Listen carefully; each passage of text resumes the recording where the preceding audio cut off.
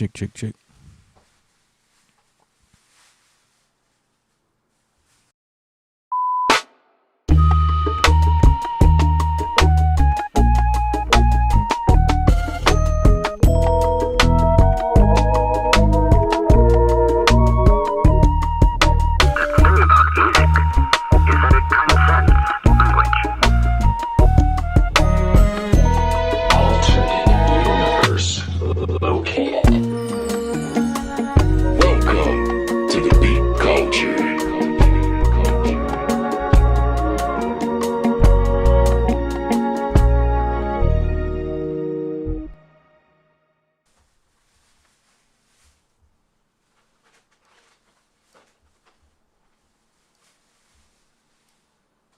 Hey, what's up? What's up, B culture?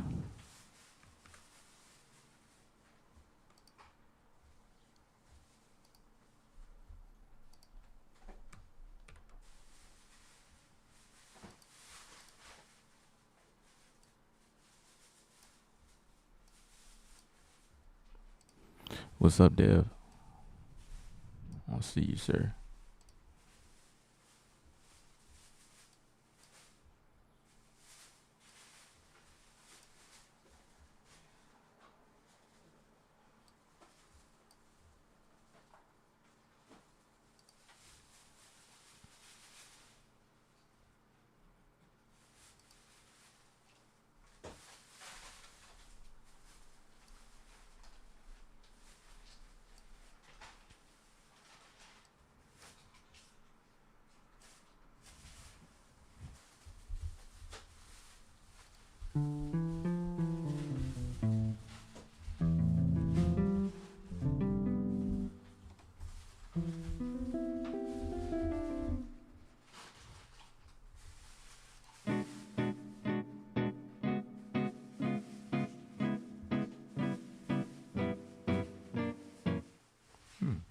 That was dope. And that was the sample.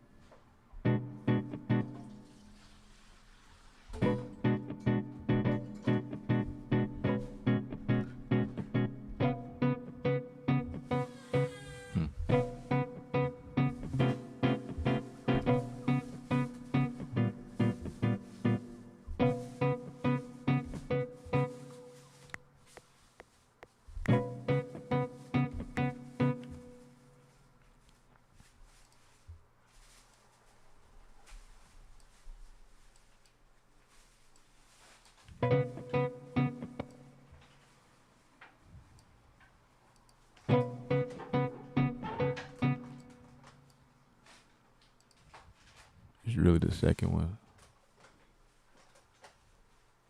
So I gotta change this to 2, this one to 1.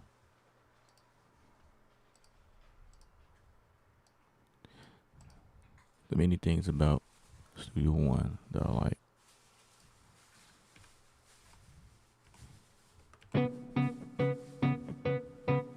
Alright, so in here,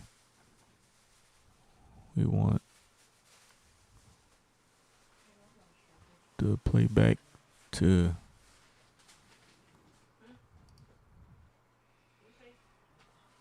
stop within 1/8.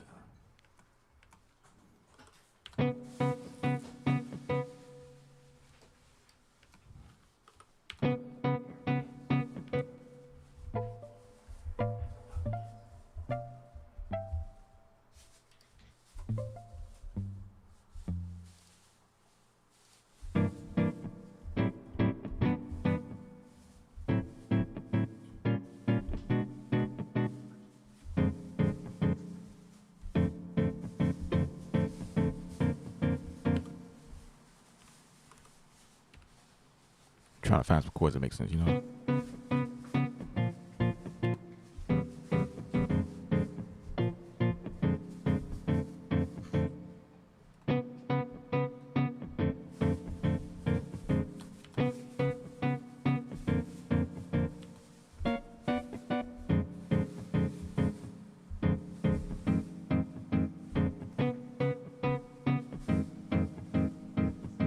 Hmm.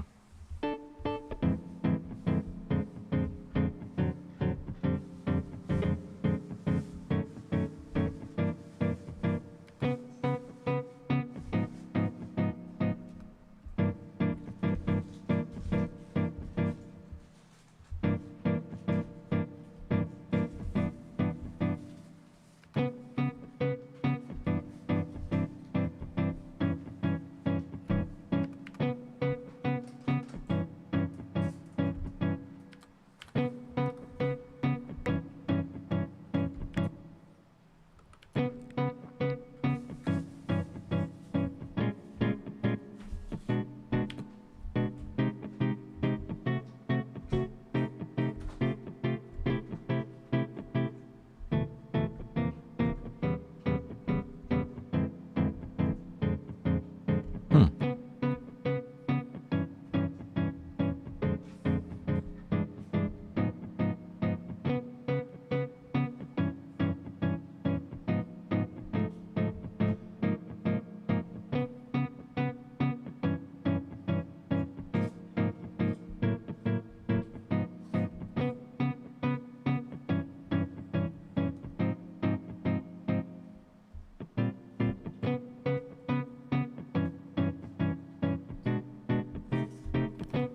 You know, it will be easier if I just play it and find it.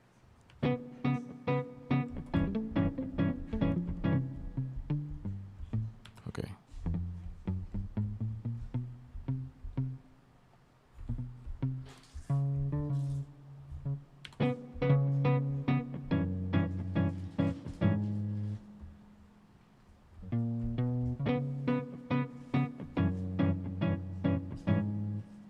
I'll do that.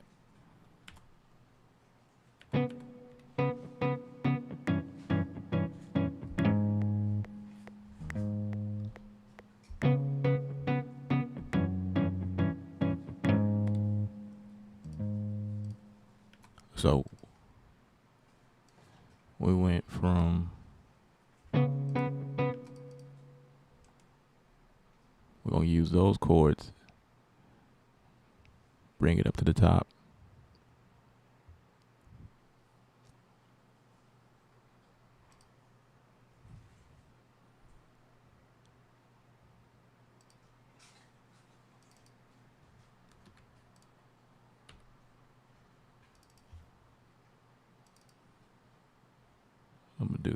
I'm gonna do it like this.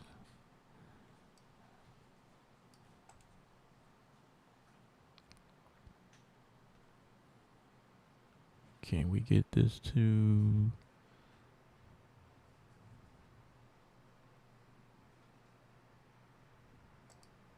also?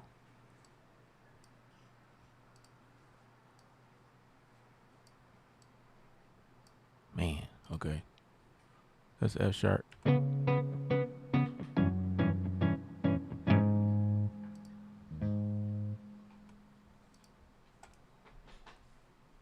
Extract. This is a different key. That's a different note. So why isn't it not? Okay. Let's do it again.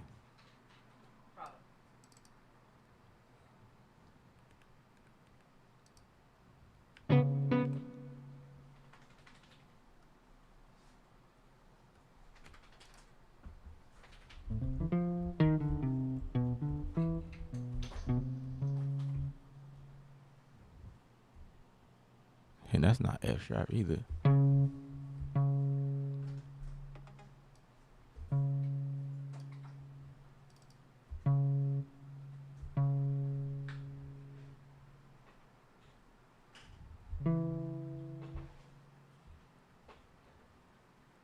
This is more like, well, it is C sharp. minor. That's right. Oh, yeah. That's because I slipped.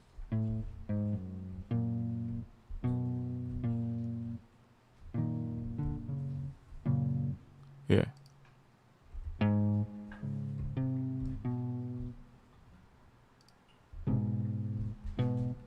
Yeah. That's cool. I like that. So something I can follow, and then come down here, and then make this follow it too.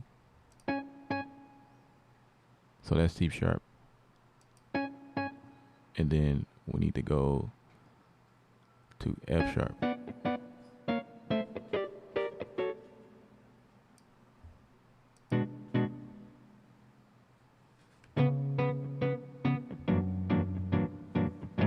Okay, something is in the bass.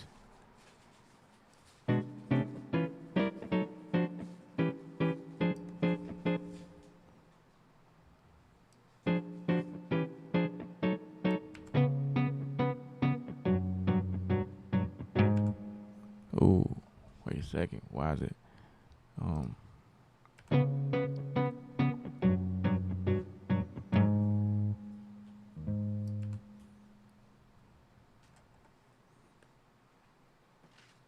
So on 3, we want I think it's right here. Which one is this one? A flat, which is G sharp. Okay. What is the?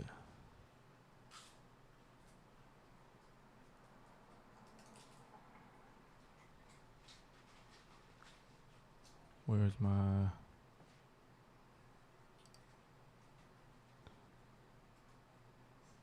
Let's go. A flat.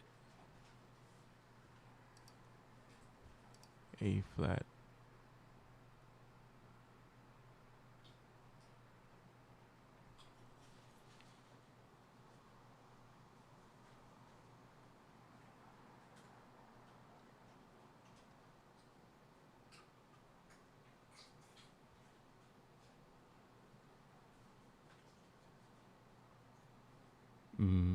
It might not be A flat.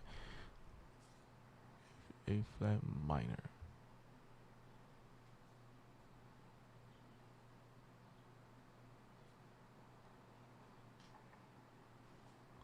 There is no A flat minor here.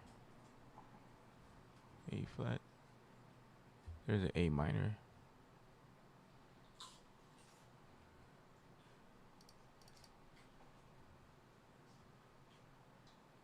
Huh. It's an A minor chord, but there is no A minor key.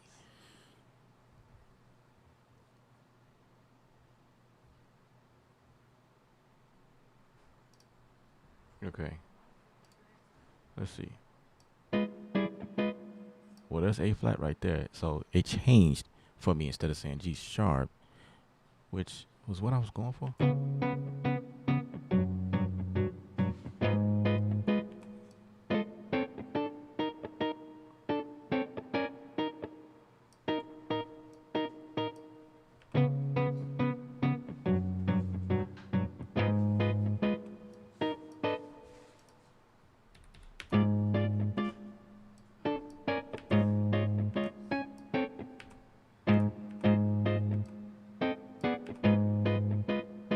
No, that's not right.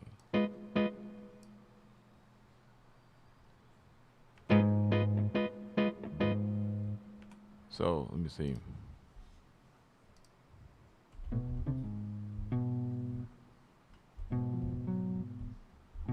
Maybe.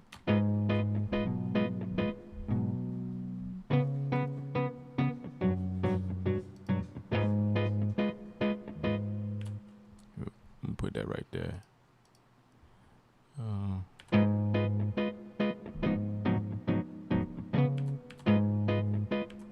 That didn't record. Why?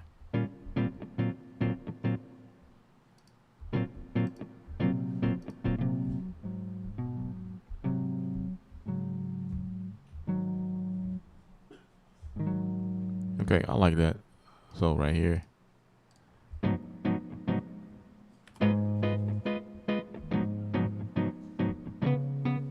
Okay, let's capture that. Wait.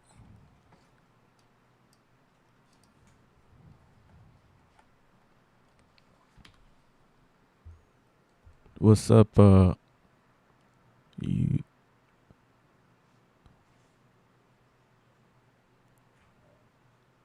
Peace. Peace to the chat. Uncanny, what's up, man?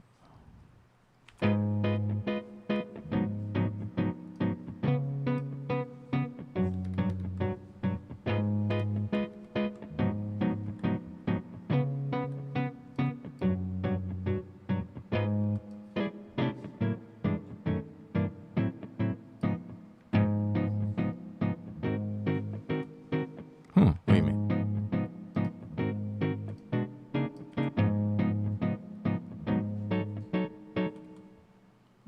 Why did it change?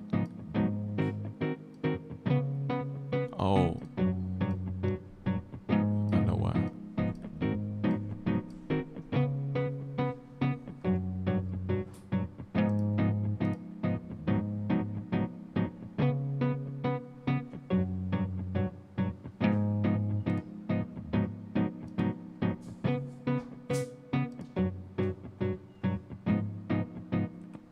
Okay.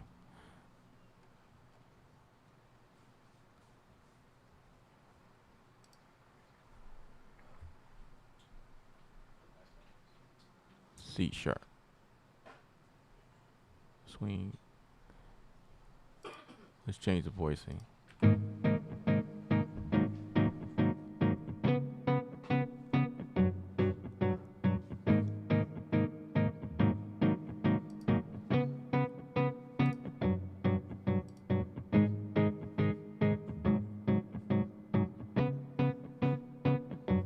Sometimes changing the voicing makes all the difference.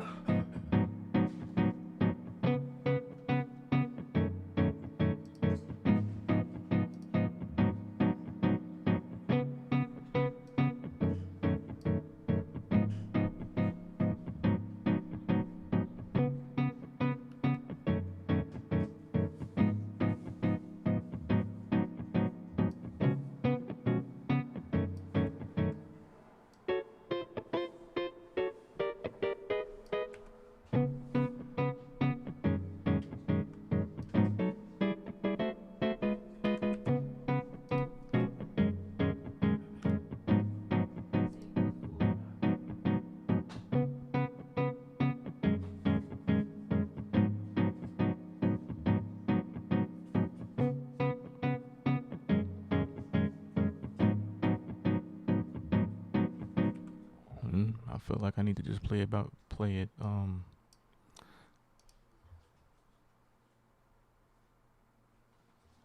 gonna just play it, man.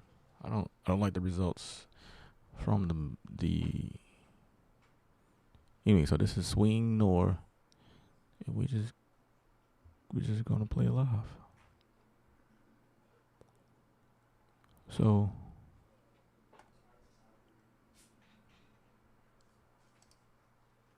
Swing Nor. Okay. swing nor we're gonna go melody.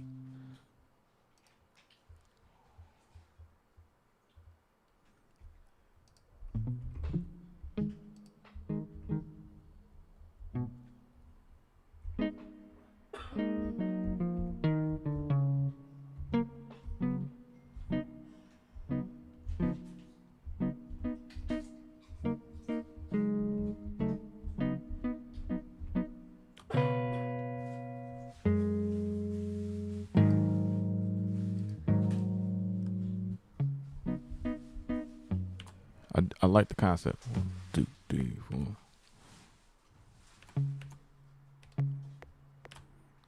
So we're gonna take the concept, we're gonna grow it.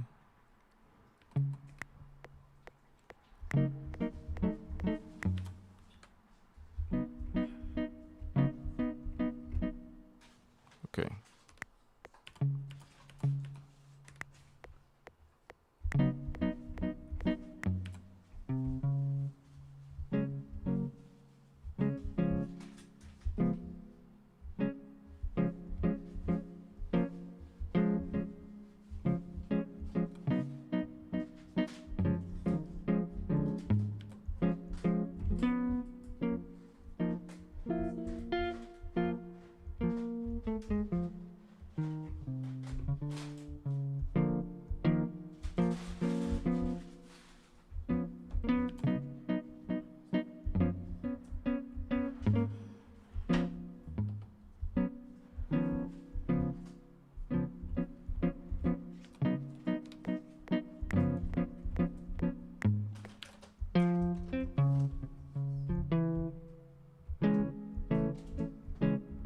Mm.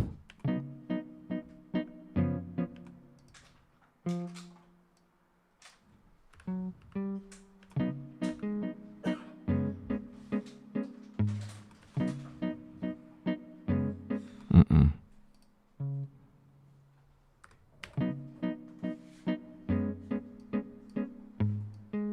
No, don't like that.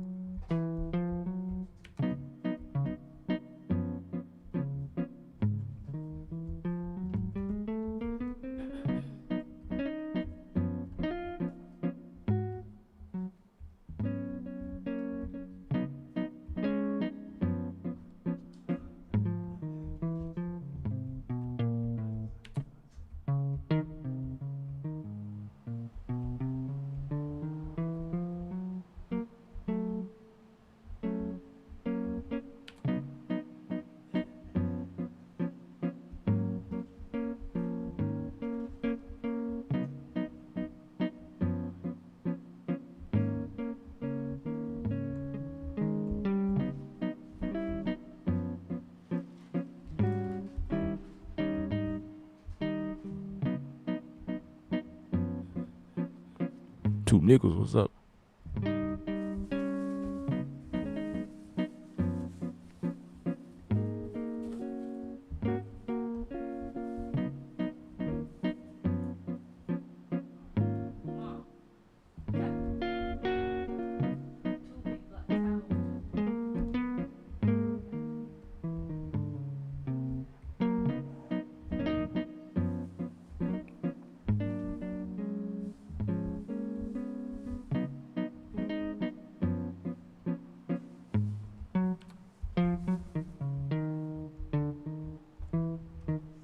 So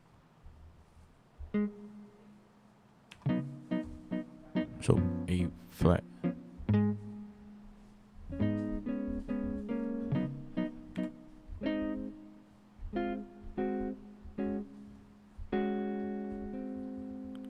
That's A flat right there.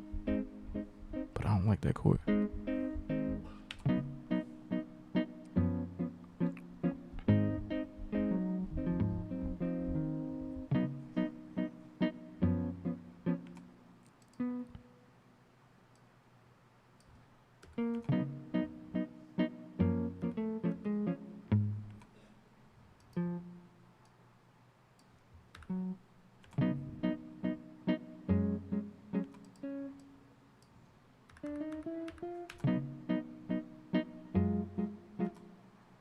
It's just something real off about it.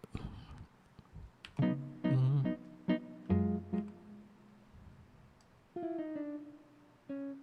Now that's right.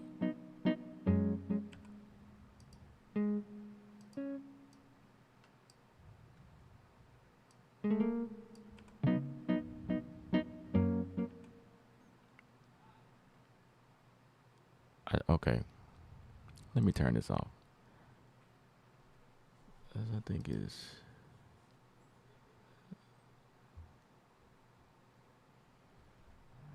There's no way to turn this off, is there? I'm just stuck.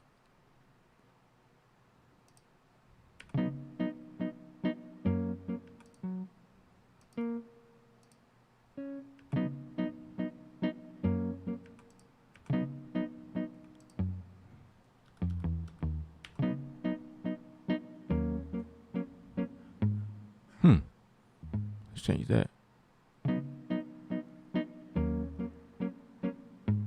Okay. Maybe I can do that then.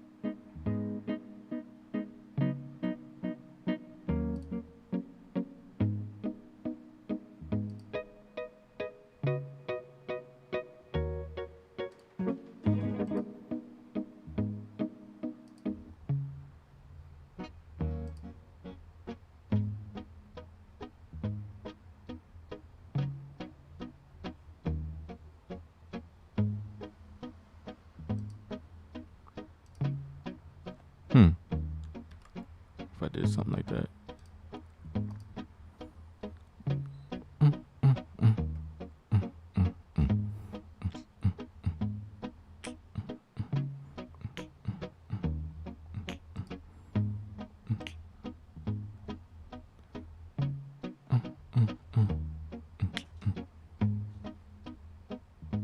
Let's see.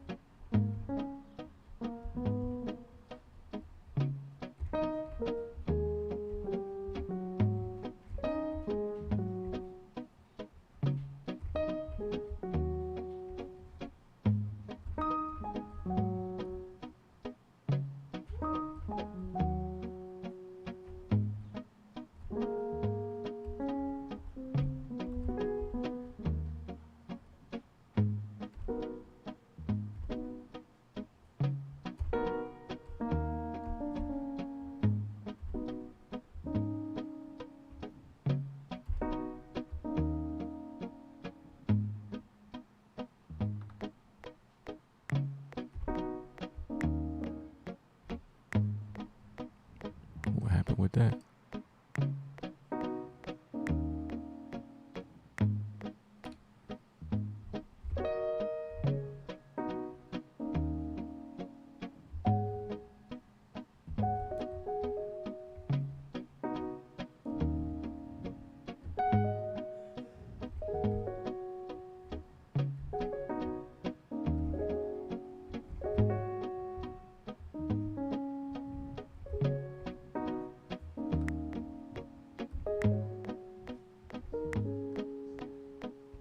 Hmm.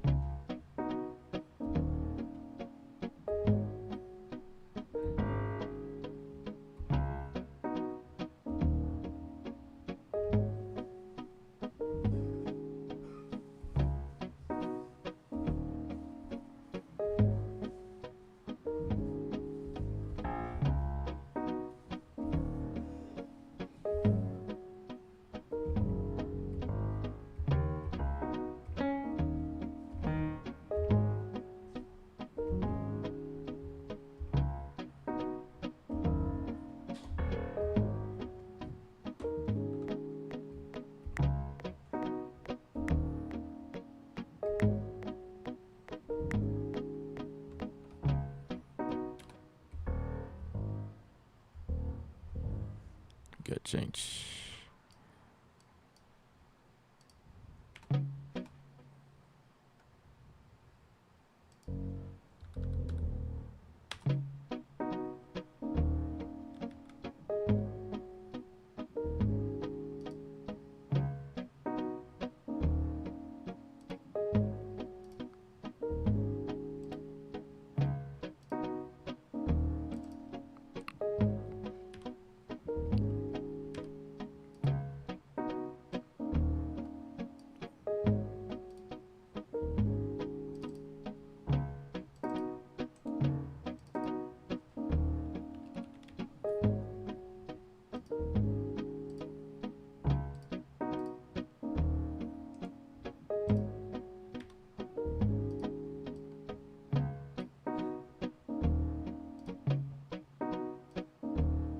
Mm. Mm. So. Mm.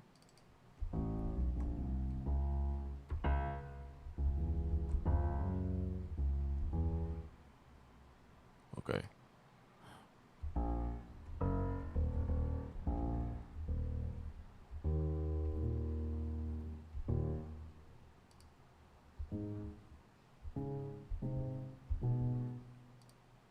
Still same. So this one E flat, E flat. This one has to go E flat.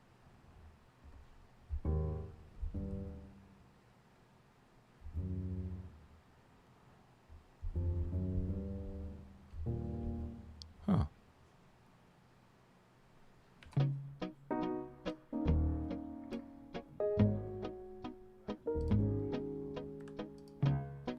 I'm gonna delete all of those. Copy these.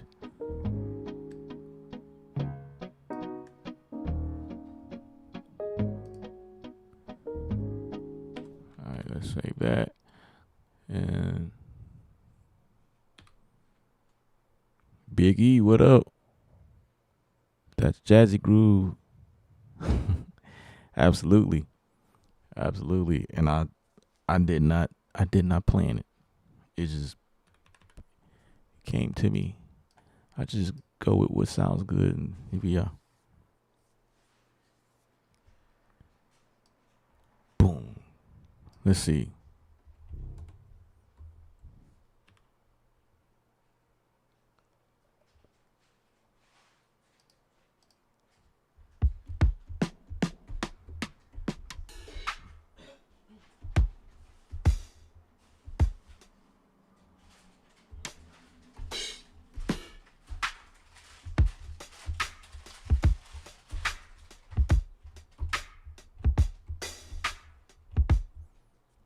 Got to find the right drums now. Let's see.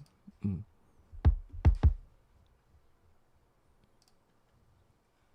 Of course, I'm a.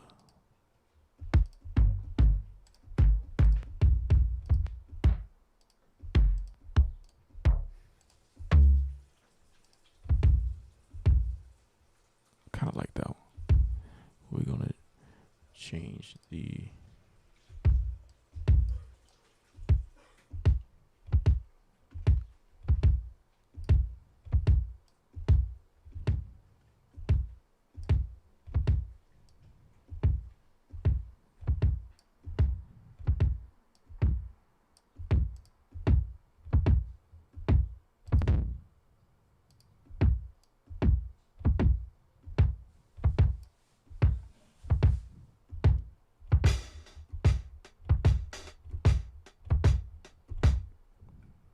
Okay, back to hi-hats. Let's change those. I like those immediately. Of course, we want to change the pitch.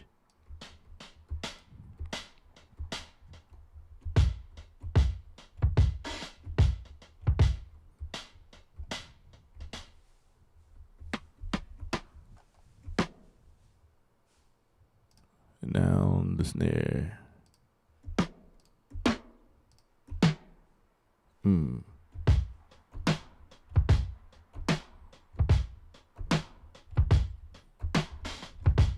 Okay. I like that.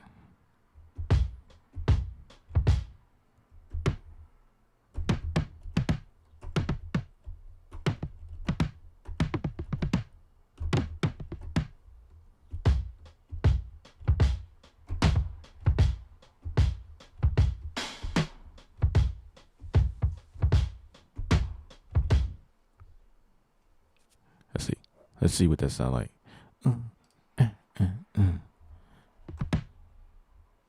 So we come like this.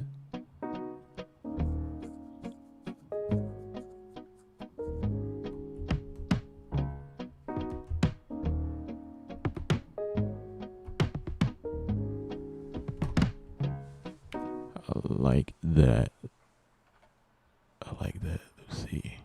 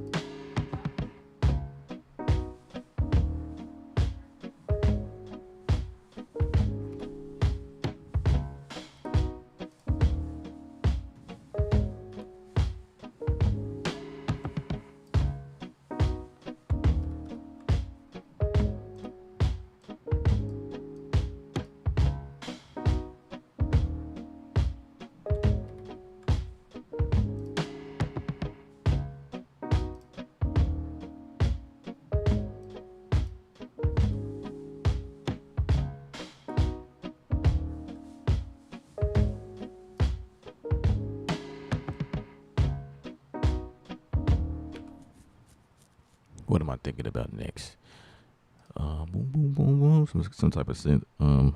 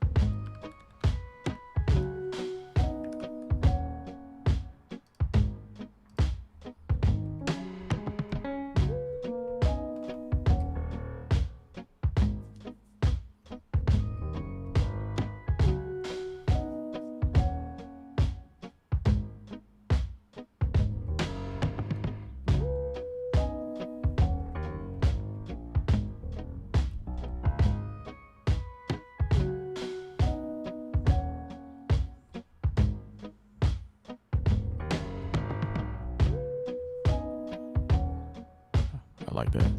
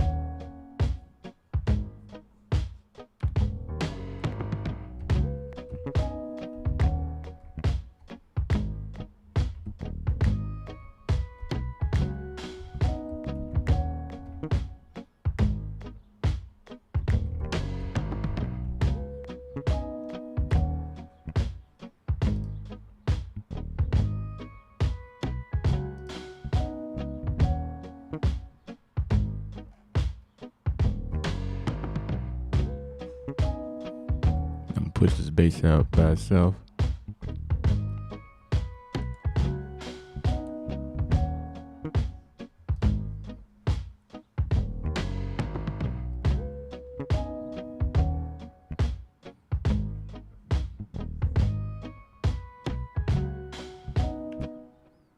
Okay.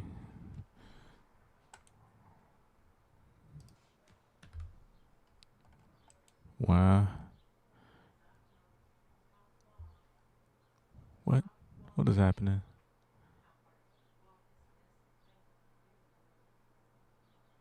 View.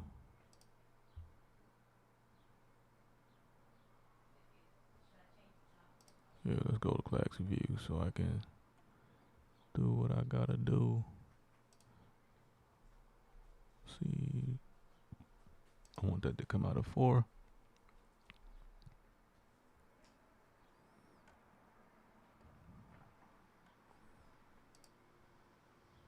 We'll go output so we can see.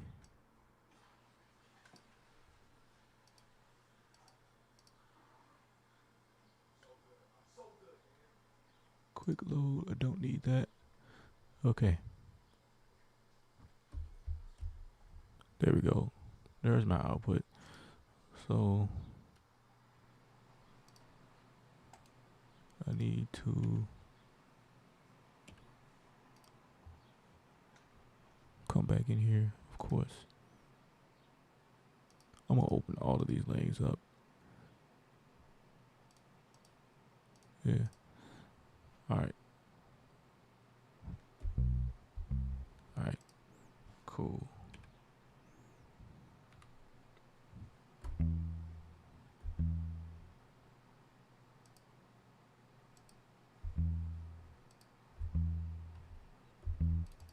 That's my base. Right there. Cause I wanna add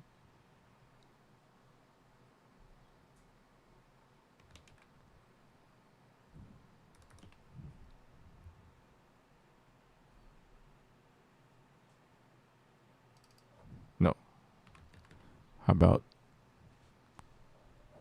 let's put a R base on there.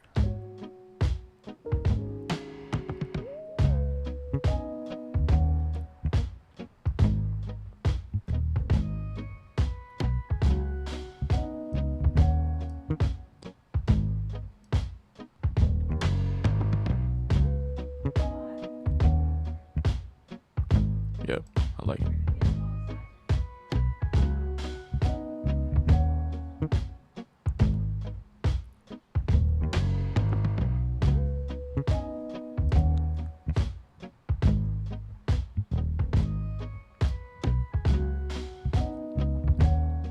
Alright, let's see what Splice got for us.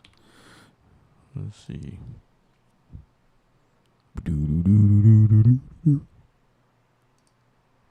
Capture selection.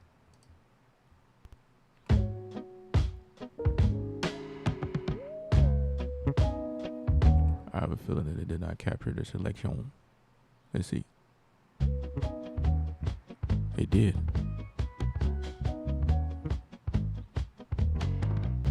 Okay. Sweet.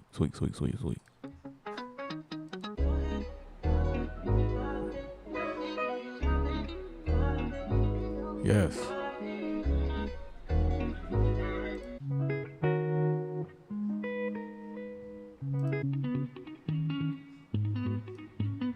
Yes, indeed.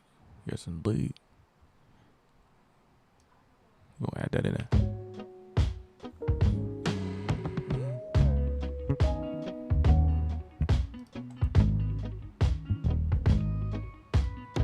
Need to cut that.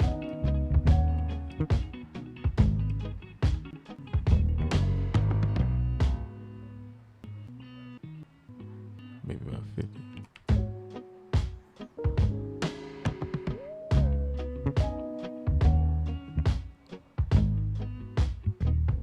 Nah.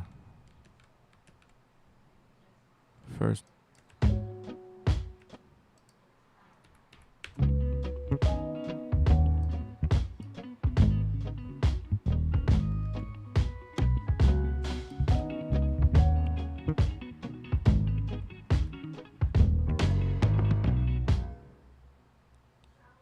$16. Yep.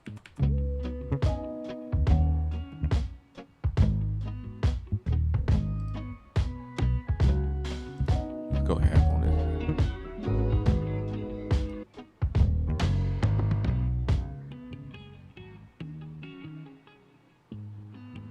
Let's keep going.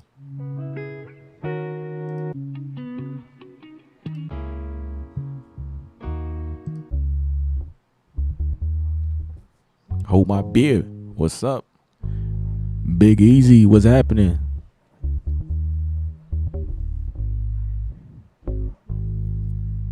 I said what's up to Big Easy already. Does anyone in here use Machine 3.31, the latest update? I can no longer press play or record.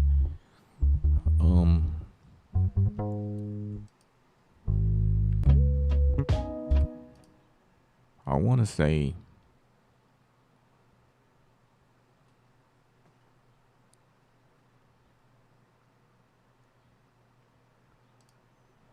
let me make sure that I have the latest update. Let's do that. Let's pause for a second and help my friend hold my beer. Hope you got a beer in your hand, man. Guess I can use one right now. I could certainly use one. Beer. Little beer. Okay. I didn't have the update, so let's update it now. Update it on the fly. That's what we do here.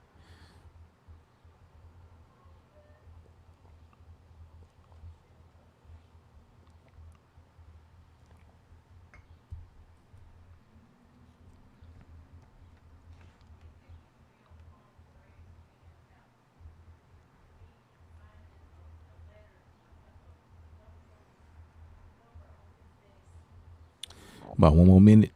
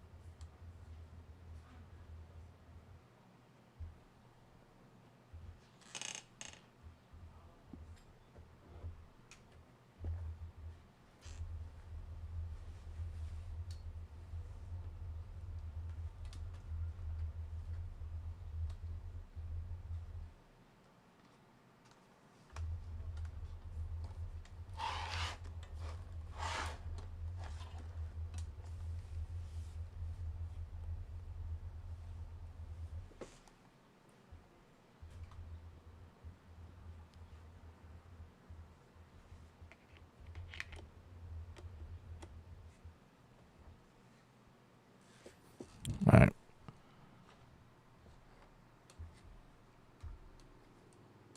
We're going to see what's happening here. I got my machine plugged in, and it is saying that it's updated. All right, so we're going to go ahead and get machine up and rolling. Gonna get it rolling.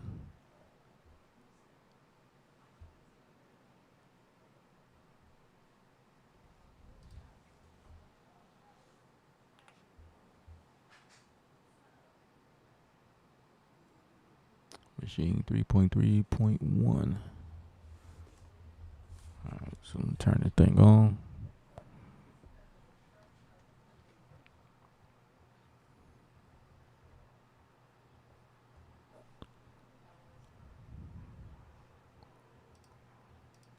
Want to make sure that I am coming out of the right stuff. Audio. Yep, that's correct. That is correct.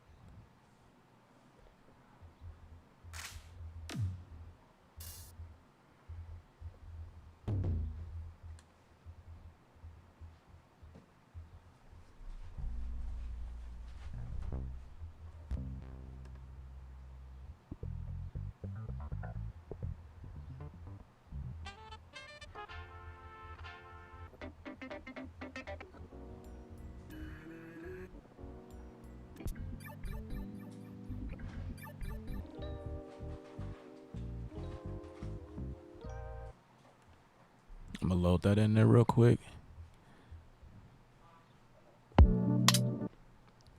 Yeah, I have Studio One where the machine triggers it, so it's gonna trigger. Oh, it's not. Okay, never mind. So we good. All right.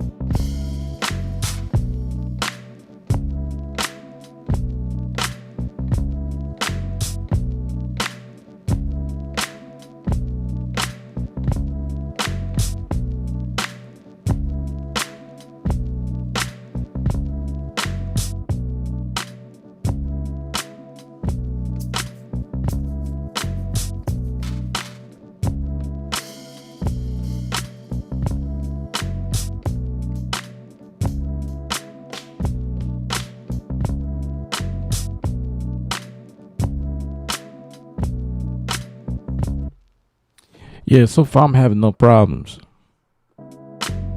Hitting start.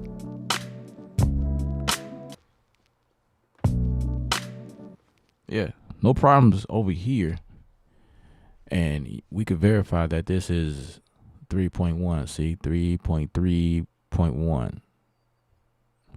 We can verify that. No issues over here. So, Mike, I asked you, what platform do you have? Is it a PC or is it a Mac? I think that also contributes to certain things that may happen on your system.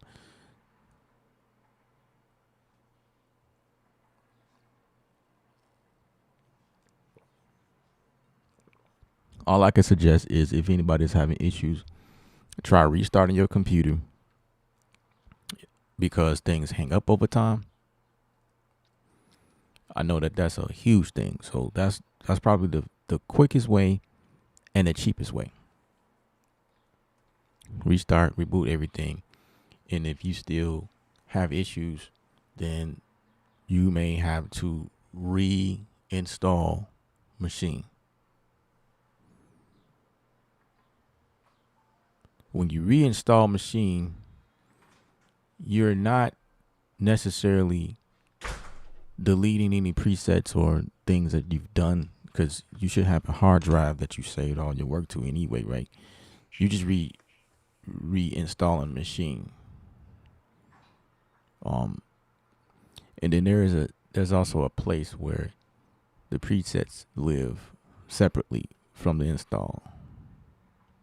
You should double check that though, but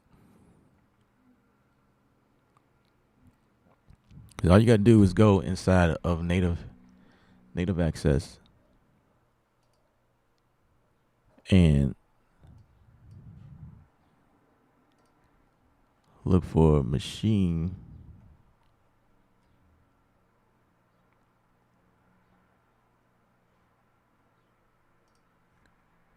And then there's going to be like these 3 dot, and it'll allow you to reinstall it. It'll allow you to reinstall anything on your system. So if there's something you notice, and just yeah. Say the first thing, like I say, the first thing is to restart your computer, because it could just be something hung up over time.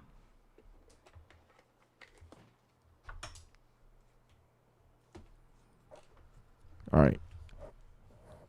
So that's that. I'm going to get out of here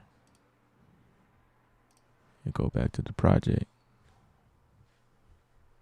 Hope that was helpful.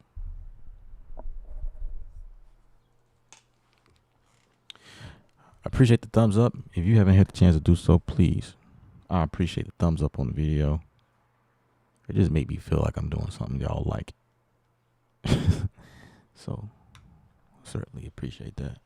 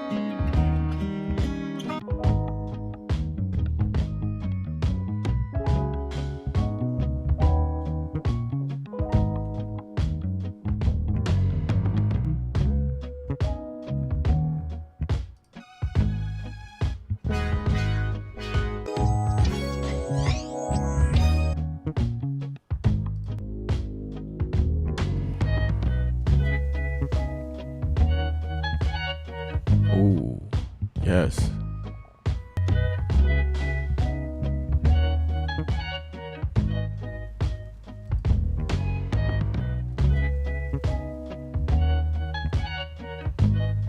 I love that.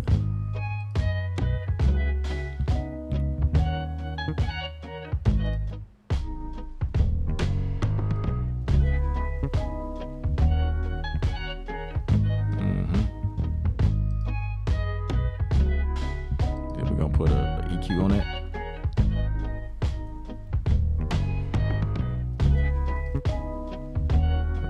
knock out some of that low end.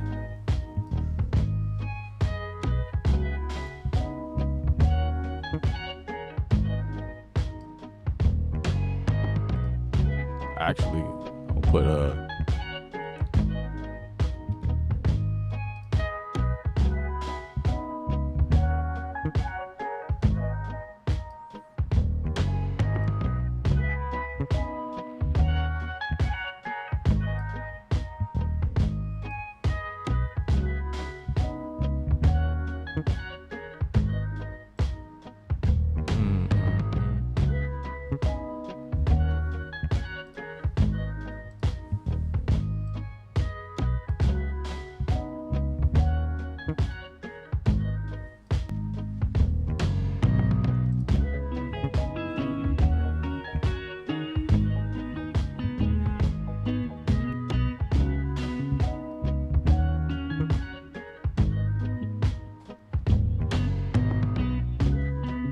let's see.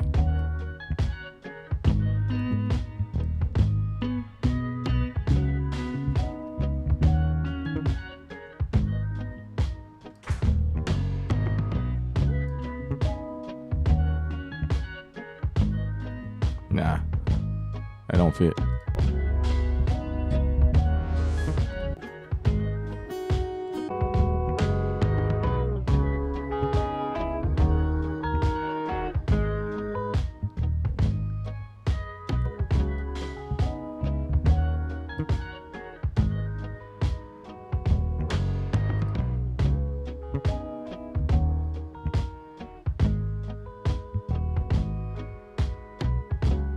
I don't know. What if I put this in the verse like this?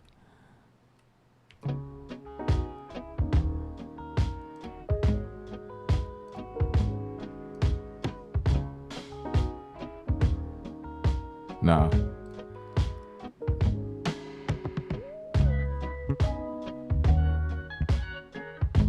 I like that. I like that.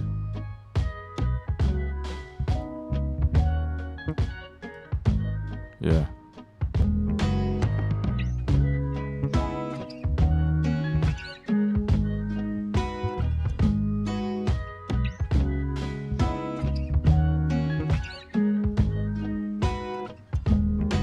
That's cool too. DL is in the building. What up, sir? DJ McAfee, what's happening? You say, yo, I forgot I had Studio One on my computer. I'm gonna cook something right along with you. Great vibes, man. Wow, appreciate that. I'm glad I'm able to inspire you guys to, you know.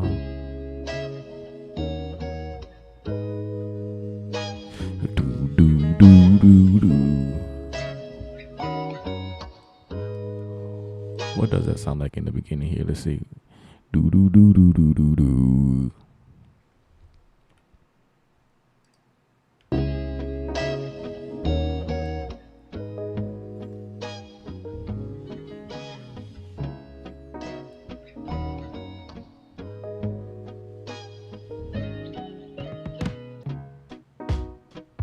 Ooh, I kind of like that.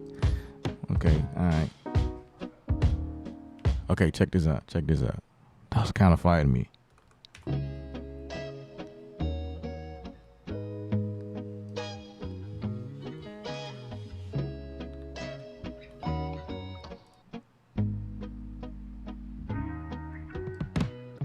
Ooh. Okay, hold on. Was like, what is going on? Do you want to visit? No, stop playing with me. Stop doing that. Don't do that to me. Okay, here we go.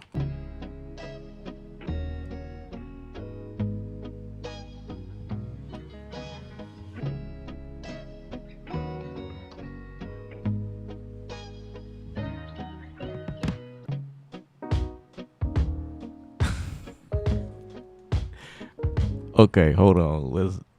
We need to change the tonality to make some sense out of this. So if we go after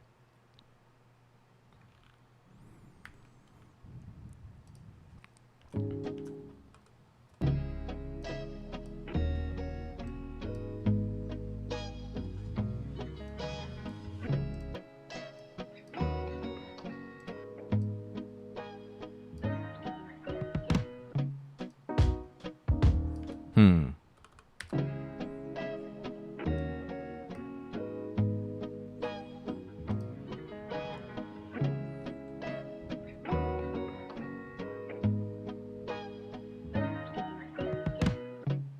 Okay. So we just gotta come in here and say, get the last, get that out of there. Boo, boo.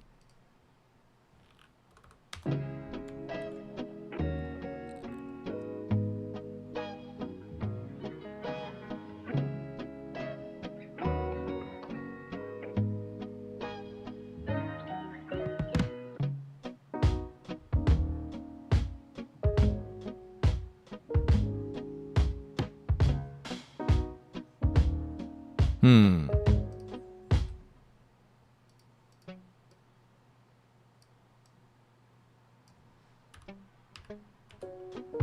Let's see what that sounds like. Okay. I like that. Wait a minute. Let me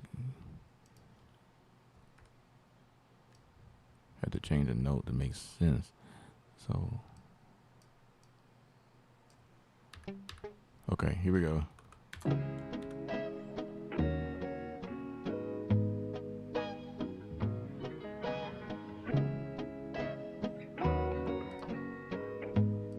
We gotta put an effect on the guitars.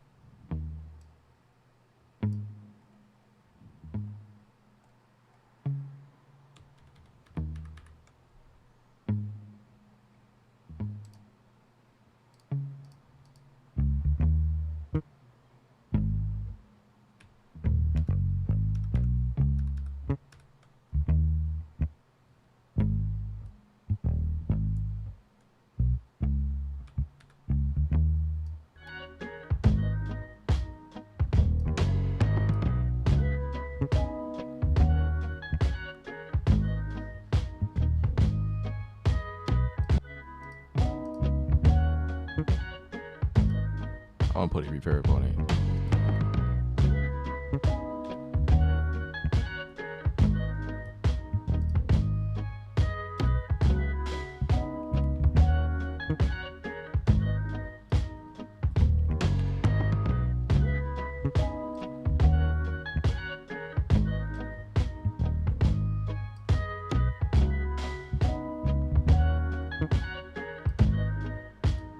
There we go.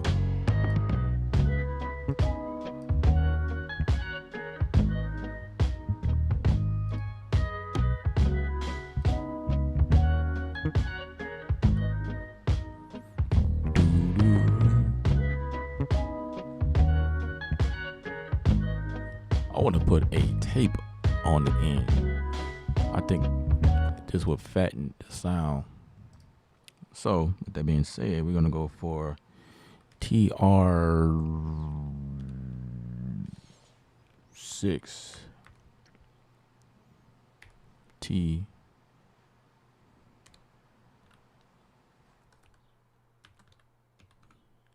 T-Rack 6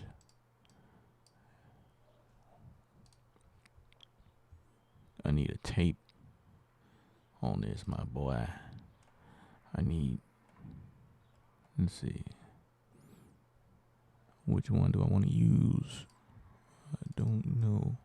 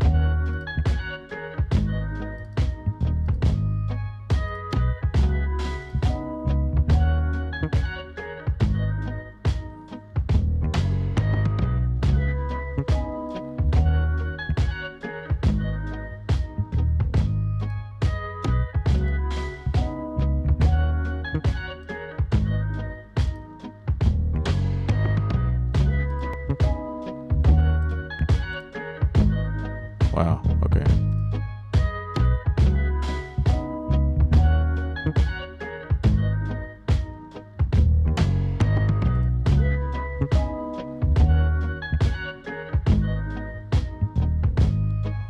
Okay, why can't I see the master match? Why can't I see it? Do I have to do like that? Nope. Man, this is crazy. I want to make some changes, man. What the heck?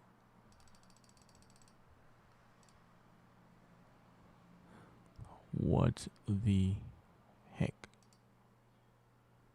1 track, 2 track.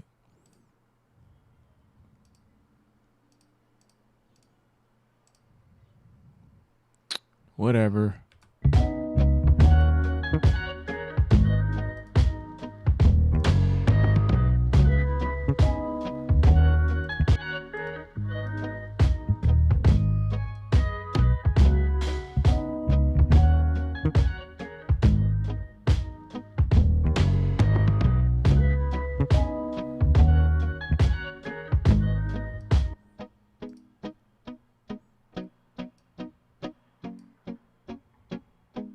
Definitely need to do something to those.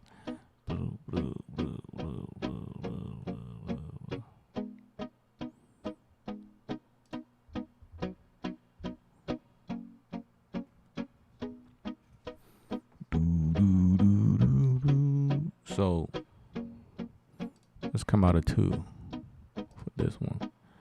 Yeah, that's better.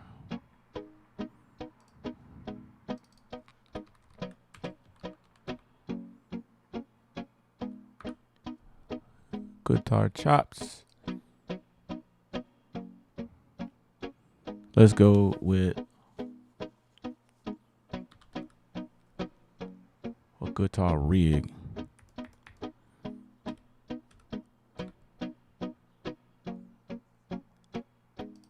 Effects.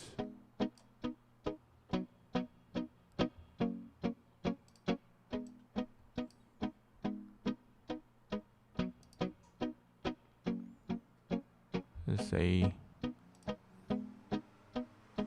guitar.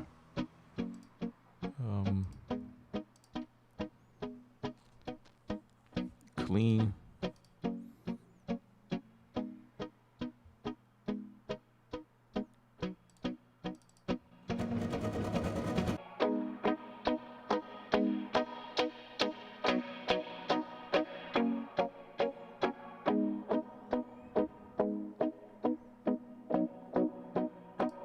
I don't want to phase it.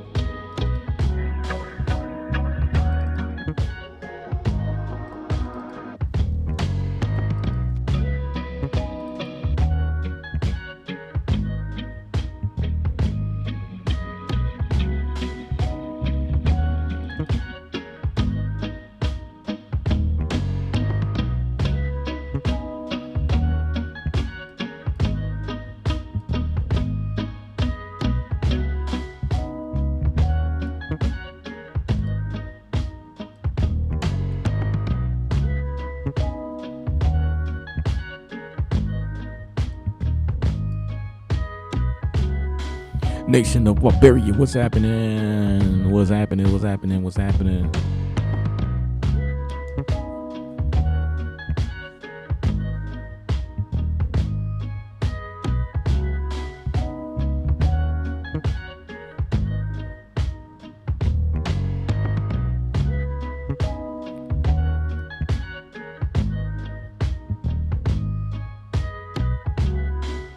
All right, let's see what the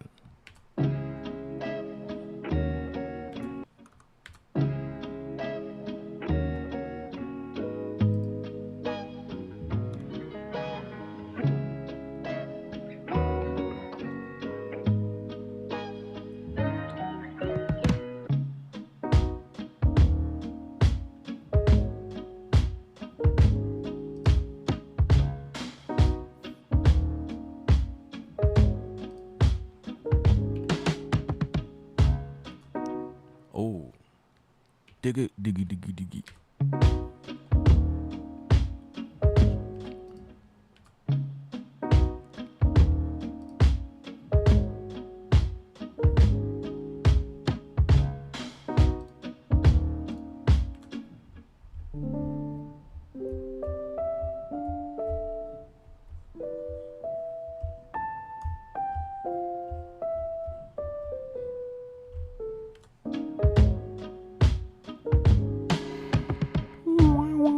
I want to put something like that right there.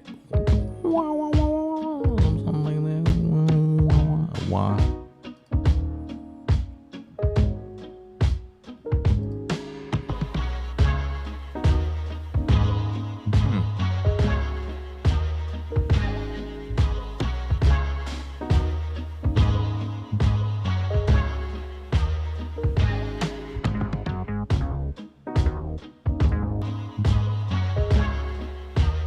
What if I put that right there? Boom, boom, boom. Boom, boom, boom, boom.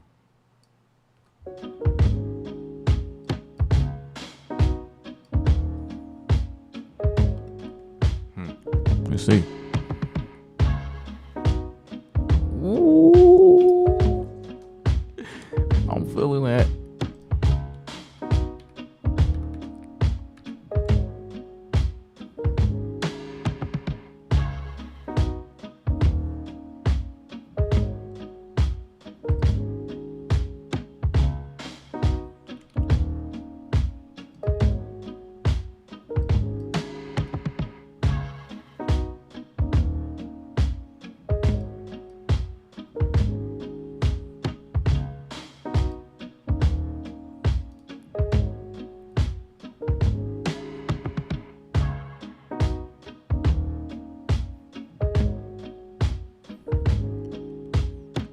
If I put a delay on that, I don't know.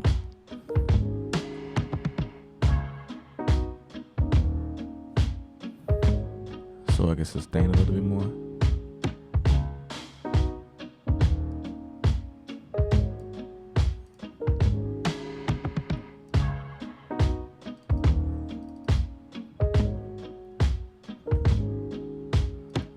Delay. So what is this?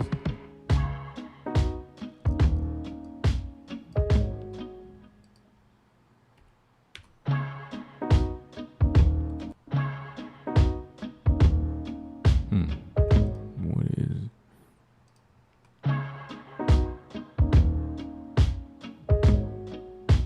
That is cool.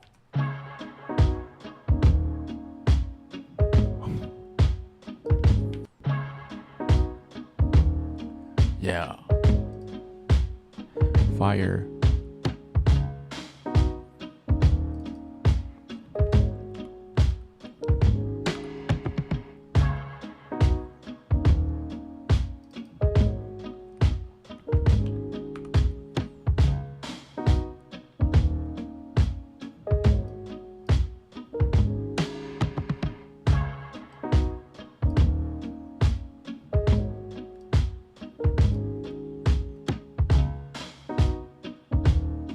Come back on the second round.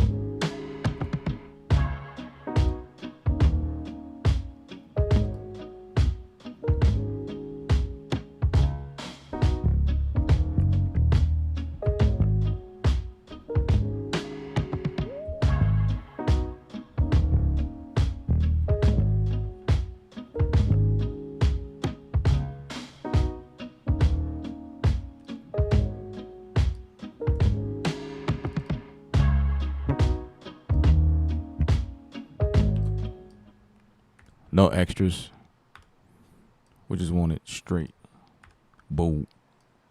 Like that. Boom. Boom. Boom. Boom. Boom. Do. Do. Do. Ba-do. Ba-do-do-do. I could do this towards the end of that phrase to bring in the next. This is probably the hook.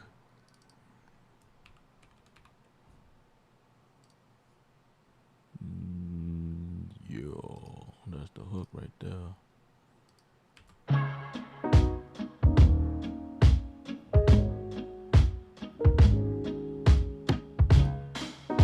All it's gonna need to be the same length.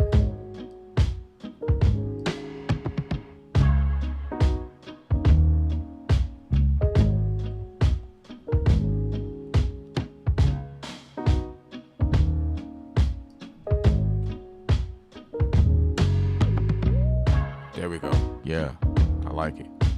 I like that.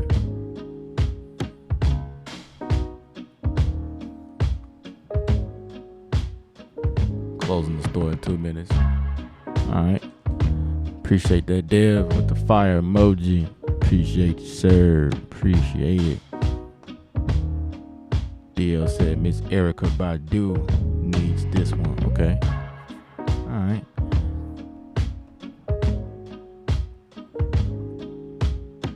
Is that an old school orchestra hit? No, it's not. I like that.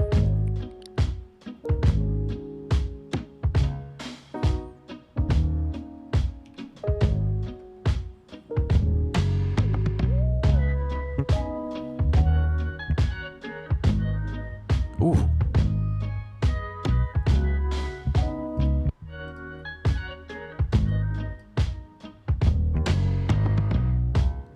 right.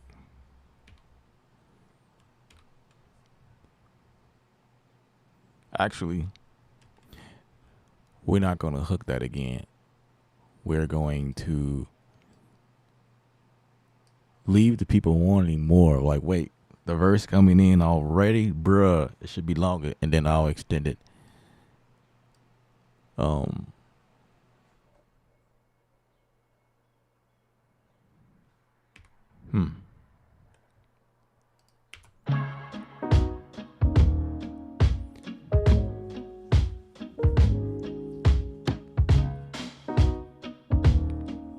What mic and studio monitors do you use to track vocals and mix with? Thank you. I use AKG mics.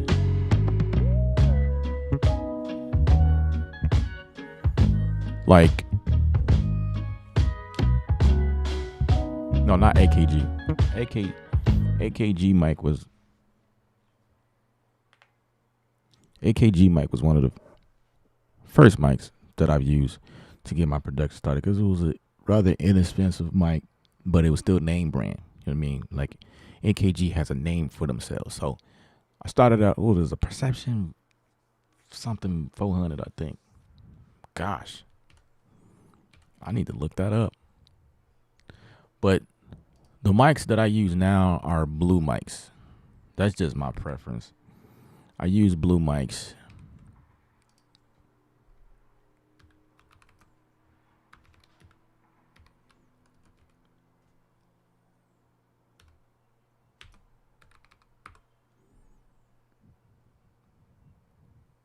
Yeah. To track vocals, I use Blue mics.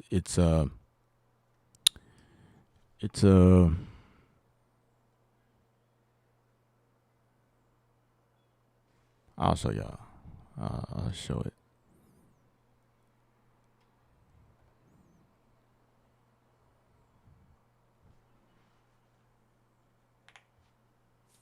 This was my first mic.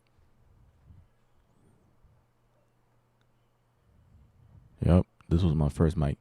And the cool thing about this one is because it has configure right there. Then it has that, like, one directional, which makes the front of the mic, or this view right here, make that part active. Configure is the mic had the ability to record from behind it as well, so you can have two people on either end of the mic, which was kind of cool. And then you got the circle, or the round. The mic picks up around it. So this was a great mic for like multiple uses. Well, not multiple, but multiple situations. So this became my main mic for everything that I was trying to do. I was recording group vocals, so I had this mic centered, like I had a group of people just singing, like a group, and trying to capture a choir sound. So it was like a group of people, and I had the mic in the middle, and the setting was at this O, or this circle, right, to capture around the mic.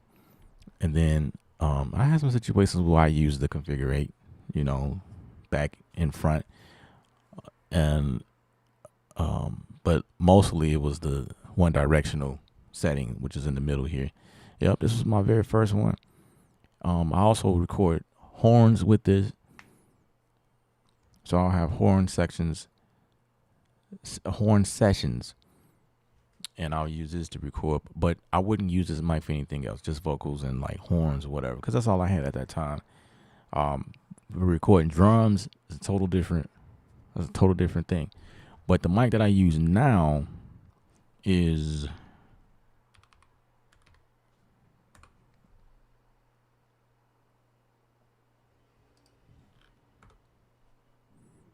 okay. You don't want to search.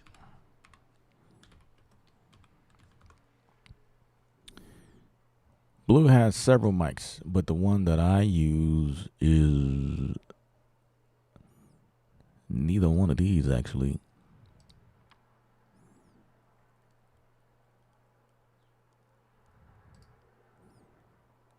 I think it was this one. The Blue Baby Bottle. Yep. This is it. This is one that I use. I love the way it sounds. Love the way it sounds. And people have different tastes, and you will hear the Neumann a lot. You hear something like that, like or even the AKG. As a matter of fact,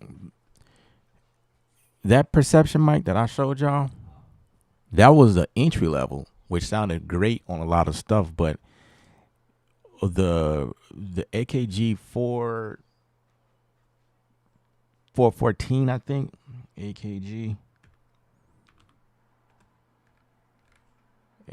4, I think that's what it is. 414 C414. This was a mic that I wanted next. I never purchased this mic, but this was something that I wanted, and a lot of people like this mic.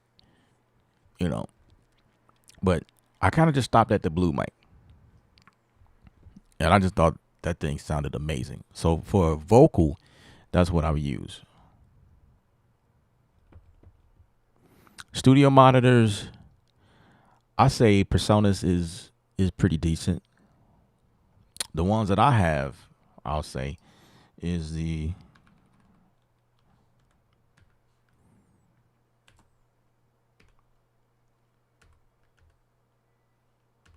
think it's the 4.5s, I think.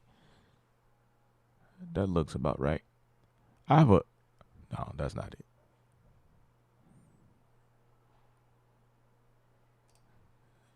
It's more like these.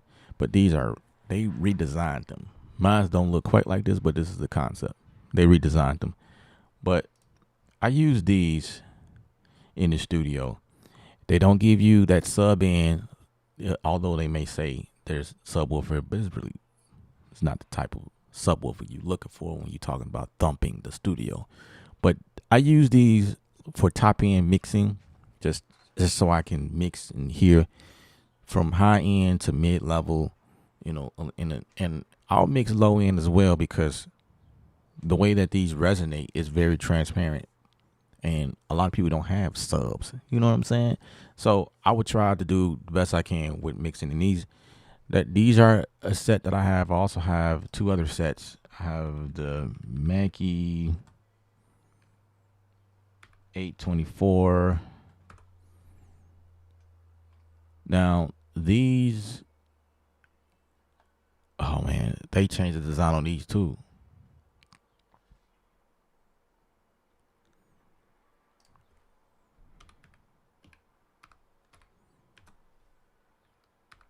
Let me see if I can find the original ones. The ones I have is the ones with the wood on it. Them things are heavy. I recently just moved them out of the studio and into my storage unit. This looks more like it. No, it's not. This is the redesign. It's got this plastic deal around it. I don't like the fact that they redesigned this. I don't know if it sounds better, but maybe they was trying to make it lighter. Maybe that's the only thing I could think of. and this is probably more digital because of the button. See, mine has a switch, like turn on and off. Mine is wooden, and then I have the smaller version of these, is 624s. So I have three sets of monitors that I can switch back between, and I have like a studio monitor where I can press buttons and go between the different monitor. I don't have anything like that set up at the moment because I'm in a small space. The day that I set that up, I will be in heaven, and I will definitely be streaming and showing y'all that, like, because that's what I used to do. I had three sets of monitor that I would mix between. But if you, and these things are expensive. I would not expect. I'm not encouraging anybody to go after these. You know, what I use to mix, I have these headphones that I use, and it's sitting in the background. As a matter of fact, it's the AKG 702s. I think that's what these are. It's AKG 702s. These are what I mix with. These are open back. So anytime I'm doing a mix and I don't want to come out of my speakers, or just for referencing purposes, these are good to mix on or master on because they're open back and you get that. It's close to mixing with speakers, speakers in front of you. So these are really good for that. See, AKG, they holding it down for almost everything that I do. So that's what I use for and I love how it sounds. I love how it sounds. I can't even tell you how long. You know what? I purchased mine from Amazon, I believe, and I can probably tell you how long I had them.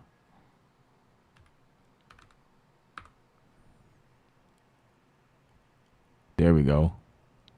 August 3rd, 2016.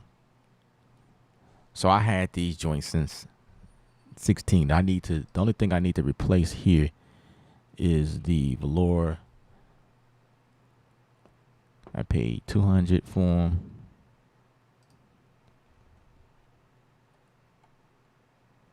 They kind of went down the price. Or was the same price.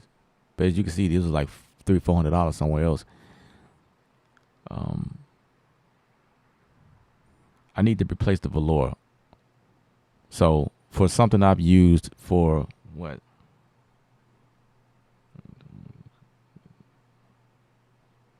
8 years, bruh. I had these for 8 years. The plastic is worn out, like it's cracked around here and right here, but they still holding up. You know what I'm saying? They still holding up the best as they can because I take care of them. But over time they crack, but it's still in great condition. Great condition. So I just need to replace this because this part is melted down by my face fluids. Yeah. Facial fluids, and I just need to replace that. But other than that, those are pretty good, amazing sounding. Now keep in mind those are open back, meaning the sound will bleed through. That means like if you're really trying to be quiet, like if you're in the room and you don't want anybody in that room to hear you, these are not those. I would not suggest using these in that case. But for me, it's like I be mixing 3 a.m. in the morning. You know what I mean? So these are great when I need to hear my mix and I don't want to turn on my speakers. These are perfect for that. But the best thing is to have studio monitors. Yeah, the C414. You said the bottle or the dragon? The bottle. Certainly. I haven't owned an inexpensive. I haven't owned an expensive mic, maybe cheap. I used to have a Rode NT1. Yeah, I remember that. I had one. Well, my buddy had one. A Rode NT. It's like a tube mic, right? Rode NT1. This is what it looks like. Oh, 5th generation.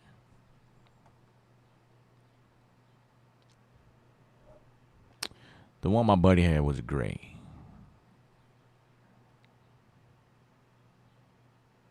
Yeah, a Rode NT. Yeah, those are pretty good too.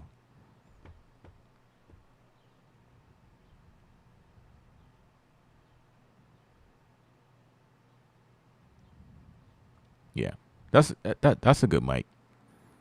You know, we recorded a couple of things using this mic, but it wasn't this one. It was this seems like an updated version. Yeah, those are. Yep, the one in his hand. That looks like more like what I had or had possession of at that time. And I also used this one before. The Rode K2. This one comes with a tube. Like a tube box. You plug into, you turn it on and let it warm up for a while before you start using it. Check out this mess. I've got a bunch of songs on the radio now, and I recorded them with this Isobox right here in this room. No studio. And this Rode K2 microphone. Else I used the $120, and also it's not have to do my reports right. I was gonna see if he's gonna show the tube. Or maybe.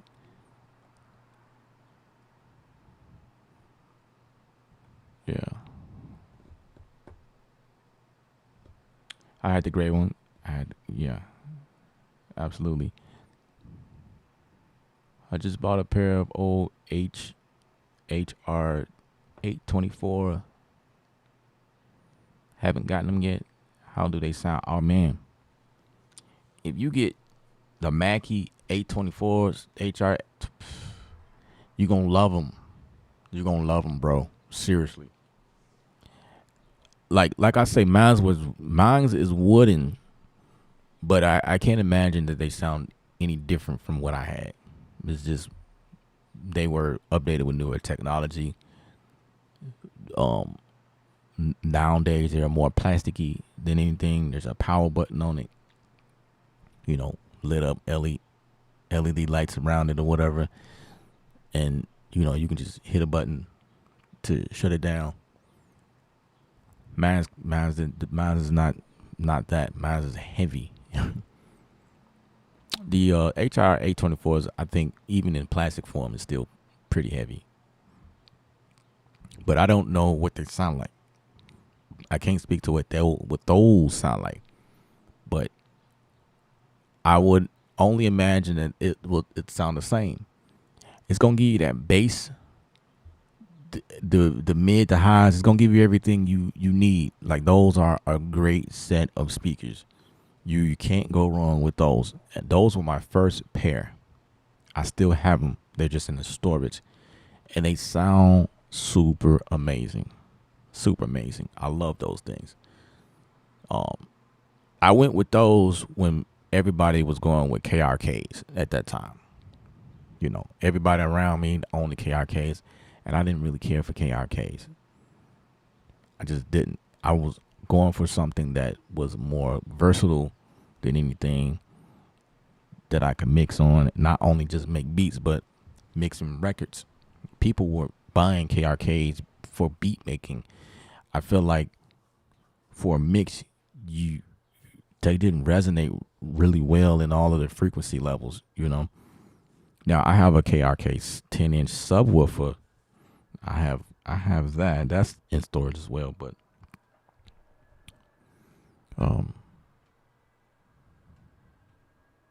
yeah. You have the wooden ones coming. The new version is MK2. Yeah. Cool. Cool. Now, well, that's what's up. Well, you getting quality right there. You getting some good stuff. some good stuff. But there are a lot of studio monitors that they're making these days that sounds amazing. You know what I'm saying? Like they you know these days, man, there's a lot of stuff coming out. Like a lot of people swear by the Yamahas, and yeah, those are decent. I don't have those. It's gonna be a lot of people that is gonna mention a lot of things. It's all about preference. It's all about what you can afford. You know what I mean? Like you just pick the one that best suits your need. You don't need to pick stuff that everybody else have all the time. You pick somebody that you trust and you go after that. I say with monitors, it's best that you go and listen to them in the store. Visit a guitar center or something like that. Now that I say that, I don't know how easy that is. The only thing that you can hear is probably like their active DJ speakers, because those are always set up. And they got like a little DJ section in there, and you can hear speakers. Monitors, I don't think you can. I don't think you can hear it. Oh, you know what? No, I take that back. When I went, now I don't know if it's the guitar center that I went to. They had a studio set up. It was like a little room. It was a piano in there, and there was a little iMac in there, and they had those HR 824s sitting on there, and that's what impressed me. The guy was like, "Don't get those KRKs, those garbage." You know what I mean? I think a lot of people got those because Kanye West uses those. At that time, that was kind of a big thing. I think that's what set it off. And I was different. I was just like, you know what? I want something. I'm doing a little more with what I'm doing. I sat down and the sales rep showed me why I should get those, and he did like this frequency thing. It went like the woo, something like that. And his point was how the frequency responses is really well heard, and that those speakers did not struggle with those frequencies, and it was clean from low end all the way to high end. I was like, okay. I didn't know much about anything at that time, but it was like that made sense to me, and how he was breaking it down, like how KRKs can't do that, but these can. So that's what sold me. And ever since then, man, like playing your mix on there, and if you want to watch YouTube or a movie or something like that, those things are nice. It sounds pretty good. You can't go wrong. It's just a great overall deal.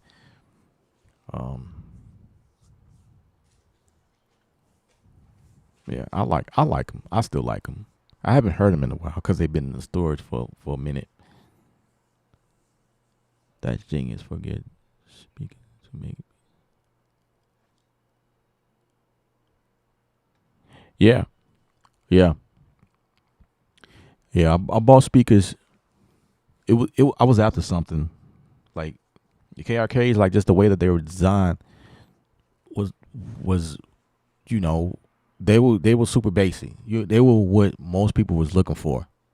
They weren't really designed to mix, which is why you ain't gonna see many people with those mixing on KRKs. Ain't nobody gonna be mixing unless KRKs have a new design. I'm sure KRK have speakers that cater towards mixing, but at that time,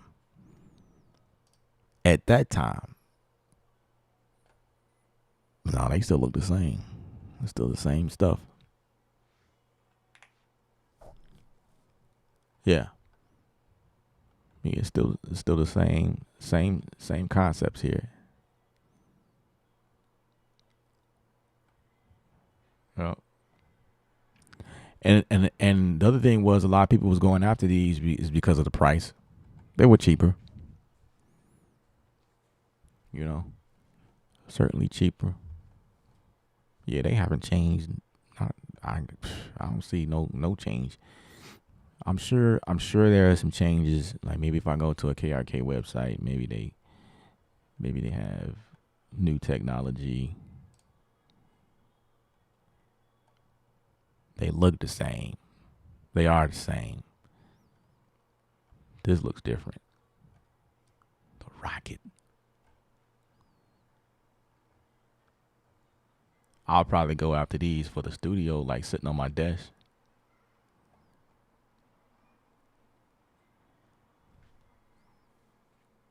This is what I have. The subwoofer. They got headphones too.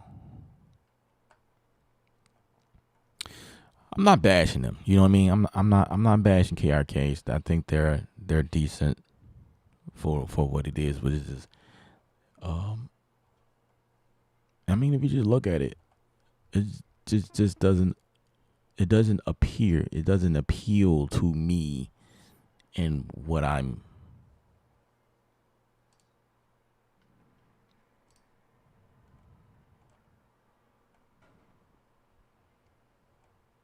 okay. They have made the technology.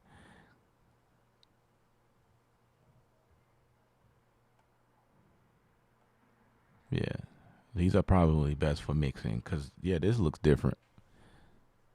This looks different. These are yeah.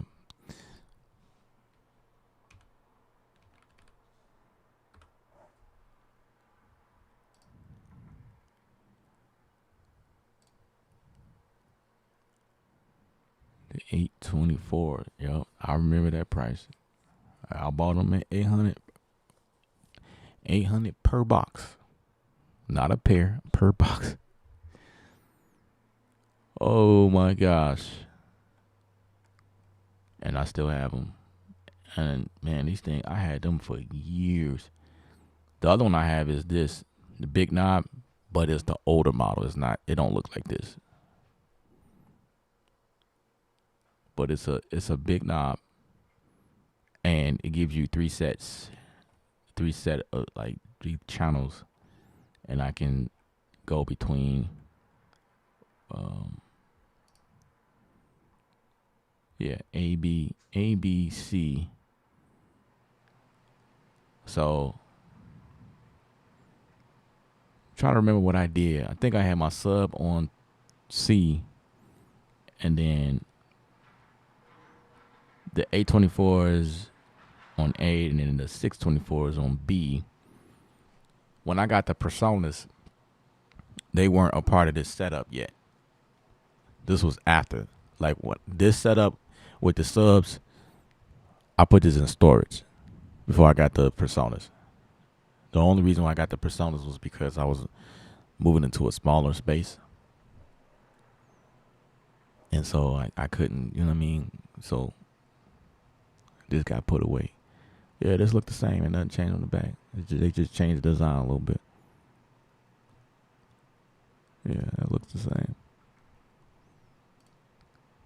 But, you know, I don't even really need that because I have the Personas. Just man, I can't remember the name of the thing. That thing do the same thing though. I can plug in a couple of sets of monitors.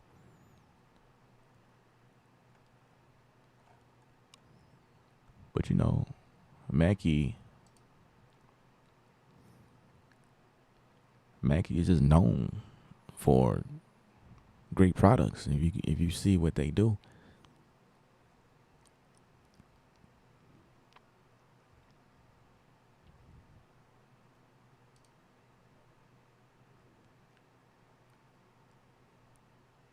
I almost picked this up one day. I just decided not to go with this. You know, something for my desk. You know, looking at YouTube videos and whatnot. Anyway,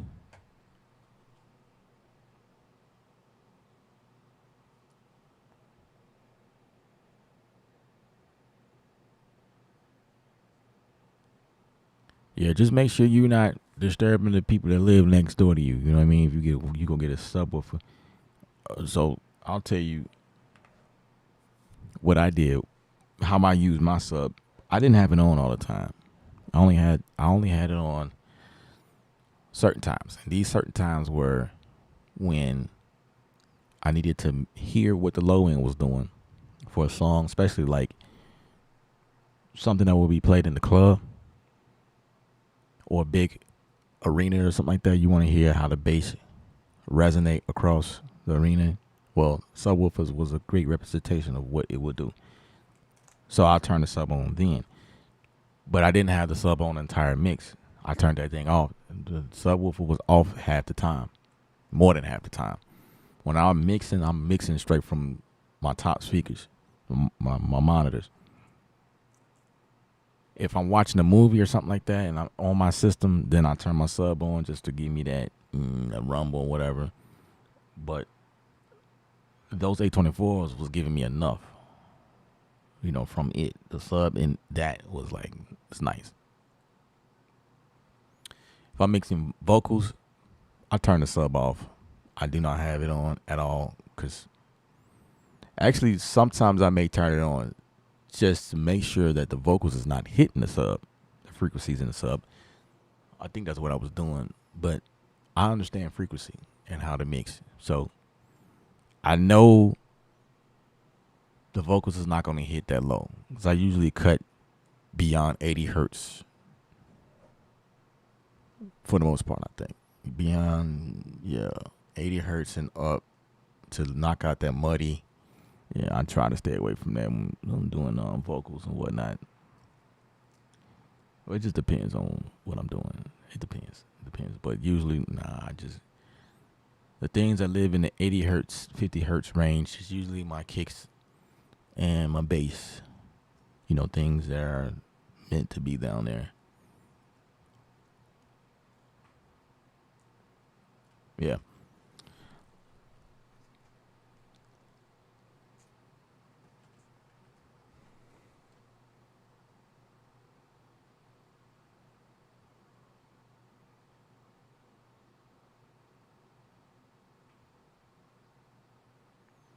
Is the Mackie knob good enough to use as a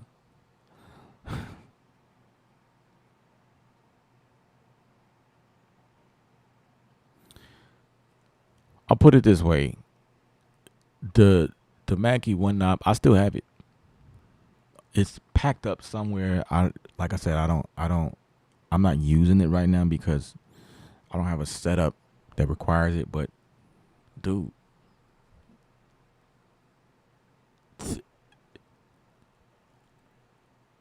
to have something to go between your different set of monitors, the Mackie knob was a brilliant concept. It was like your way of, it's like a big studio in a compact form with that thing. Because bigger studios are able to do that. They are able to patch into different sets of monitors in the studio, and they are able to talk to the artist that's behind the thick glass, right? The big knob had a talkback feature in it, so you can talk back to the artist. And this is if you have it set up to where the singer is in a different room. You know what I mean? But nowadays, people are singing right in the same space that you are hitting the record button. Appreciate that super like deal. Appreciate you. So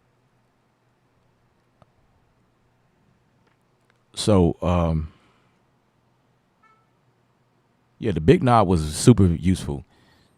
Now, in the space that I was using it in, I had a vocal booth, which was like 10 feet away from where I was sitting, and we closed the door.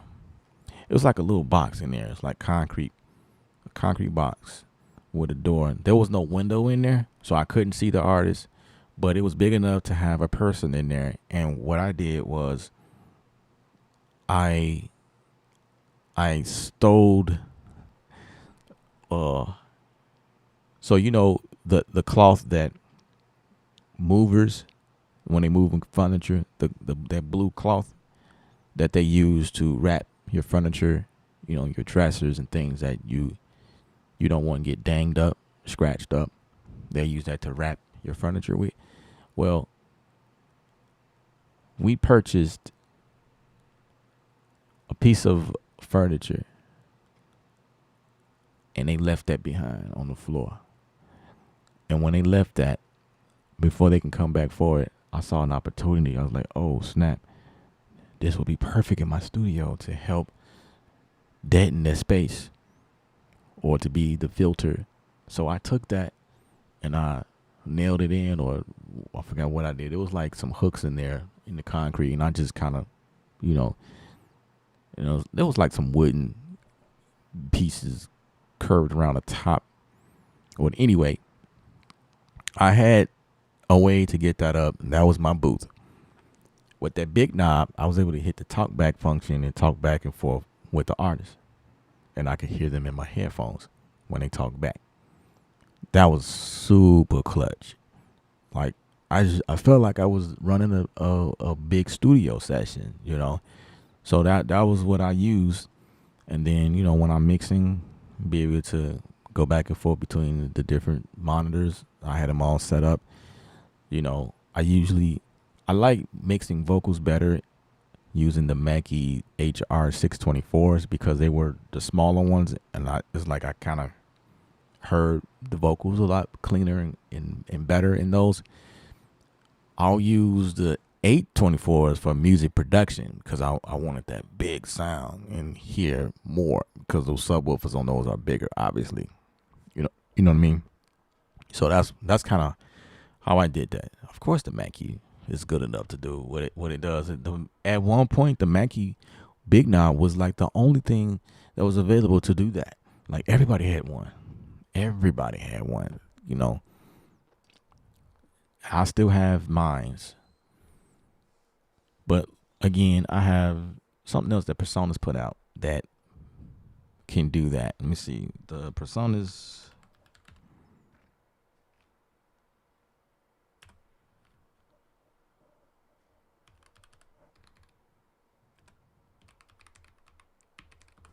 Let's see if I can find. Personas has one that's called Station. The Personas Monitor Station V2.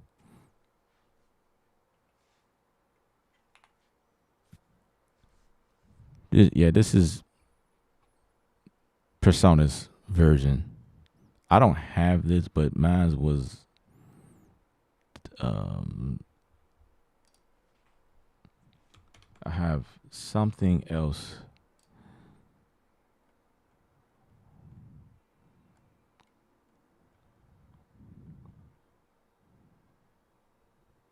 The IO station, that's what it is. Personas IO station.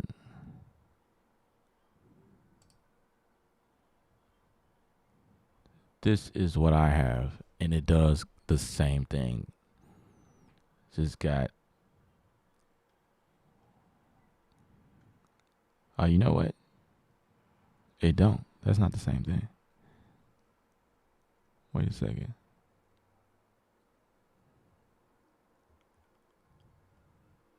I stand corrected.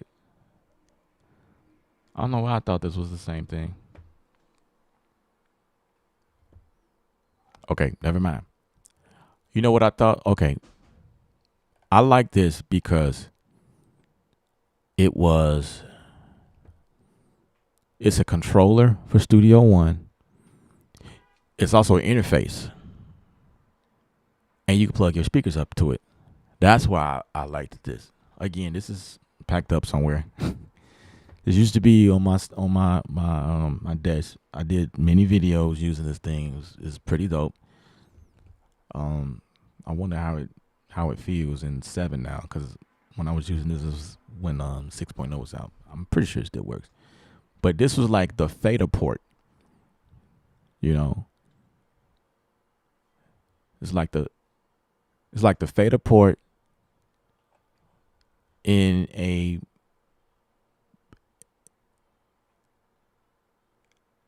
it's like, let me see, it's like It's kind of like, is it the fader port that you know what the fader port is. The fader port, every studio, every top studio has this. Like, you have this, but this was just a controller. That's it. You see, there's nothing on the back doing anything. This was just that. You know, that's all it was doing. Just, up and down. And the one that you would see in most studios would be like the white version of this. And again, it was, you know what? This is more newer. That's more newer.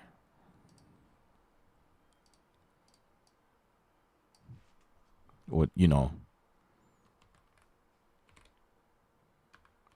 that's the upgraded version. There, here we go. This is what you see in studios. This is what I was talking about.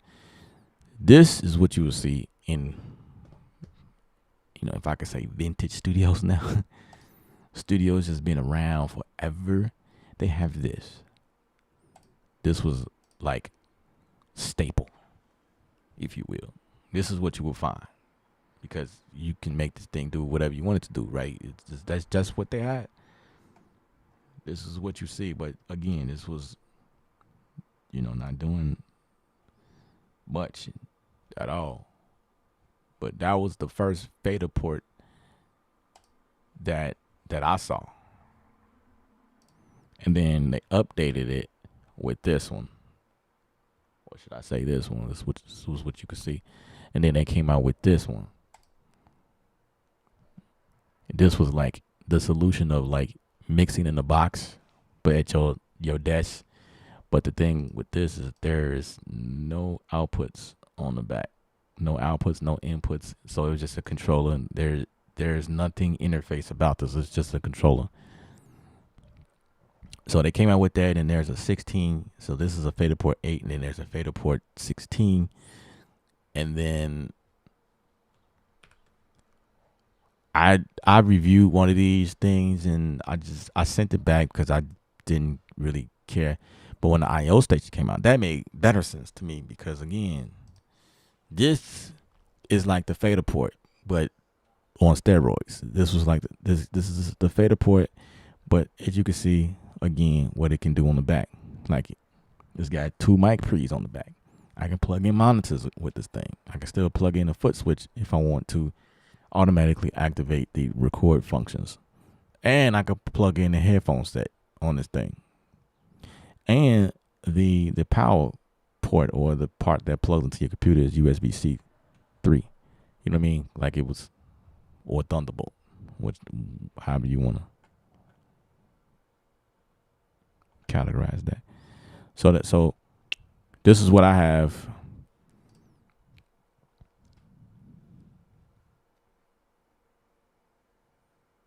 Yeah, movable blankets.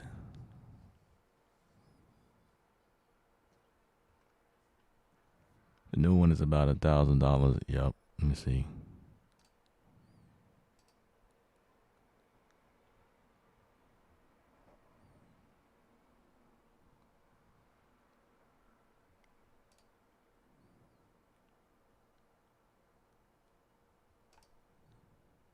Fader Port Classic. Yep. That's exactly what it is.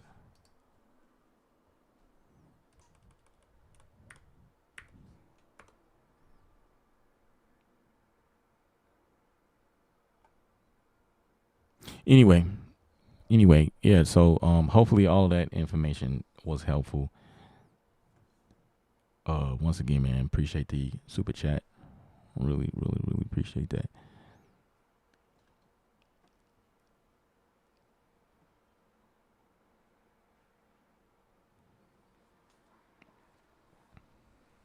And don't feel sorry about interrupting. It's cool. And this is what this channel is for, to help people. If all I do is make music and don't stop and pause and answer questions, then it's pointless of this channel. This is my way of helping people. So making music is I feel like you guys learn from stuff I do here, but sometimes you got one of those burning, firing questions. You need answers because nobody else is telling you. No one else is helping. So I'm here. I'm that guy. I'm that guy. It has gotten dark real fast.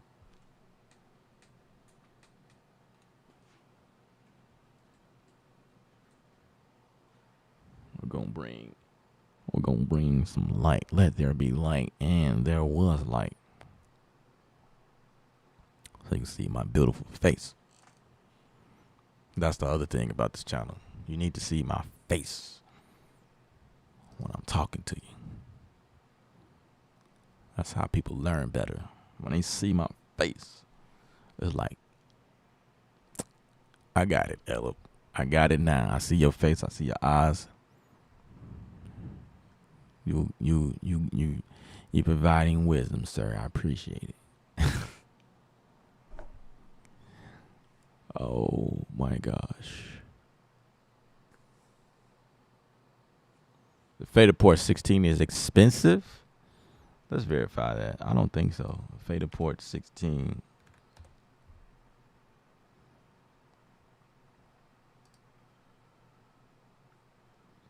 Yeah, you are correct. It's $839. Why? It ain't doing nothing no different. You know what? It kind of always been that price though. Wait. No. The Faderport 16 came down in price. As a matter of fact, it used to be $1,300. That was a long time ago. Wait, and this is new? Nah. How's this new? It looked the same.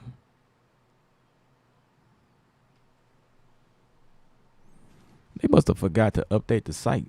Like it's got a big old new. Nah, bro, that's not new, bro. This thing been out for quite some time. Ain't nothing new about this. Unless it's new to the site. Like they just got their hands on it. But that's not new at all. Let's see. What do American Musical want? Oh, same price. Dang. They want the same price for this.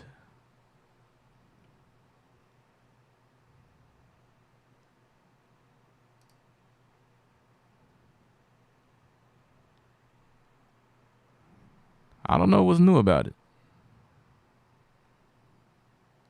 Yeah, I can't. It's the same design.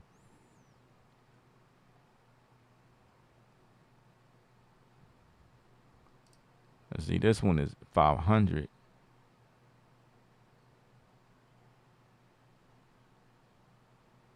But it's used, okay.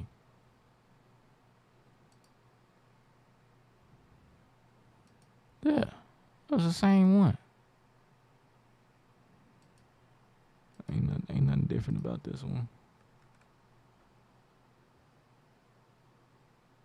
They came down quite a bit. Now this is new.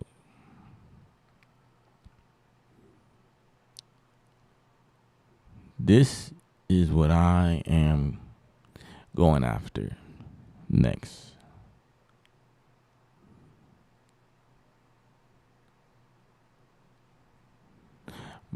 I was impressed with the mixers when they started talking about how they added the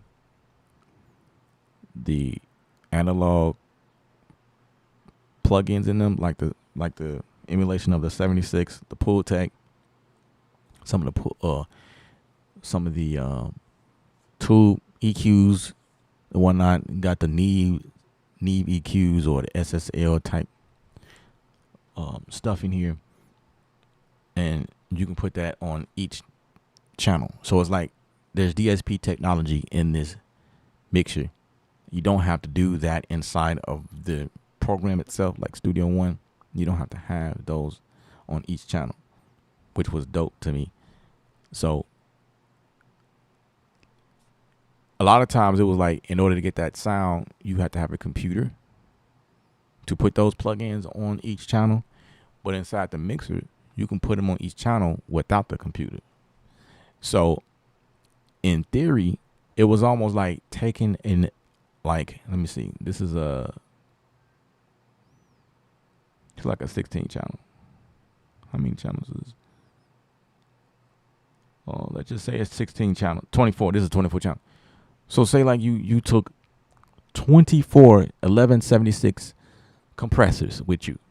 You know what I'm saying? That's crazy. Probably even more, because you might want to put a compressor on bus channels, or maybe the main channel. I don't know. I probably wouldn't do that. Not 1176 though, for that matter. But to put 1176 on each channel, a 2A on each channel if you want to, that's crazy. And stuff, especially for like drums, you know, having that compression and EQ, that vintage, like you can bring that vintage sound with you anywhere you go with something like this.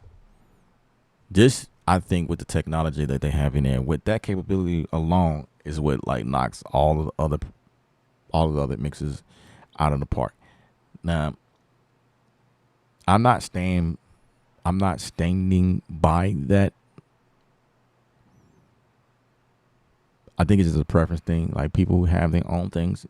There's other mixers that have their own compressors and EQs and whatever, right? Yeah, everybody has one, but this one has regular stuff, as you can see here, like regular EQing. But bro, when you are able to grab the Neve EQ, that's what I'm talking about. That is,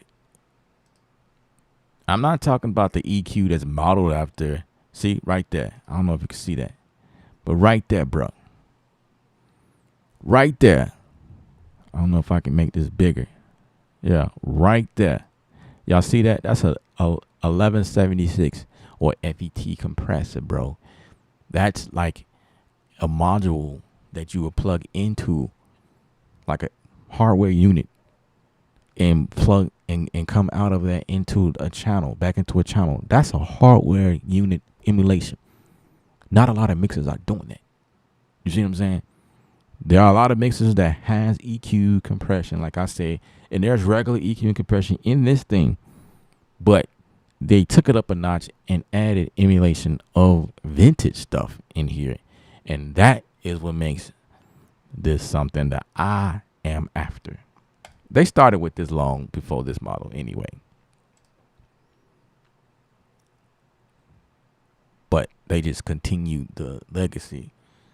This is why I would rather have a mixer like this versus any other mixers, because, you know, I would love to get my hands on this one. Man, this one is $3,000.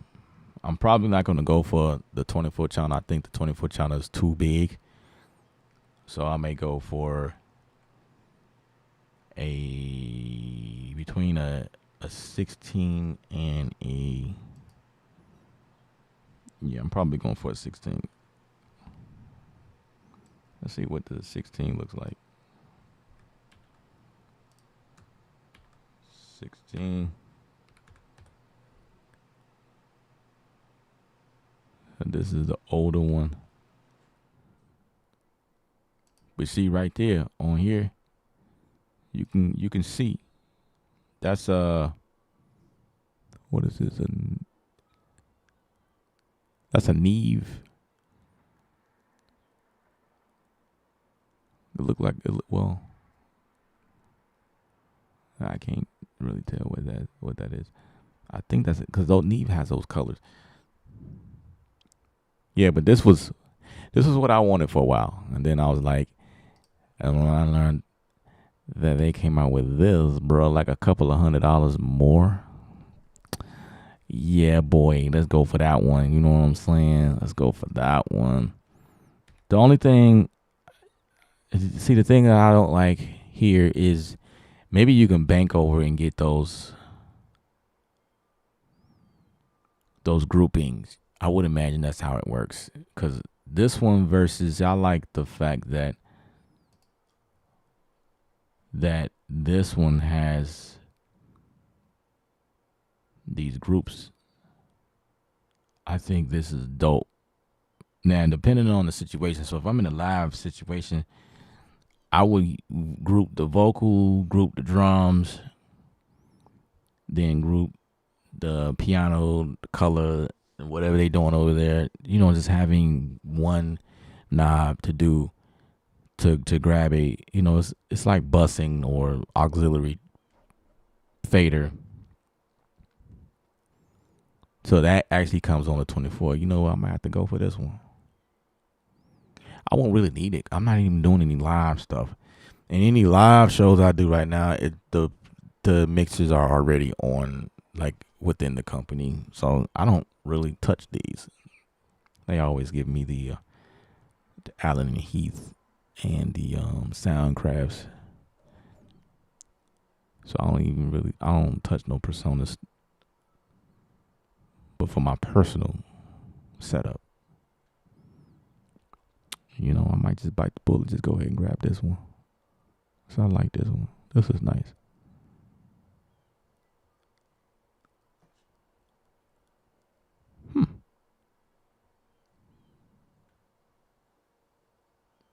Oh, you know what? Okay, that makes sense. I'm looking at the EQ. I'm like, so how do you go to each band? Well, there's a button right there. There's low mid, high mid, and highs, and those knobs become available to you depending on the button you press. Okay, that's dope. Okay. I'm looking at it. Okay, all right, this makes sense. This is the.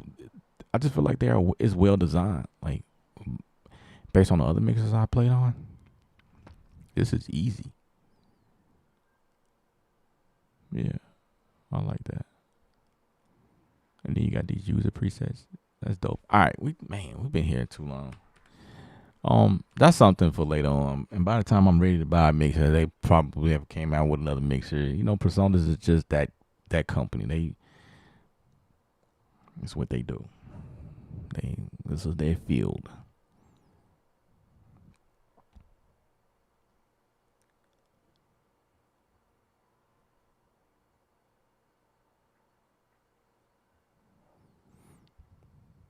Shows you how crazy that markup is. Yeah. You say you are that guy. Oh, I guess. You're consistent worth music that sound good at the high level. I have to applaud you and appreciate that. It's the light, that price drop. Have you checked out the new Softube equalizers plugin? Apparently, you can load that plugin and insert parameters of different equalizers to change your approach. Um, I haven't seen the new Softube, but that was something that I think they was always doing, like the Software Raptor 3000. Yeah,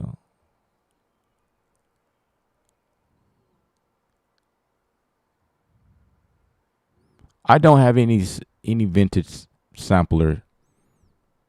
I started out on one. I never owned one, but I do. I started out using, the ASR. This is probably as vintage as it's going to get for me.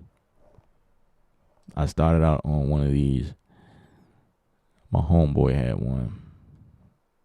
Good old ASR, boy. Look at that. What? The thing's that can't be right. $2,000? No, no. That's because it's on Reverb. What? On eBay, bruh. This thing is 2,700. Why? You know, they still hot. They still like, well, maybe the value came up quite a bit. You can get one brand new. No, you can't. This is different. I don't know what that is. Let's get out of that. Yeah, the ASR is still like is one of those things that is hot in the hip hop world. It's what everybody was using. Like it's like an APC. The ASR was like one of those things that everybody had. I never owned one again, but I had a homeboy, and I kind of learned, my way around on that thing whenever I was around him. So, I don't own any vintage anything. The only thing vintage that I have might be a set of drums. And it's because I owned them things for so many years. Like, dang. I know that those drums are older than my kids. So, like, maybe like close to 30 years. No, maybe 25 years.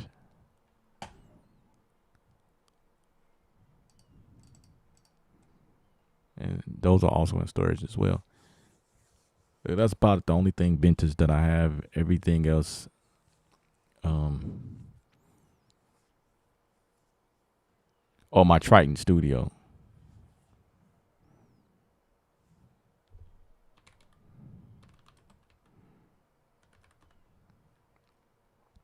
It was a 76. Yeah, this is what I own. That's not it, is it? Yeah. There's a version 2. Now, I didn't know that. Well, it looked the same. Yeah, it looked the same. Yeah, it looked exactly the same. Unless the version 2 has different sounds in it or something like that. But yeah, that's it. Drums in this thing. Like, this was my first purchase. My very first purchase. See, y'all saw the price of the ASR, right? This studio, I bought this at $2,000, 2,500. Yup. When this came out, well, not when it first came out, but when I got mines at that time, it was 2,500. I remember the price because it was like, oh my gosh, I can't afford this. But then, I somehow got one. I'll just say that. I was the happiest dude ever. But look what they selling it for now, $790. You know what I'm saying? Like the value of these are not there anymore. But the ASR is. You can get ASR. Okay, they got this at 1086. Okay. Well, maybe the other one wasn't loaded with whatever. Let me see. What is this about? Like, why is this that expensive? And what makes this? What makes this a V2? It's the same stuff, bruh. Like, what does it do differently? It look the same.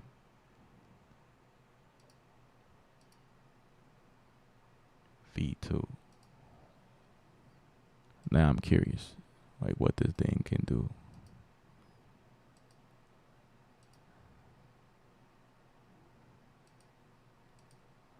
It's the same stuff, man. But you know how it is. You won't know until you get one.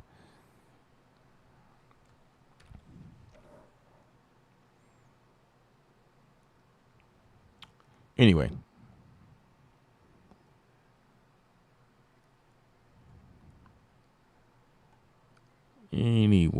Korg Triton. Well,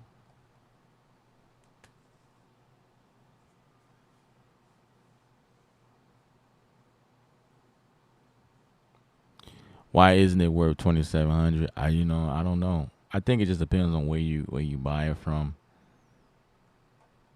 But clearly on Reverb, the price is right up there. Um, it wouldn't be worth 27 now because the value of it is not. See, the ASR is holds a different value. It's like an NPC. Then everybody. It's like when you're a hip hop producer, you have an NPC. You can't call yourself a hip hop producer and you don't have an NPC. Like the NPC was the staple of music production. When you were making beats, you had an NPC. Everybody had an NPC. If you don't have an NPC, you know somebody who have an NPC, and that's how you was making your beats. You know what I'm saying? And that's how it was for me. I knew people who had an NPC, and I was able to hold down the NPC all the time. And I had most of the versions in my possession.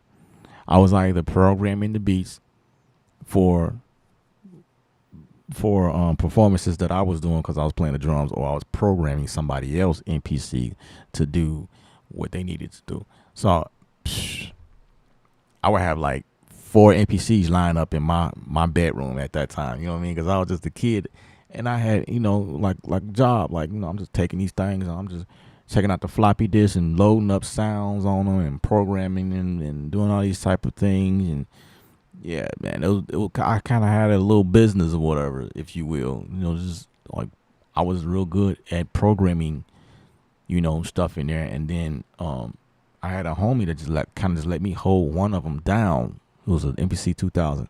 I just held it down for a long time because he wasn't using it like that. He just happened to have possession of it because he couldn't afford it. He just always had one, and he trusted me to keep it. And I learned a lot. That thing in and out, and I was able to like MIDI that with my Triton. And at that time, I was using Pro Tools LE. Yep, and that was right before I got Logic.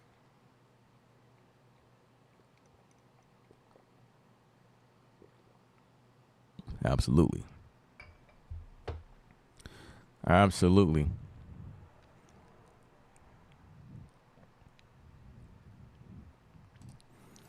Yeah, I've been in the game for a while. I can't speak on everything that like equipment wise. But I know of it. I know people who used it. You mentioned something to me. I may or may not know because I didn't use everything. I didn't have money like that, like other people.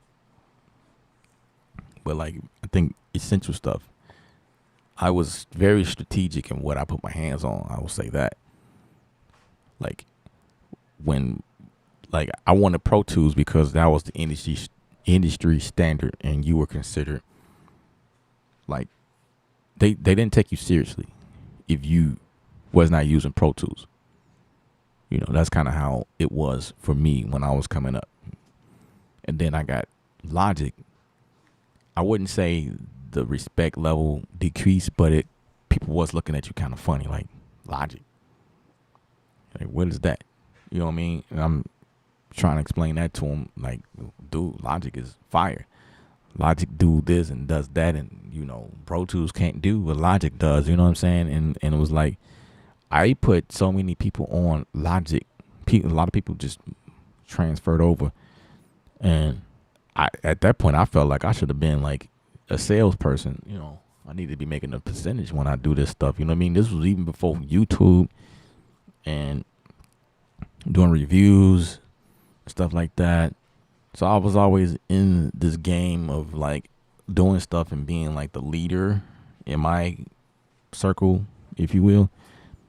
And like the stuff I'll be using, and then when I let people listen to what I was doing, it was like, what did you use?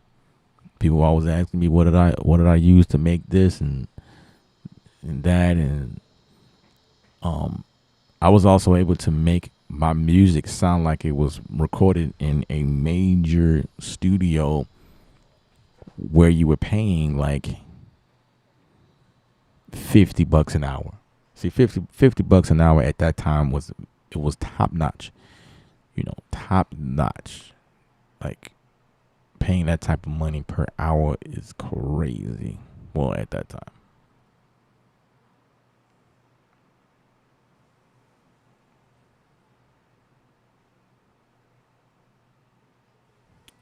Or was it 150? I can't remember. It was a.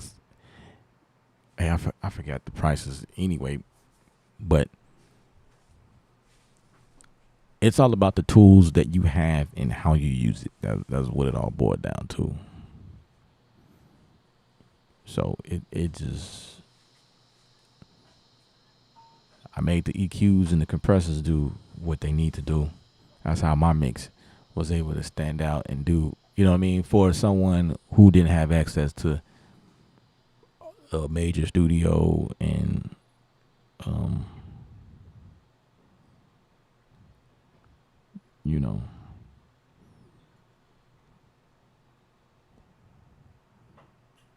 all of the expensive gear and whatnot at that time.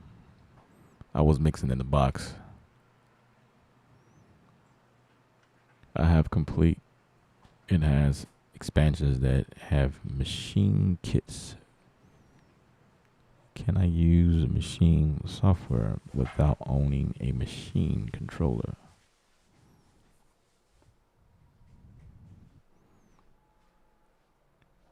Yeah, you can, but it's going to be difficult.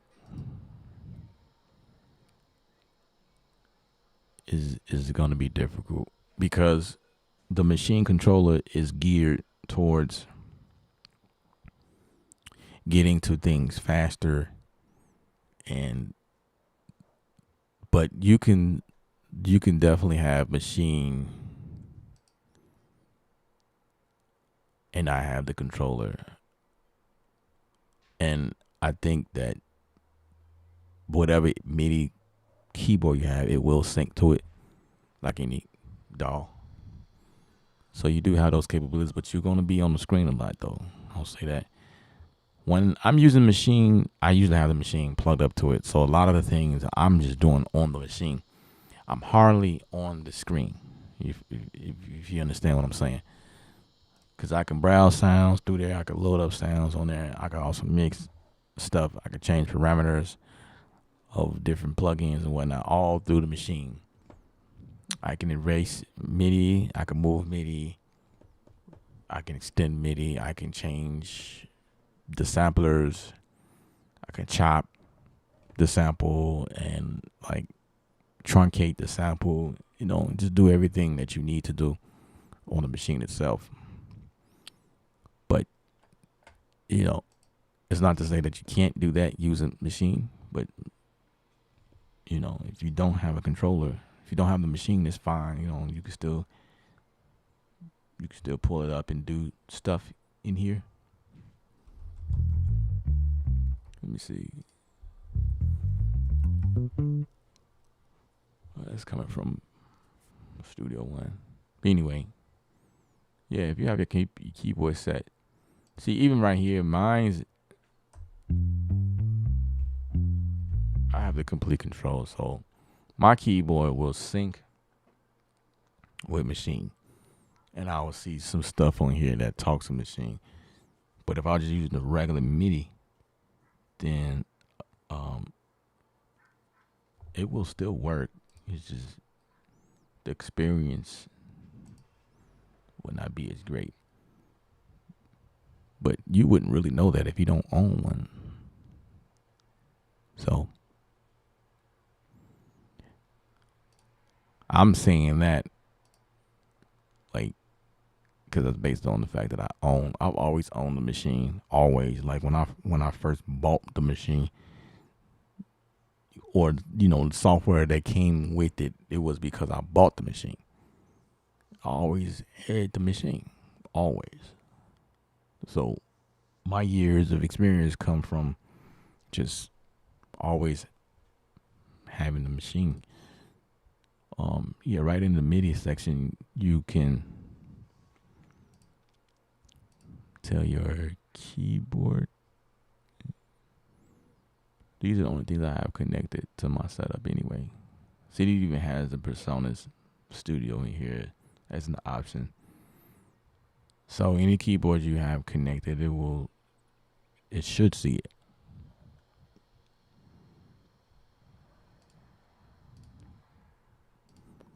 Yeah, and then just do your thing. Yeah.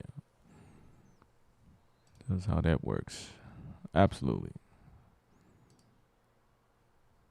Absolutely.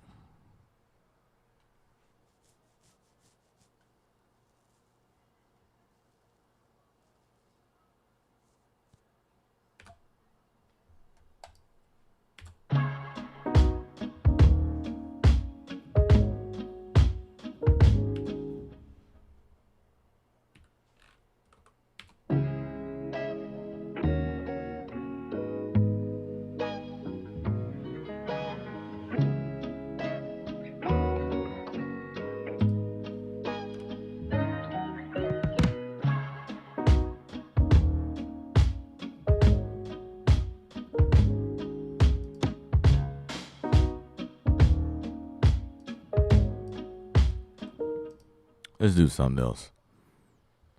Not something else, but we're gonna add. Wah.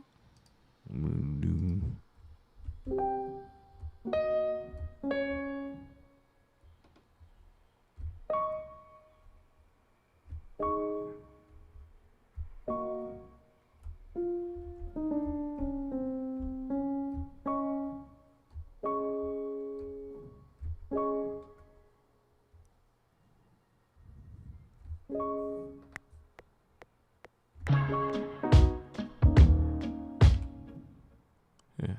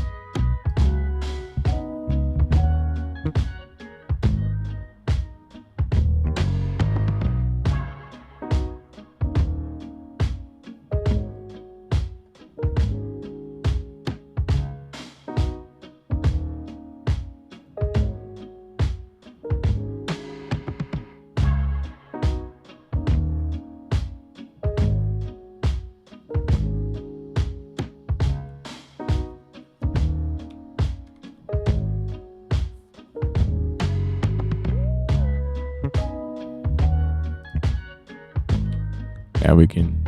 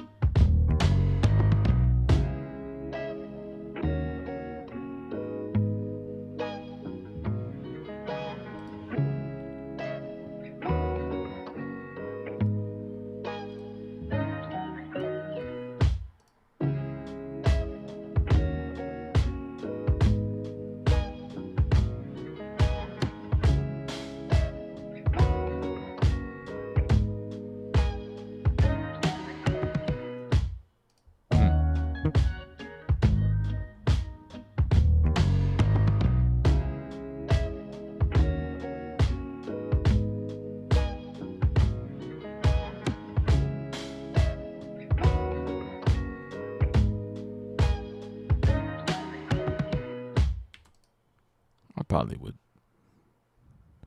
make a different transition.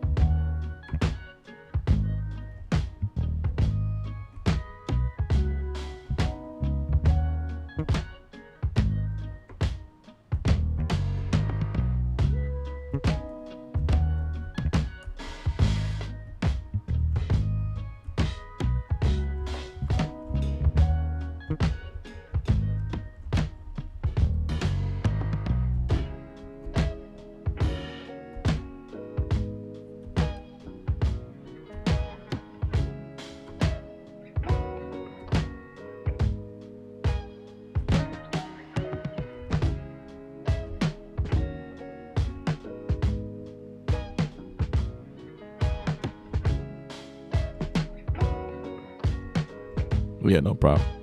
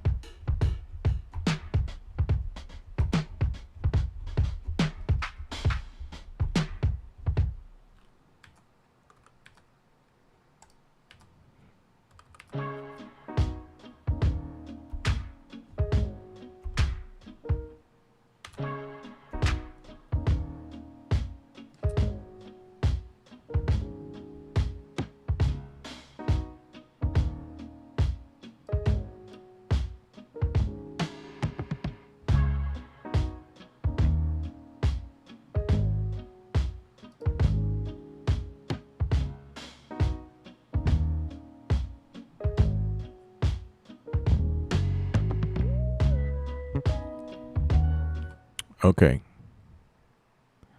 Now I need some horns. Womp. Ba-doo-doo-doo-doo-doo.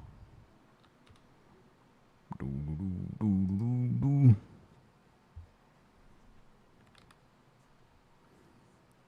Need the brass.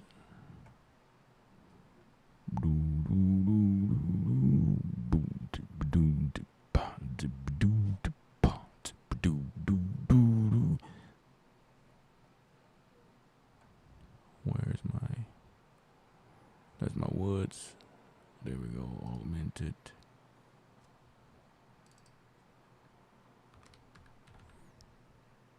brass. Boo, boo, boo, boo, boo.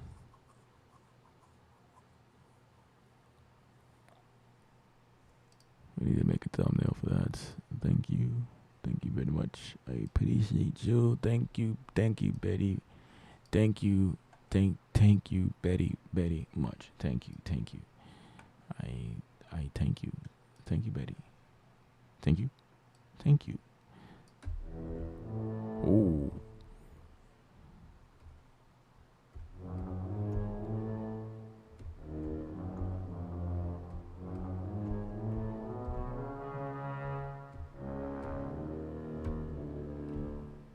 Ooh, snap. All right. So what are we going for? Ba-doo-doo-doo-doo-doo.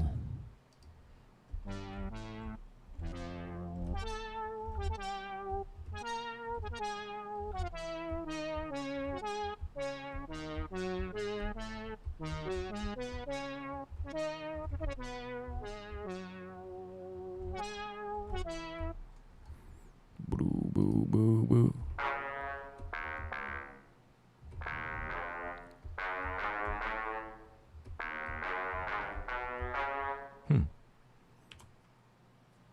What does that sound like? Doom.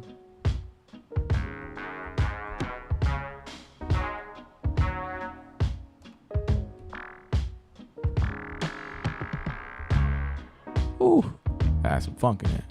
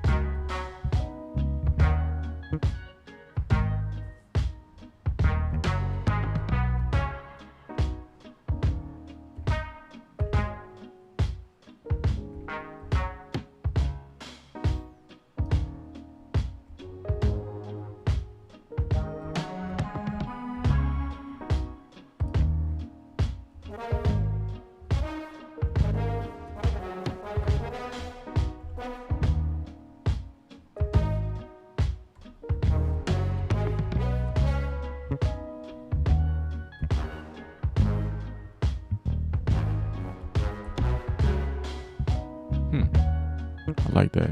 Boom, boom.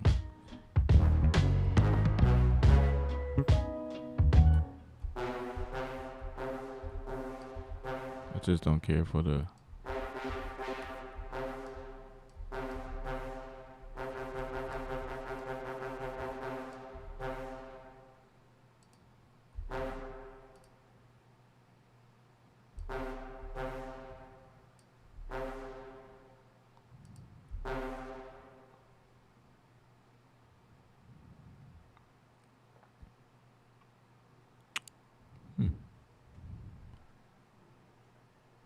Boo-doo-doo-doo.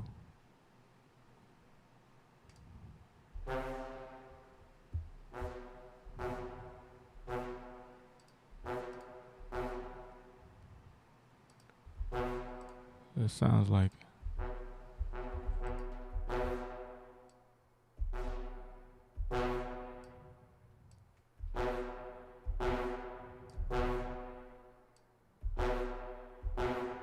How do I get that out of there?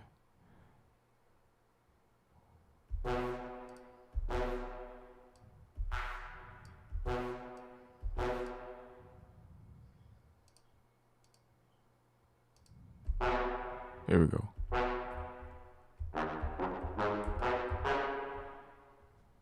I like that. Boom, boom, boom, boom, boom. Benjamin Moore, what's up, sir? The vibe is fire. I appreciate it, man. Appreciate you.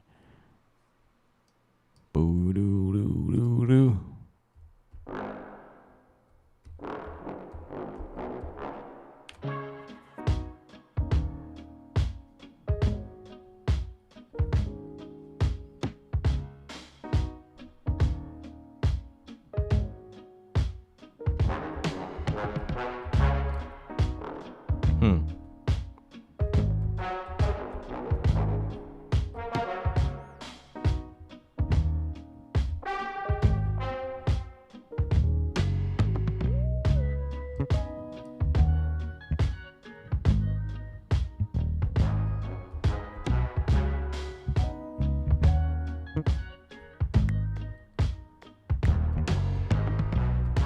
Ooh, I like that. I just need to do that again. Come back right here. Come on, don't do that to me.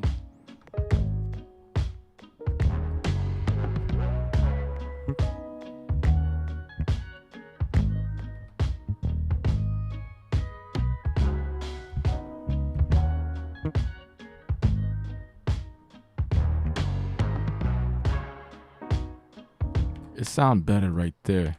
Let's see.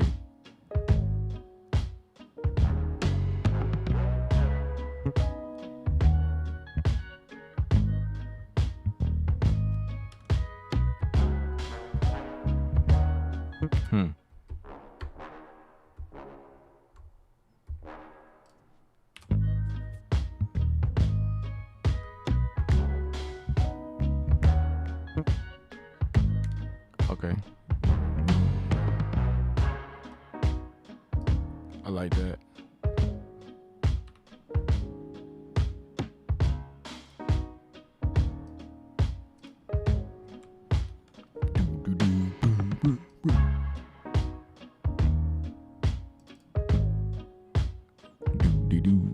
Boom, boom.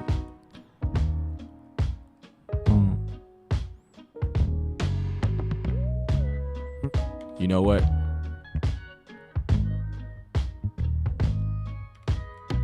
The piano wasn't introducing. Hold on, let me see. Yeah, that's why I didn't. That's why I just sounded.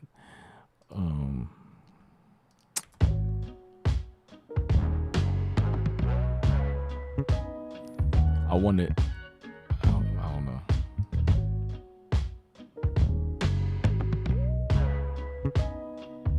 I might just do like that.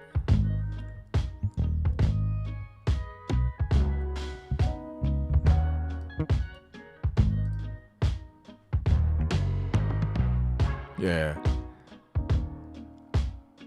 I like that better. Let's bounce that. This is one of those things where I do not want a lot of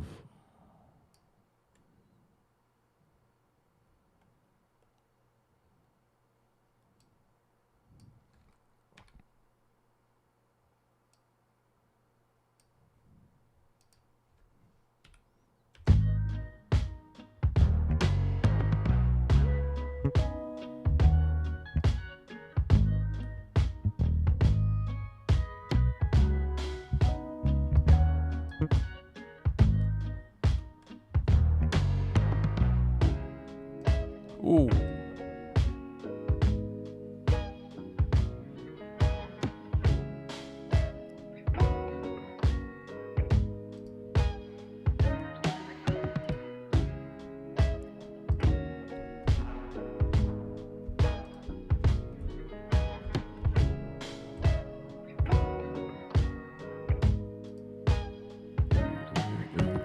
I feel like I should keep with that.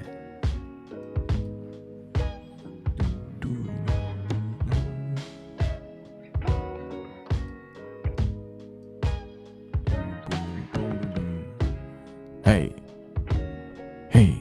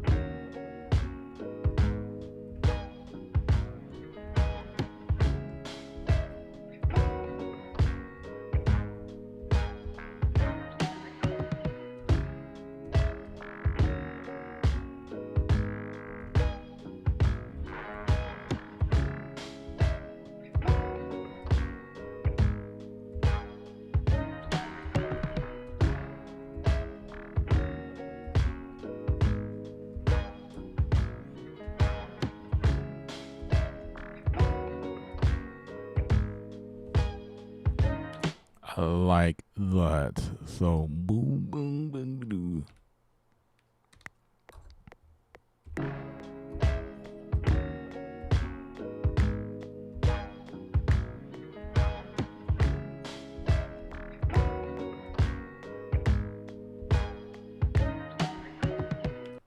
Okay.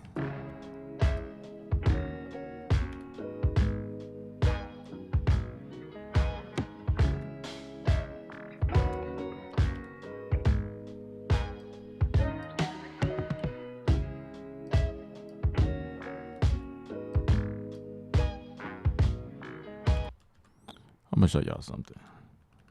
This is what I like about Studio One. I could just carve that one deal, but when I open up this sync point, I think it works for see, bam. Work for MIDI as well. I could take this and say and get that sync point right on the money. Bam.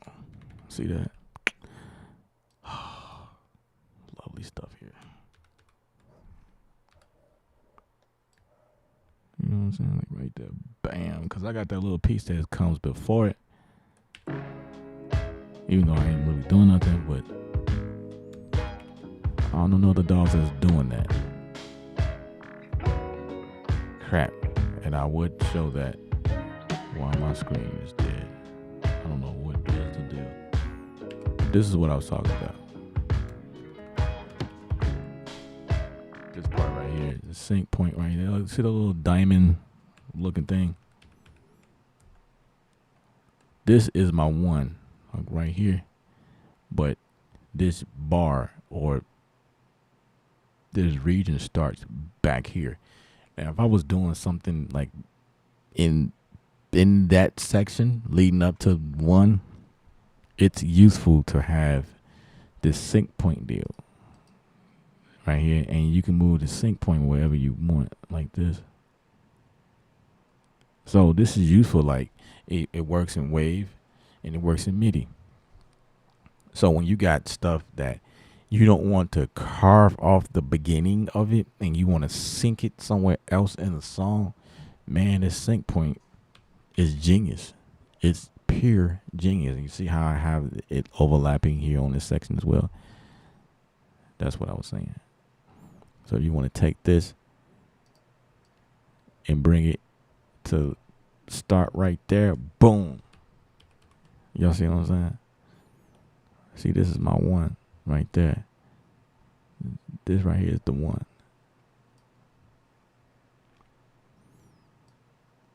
But most people would carve off the beginning of it, you know.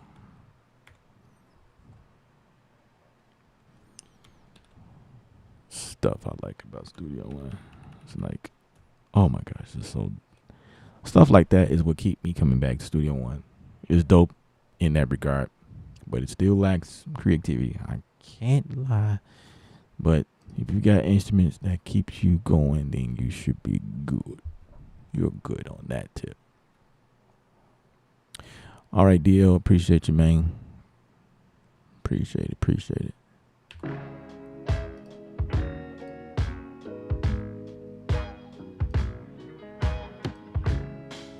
Actually join these. Make some sense out of that.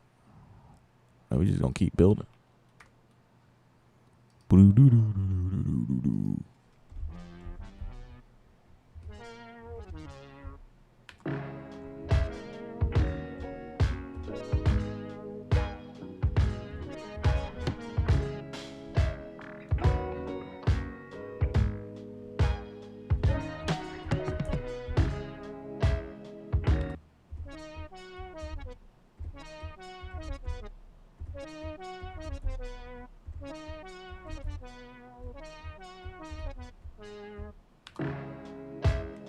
Okay, I'll do that.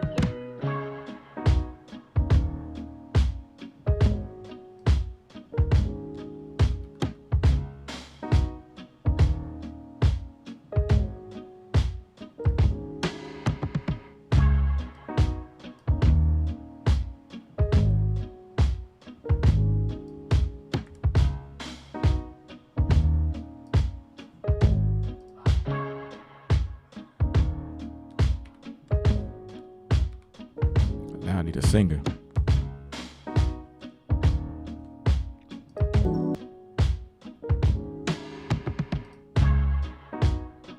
Okay, let's log in. Gosh.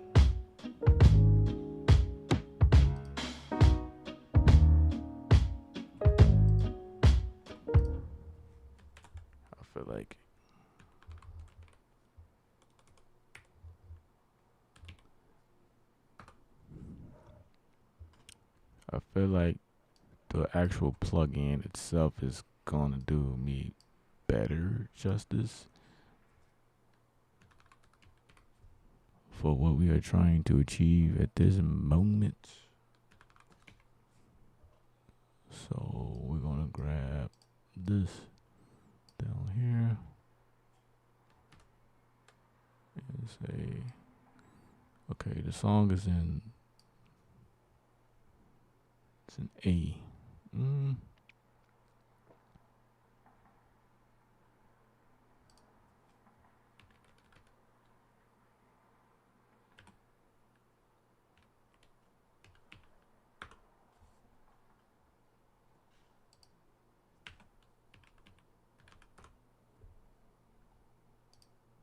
I say fine, risk it all. I don't fall asleep with you. Can it be just that? Fresh on my mind, I go. I don't fall too hard. You can it be just that easy? Yeah. I say fine, risk.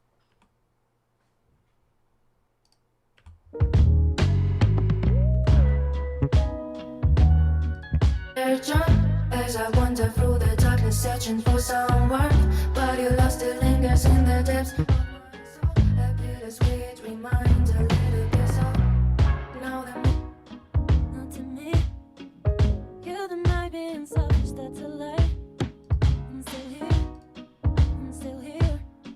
You're talking to someone, what do you need to know? Do you wanna take me home? Do you wanna take me home? Do you wanna take me home? How can I get you out of About the sex, I did different bad next to my ex, and it just take me home. Do you wanna take me home? Do you wanna take me home? Do you wanna take me home? Out of lies of life, I can see the sky in your eyes. Very late and feel these vibes. No one around, just you and me. How can I get you out of Very late and feel. How could I love? On my side, on my knees. How can I get you out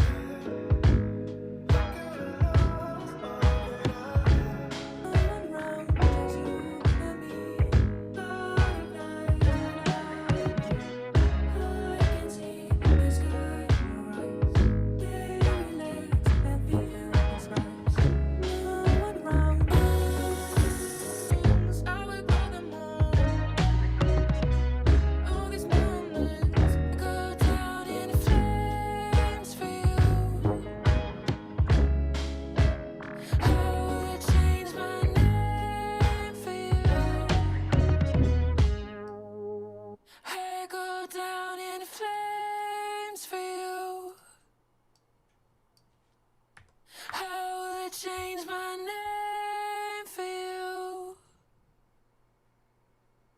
I go down in flames for you. How will it change my name for you?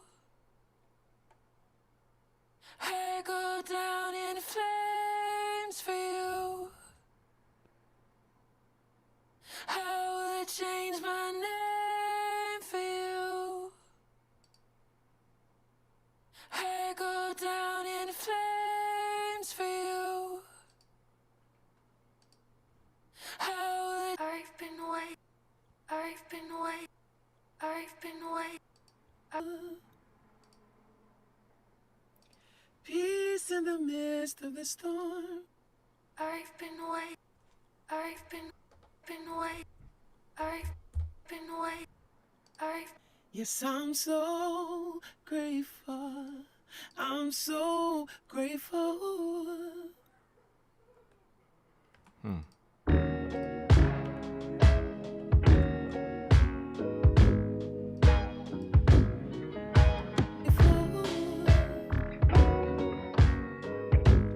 Peace in the midst of the storm gave me the strength to hold on. Yes, I'm so grateful.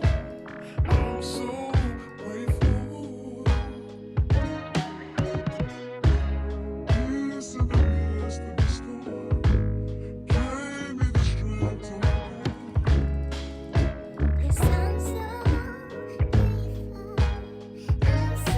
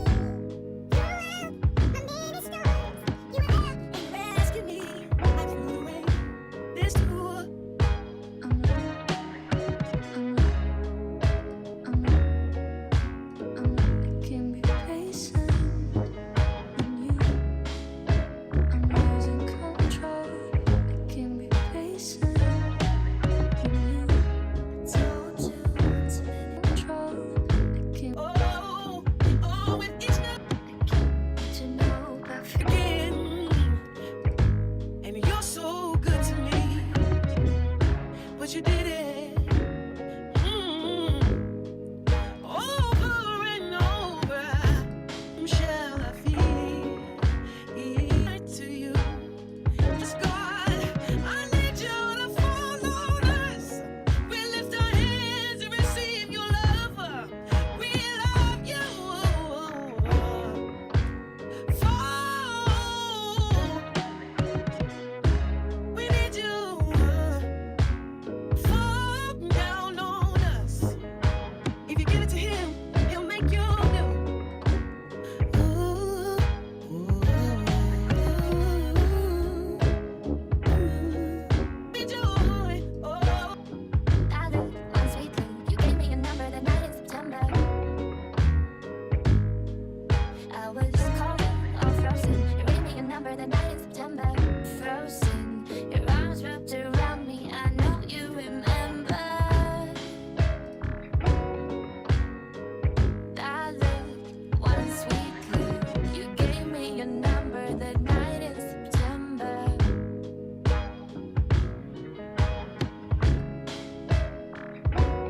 I was calling all frozen. Your arms wrapped around me. I know you remember.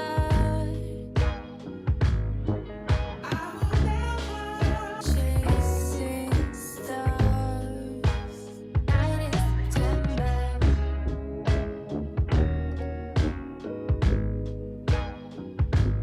I was calling all frozen. Your arms wrapped around me. I know you remember.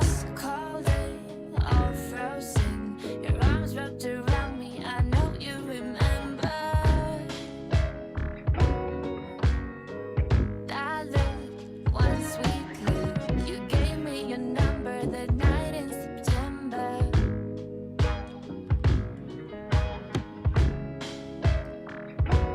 I was calling all frozen. Your arms wrapped around me. I know you remember. I looked once weekly. You gave me your number that night in September.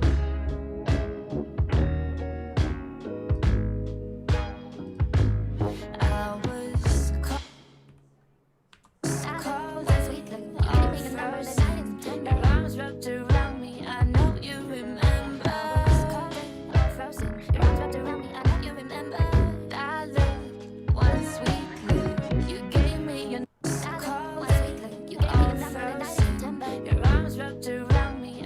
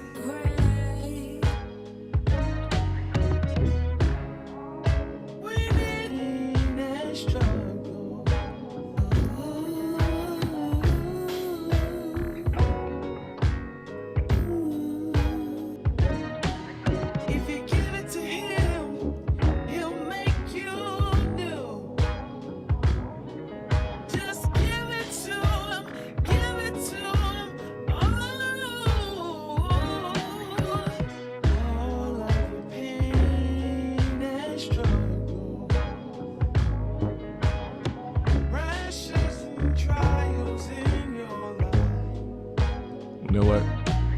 If you give it to him, he'll make you new. Just give it to him, give it to him. Oh, all of your pain and struggles, pressures and trials in your life. If you give it to him, he'll make you new. Just give it to him. If you give it to him, he'll make you new. Just give it to him, give it to him. Oh,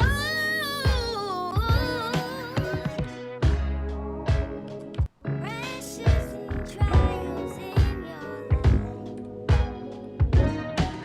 If you give it to him, he'll make you new. Just give it to him, give it to him.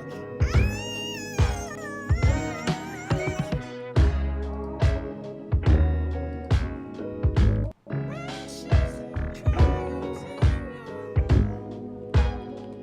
Pressures and trials in your life. if you give it to him, he'll make you new. Pressures and trials in your life. Pressures and trials in your life. Pressures and trials in your life. Pressures and trials in pressures and trials in your life. If you give it to him, he'll make you new. Pressures and trials in your life. If you give it to him, he'll make you new. Pressures and trials in your life. Pressures and trials in your life. If you give it to him, he'll make you new. Just give it to him, give it to him. Oh,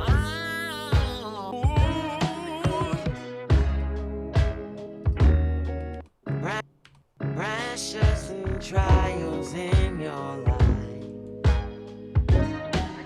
If you give it to him, he'll make you new.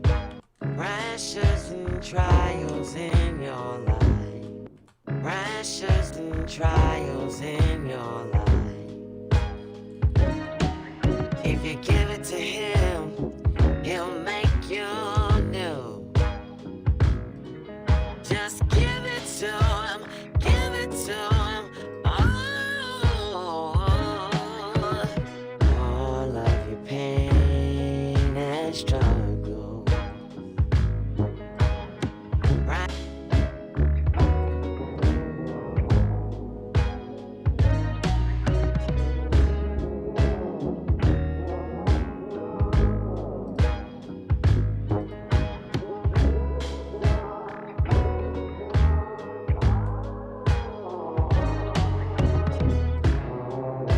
Pain and struggle,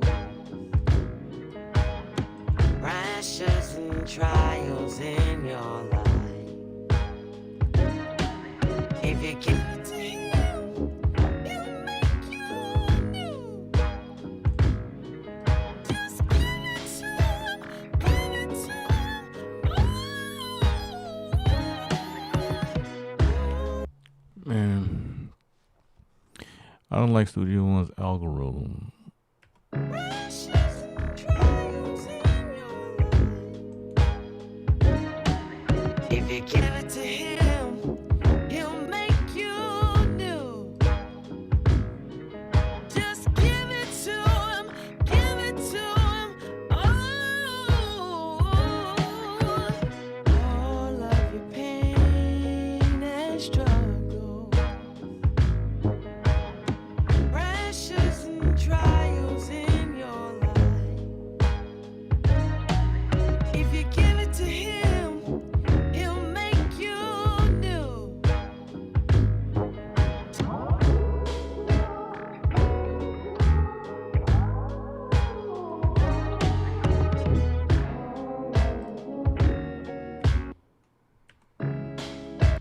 would change that.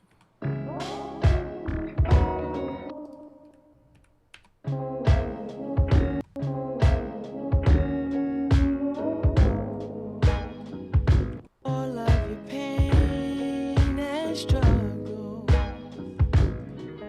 All of your pain. All of your pain. All of your pain and struggle. Right.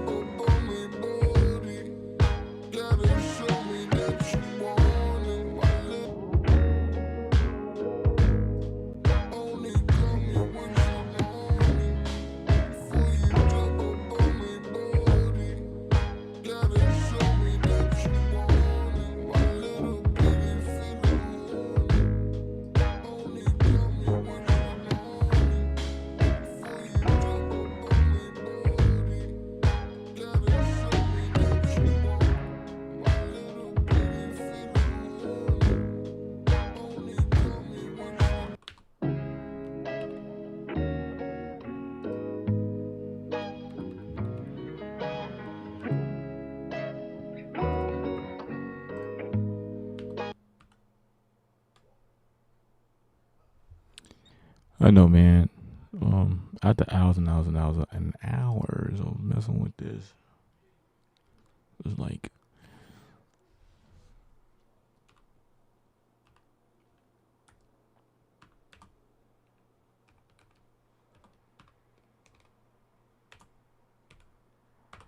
let's do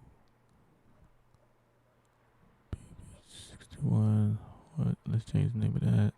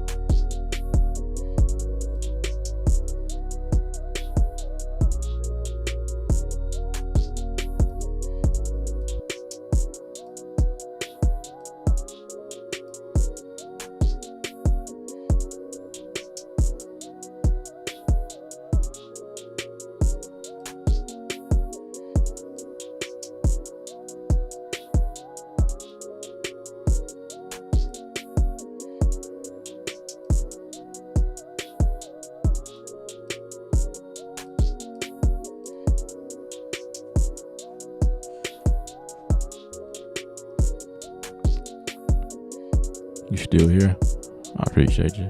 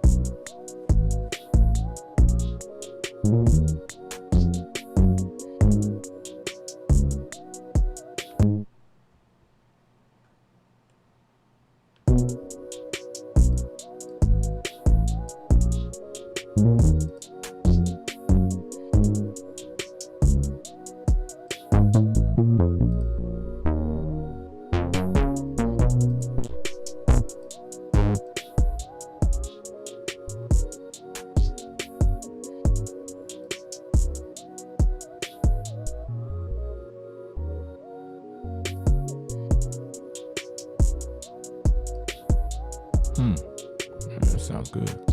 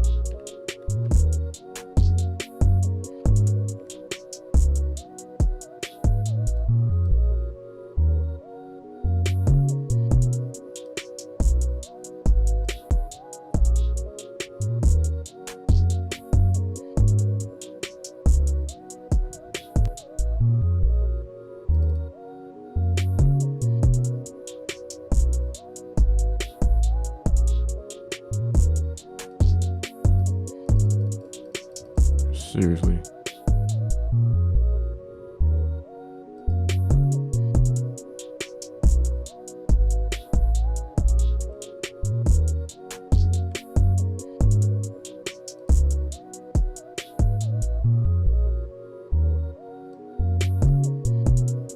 Man, this was alright. This forced me to use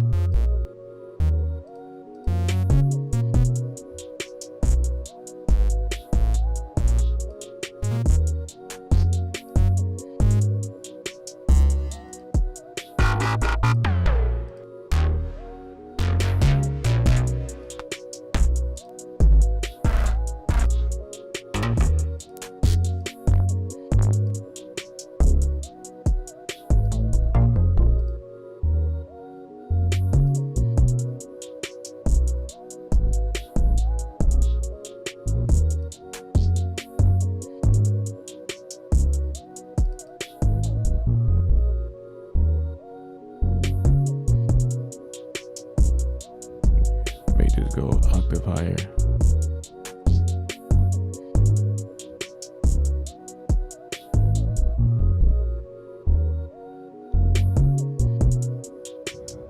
Mm.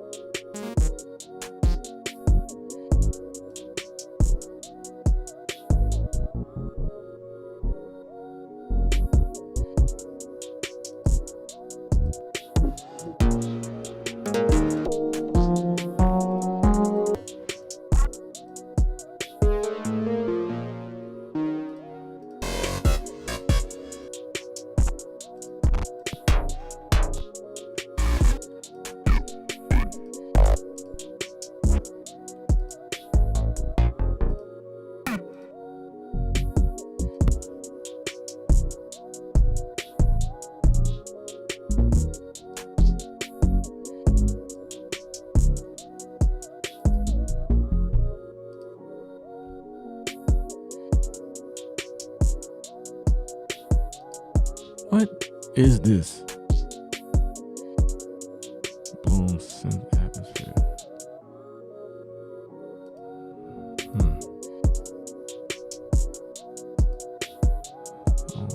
I don't recall playing with this before. Oh, I remember. I remember now.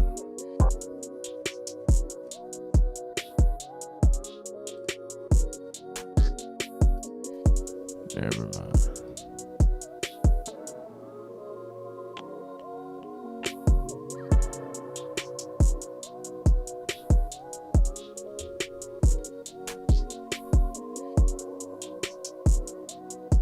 Let's go for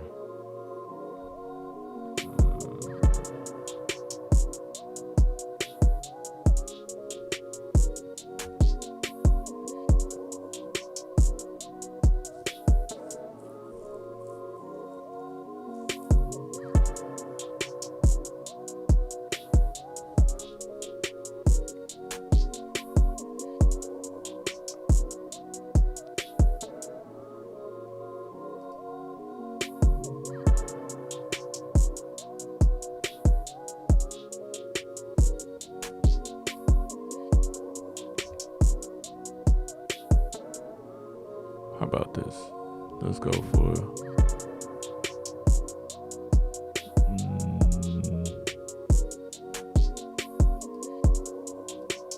let's go for juke.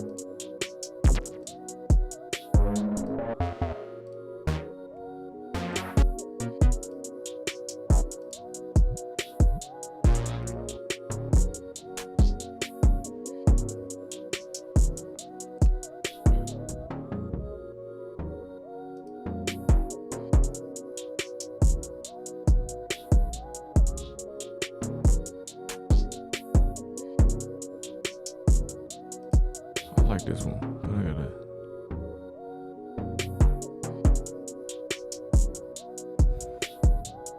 change the pitch.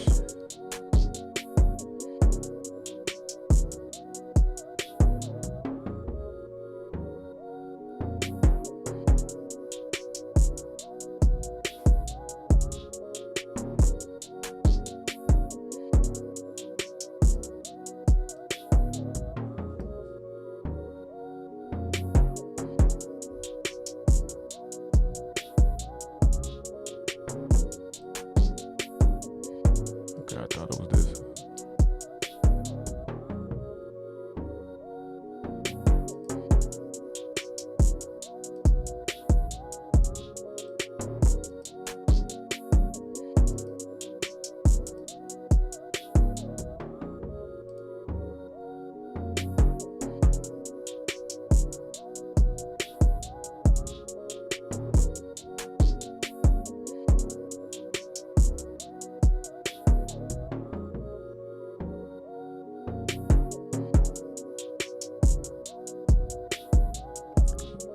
How do you change the freaking pitch?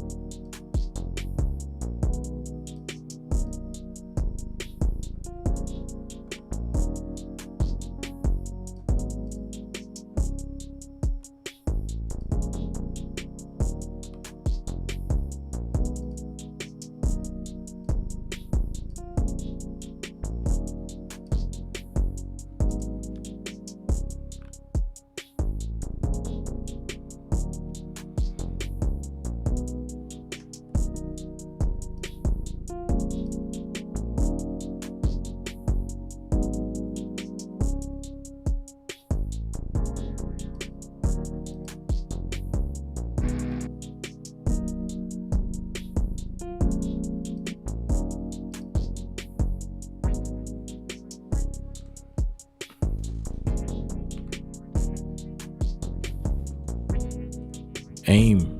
Hi. How's it going?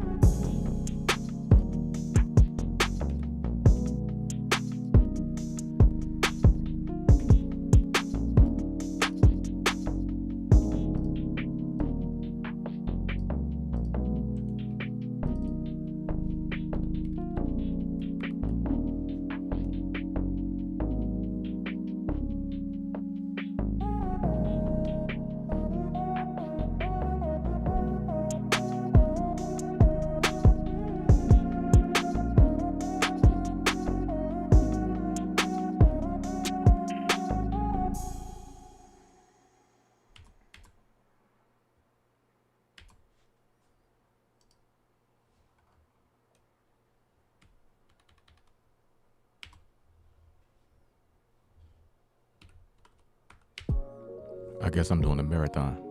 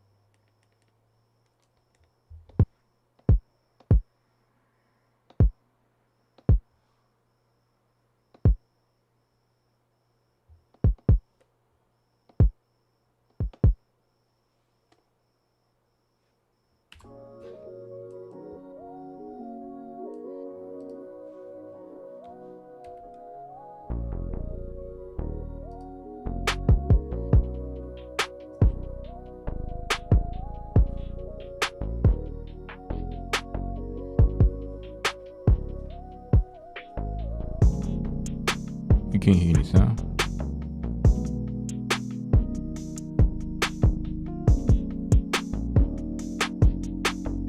You said it's one of those old.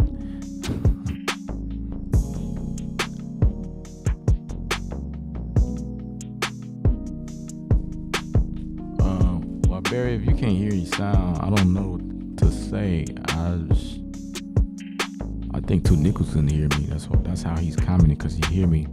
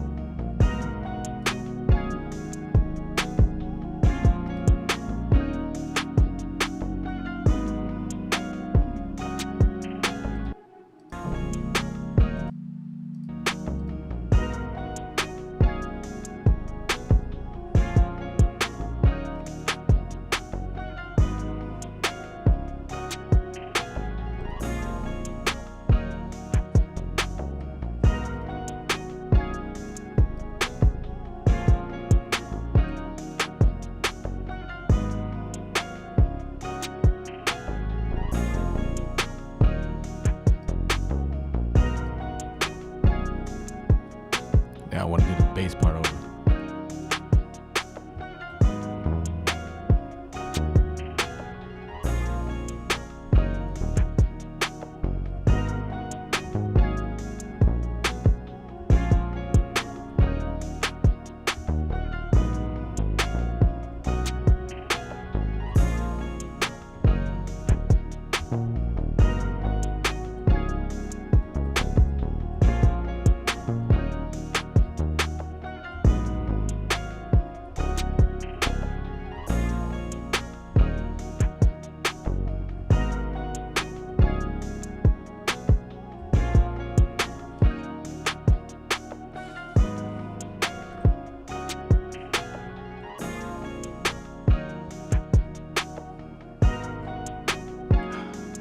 All right, here we go.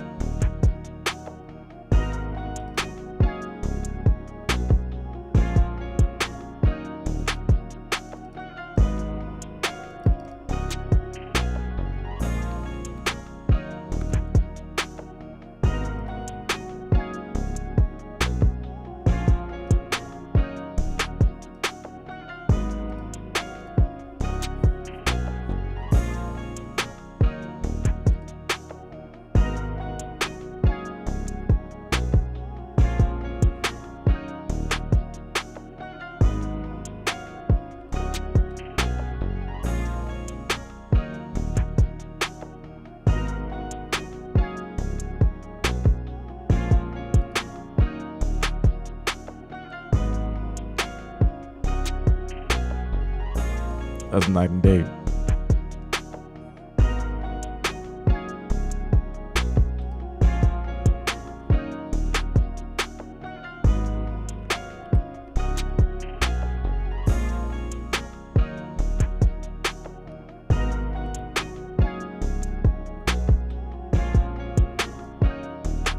The side changes with the machine.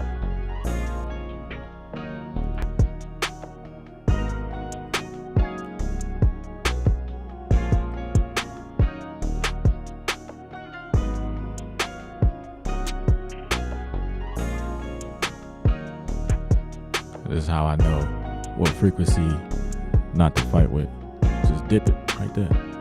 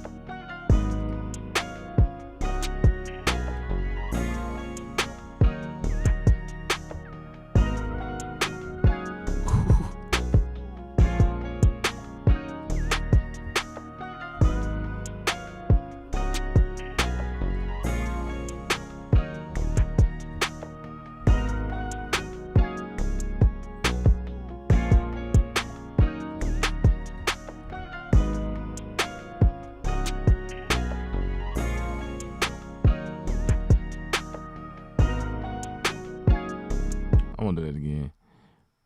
Change the.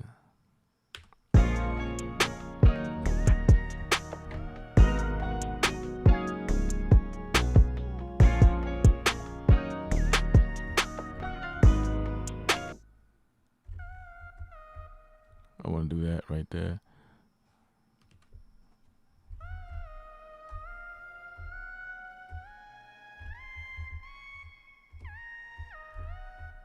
All right.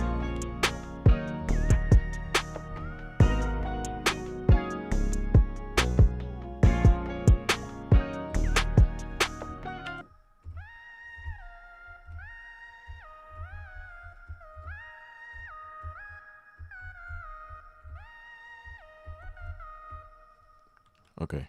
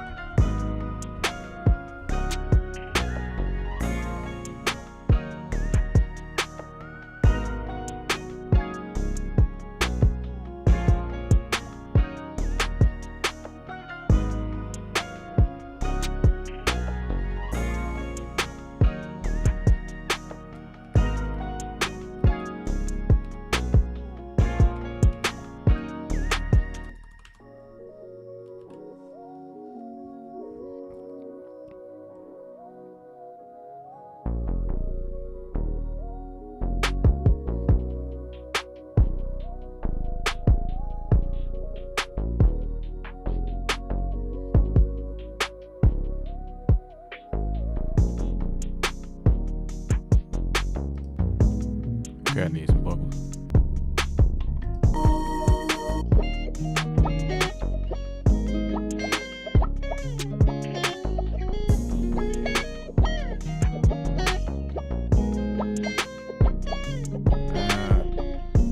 Almost worked.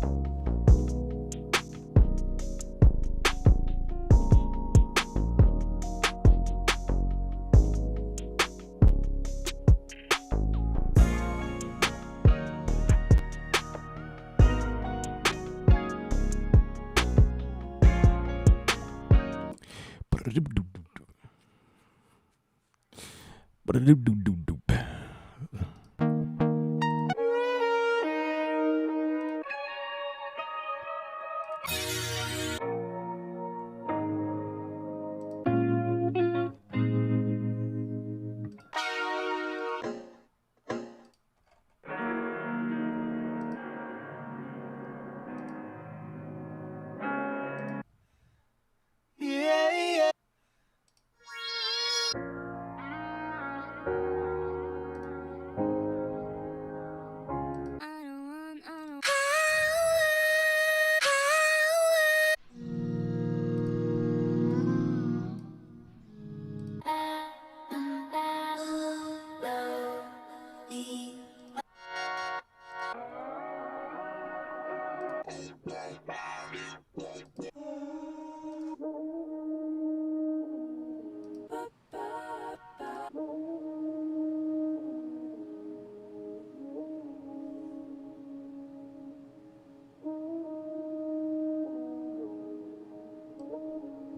That might work.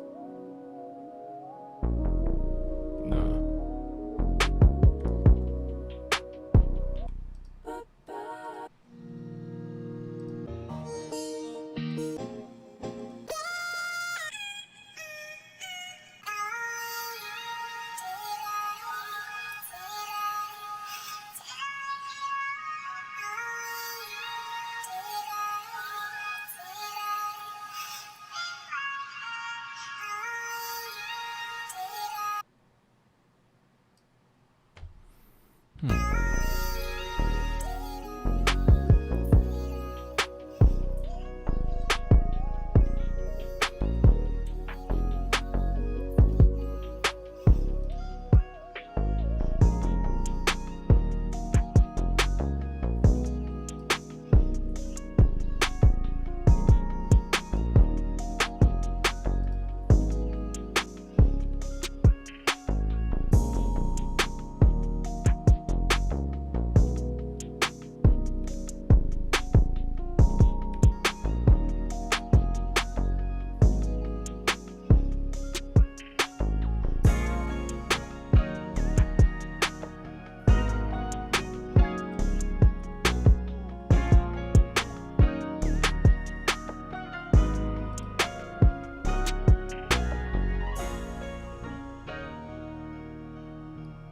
That sounds good. That, man, is crazy. Oh, man. I'm feeling this. Ooh, okay, okay. Yeah, yeah.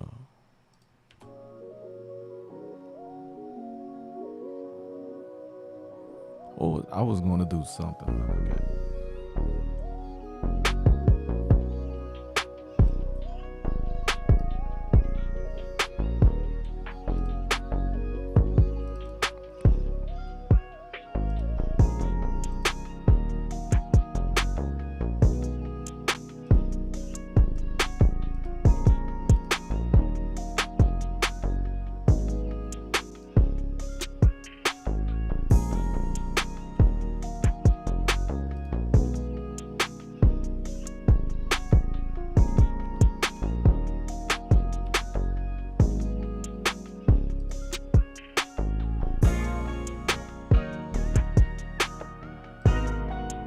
Oh, drums. That's what it was. Do do do do. Ba-da-do-do-do-do.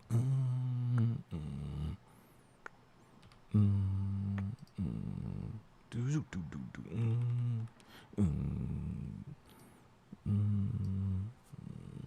Ba-da-do-do-do-do.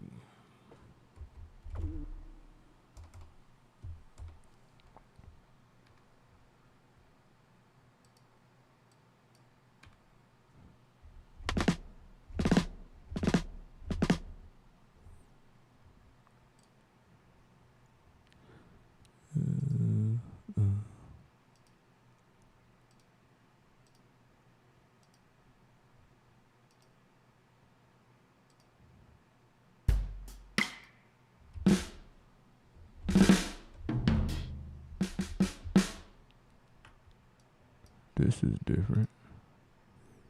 Oh.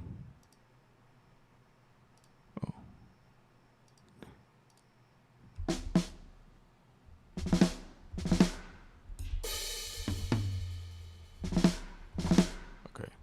Ba-da-do. Let's get that, and then I'll change everything. Boo-do-boo-do-do.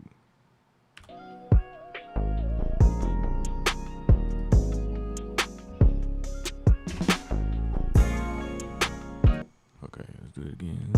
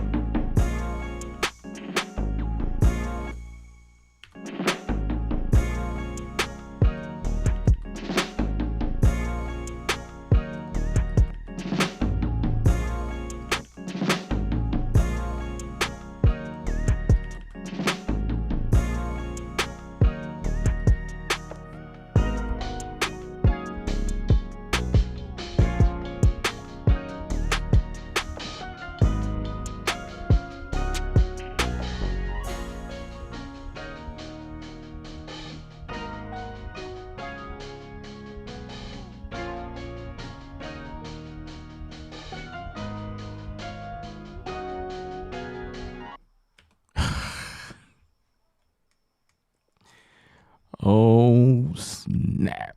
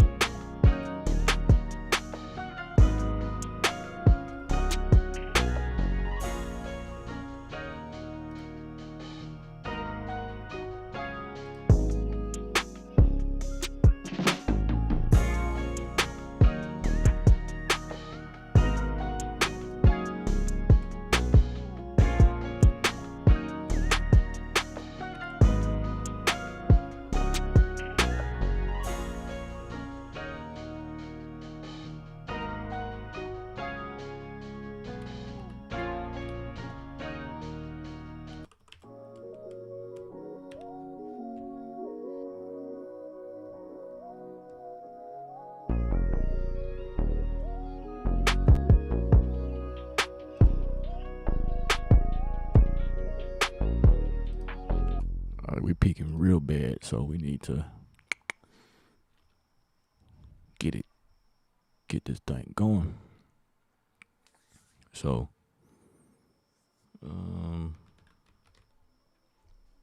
what can we try?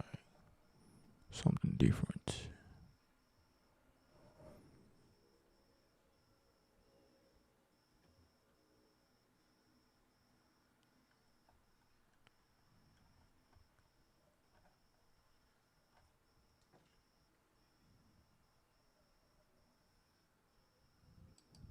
Larson?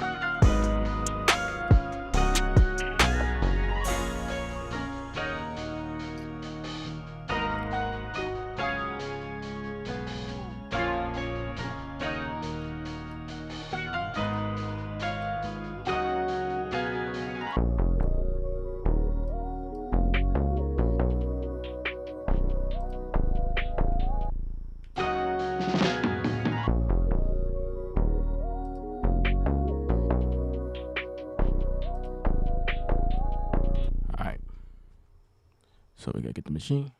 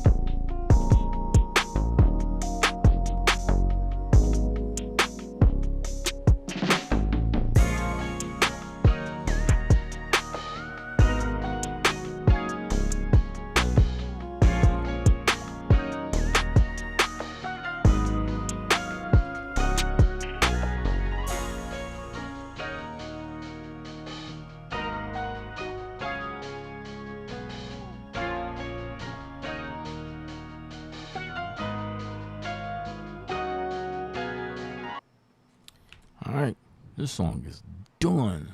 It's done, man. It's done. Let me send this to somebody. I got, yep, about 2. That's what? 2 minutes and 10 seconds. That's a good song right there. But you know, they ain't doing 3 minutes no more.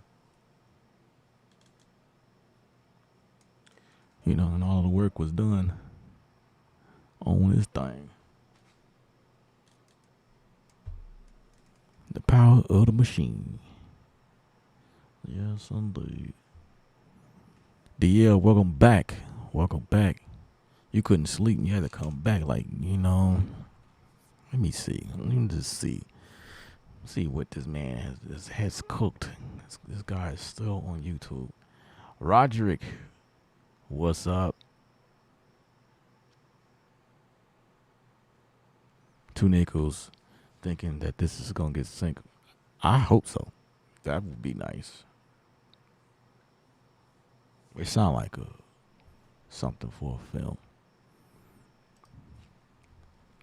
But you know, I gotta do something with those samples I put in there. Because they usually need to be cleared. But I don't want to take them out. They just sound so good, man. They sound so amazing.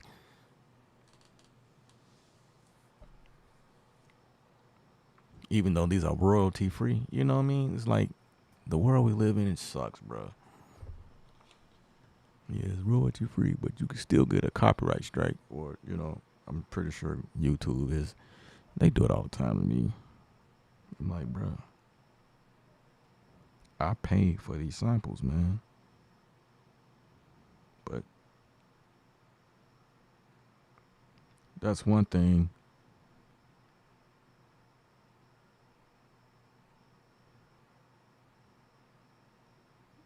I could probably replay it. It ain't gonna sound the same.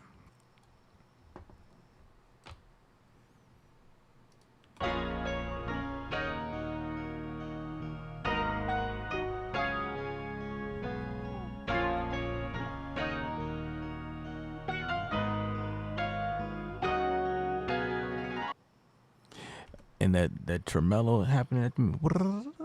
Was that climb up, little chime. That's what I need to incorporate in my music, doing stuff like that, man. That's what makes it epic.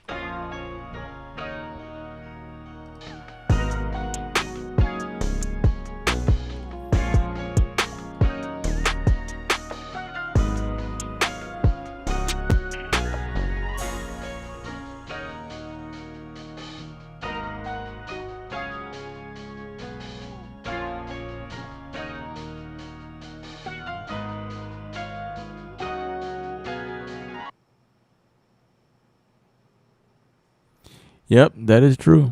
That's what happens when you wake up at night and you know, you went to sleep like 5 hours ago, bro. And then you was like,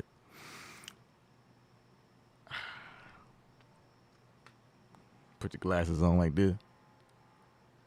I don't know if you wear glasses, but that's just in my head right now. Get the phone. Like, what? Elip's still live. Hold on a sec. I'm like, hold on. Where this beat come from? How did I miss this one? Man, I gotta go back and rewatch like how he did all that. Like, what?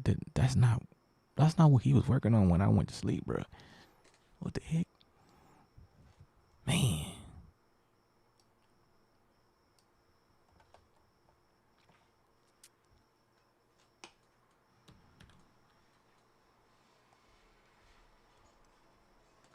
I did a straight marathon for real. Like, how long we been streaming? We've been streaming for a very long time, bro. What is this? 6 hours. We almost at 7 hours, man.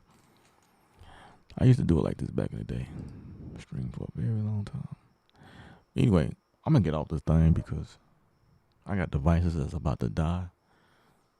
And and I ain't gonna be able to see no comments no more.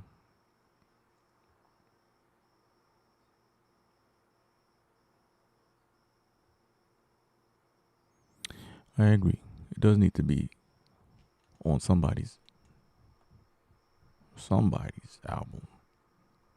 I agree.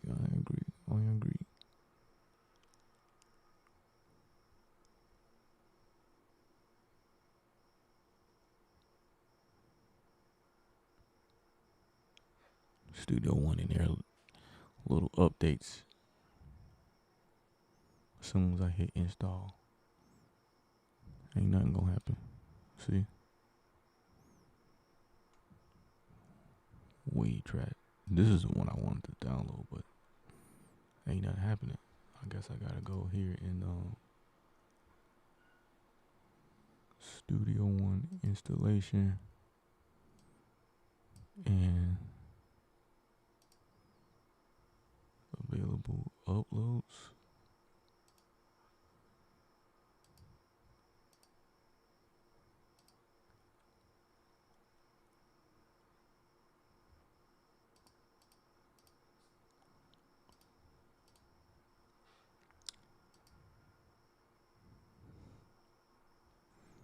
I don't know. I may have to go inside my Personas account and download whatever that is. Alright, y'all. Very seldom I really be feeling like stuff I be doing. This one I'm feeling I need to just tweak it a little bit more to get it to,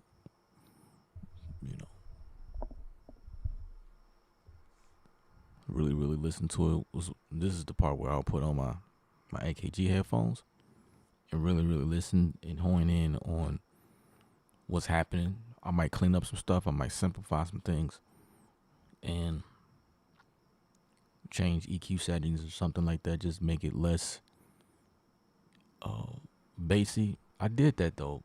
So we're in the RAM, the correct RAM of things in terms of frequency. So nothing is clashing or whatever. So we turned the bass down some because it was there. That's after I slapped that Lorison on there, the Lorison Master.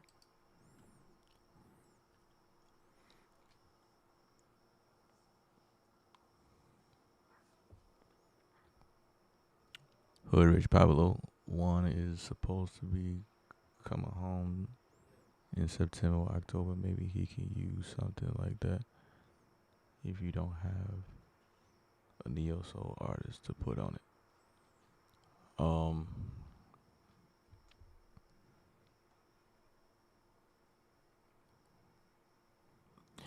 Off the top of my head, I don't know who fits on here, so it's not going to be something I submit immediately. Well, not to anybody I know immediately. I'll have to sit on this and see who this will fit. I'm more likely I will have to come in and redo the sample.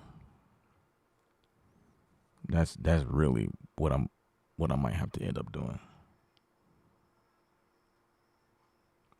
Redoing the sample because I can't let this fly if it get placed.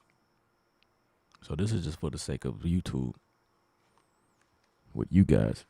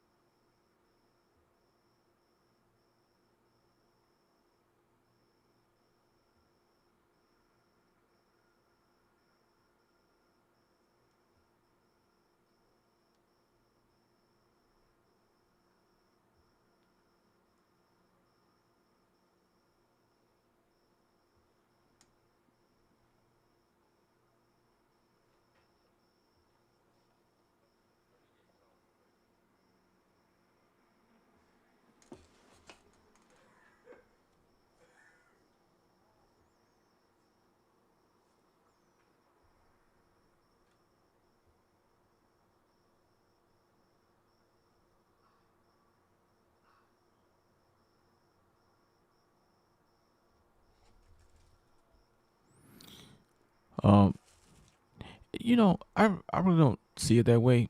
It's just um, say that's a challenge when you make a beat so good you don't know who to send it to. I don't really see it that way. Uh, I Because of who I am, like in terms of like my style and my versatility, I know that everybody don't fit my style. Everybody not gonna vibe with what I'm doing, which is why I'm always looking for different type of artists that can fit in those slots. Like artists that think outside the box, you know, artists that can hear what nobody else hear. I'm always looking for those type of people to work with. Um, when you're working with a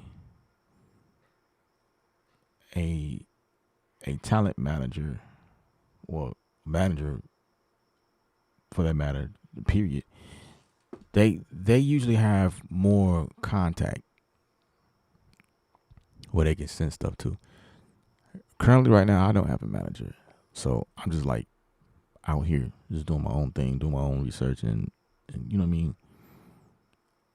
I am I am still signed to a publishing house.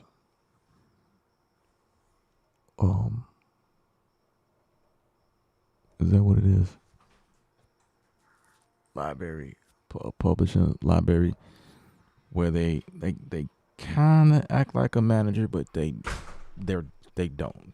It's not their title, But because of because they have a pool of music and people they work with, different TV shows or whatnot that they have a relationship with, they usually can submit to different networks that's looking for certain things. That's kind of where they specialize in. But I'm looking to switch things up anyway, so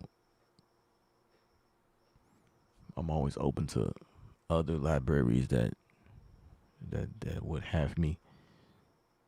I guess I need to do some research and figure out how I can make that happen. So I definitely need to switch up some things. Yeah, it's time for something new. More opportunity. Michael. Yeah.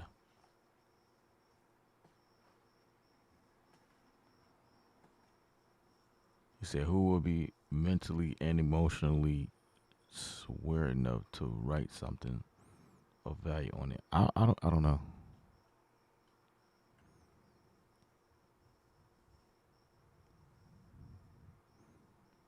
I don't know.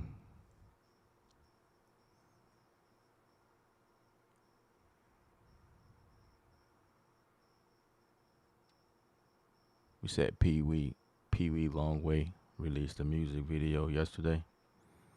So I don't know if he's released yet, but those are guys from Atlanta that could use music. Maybe I don't know them personally. What's good, Michael? MYK. Michael Roberts. Bro.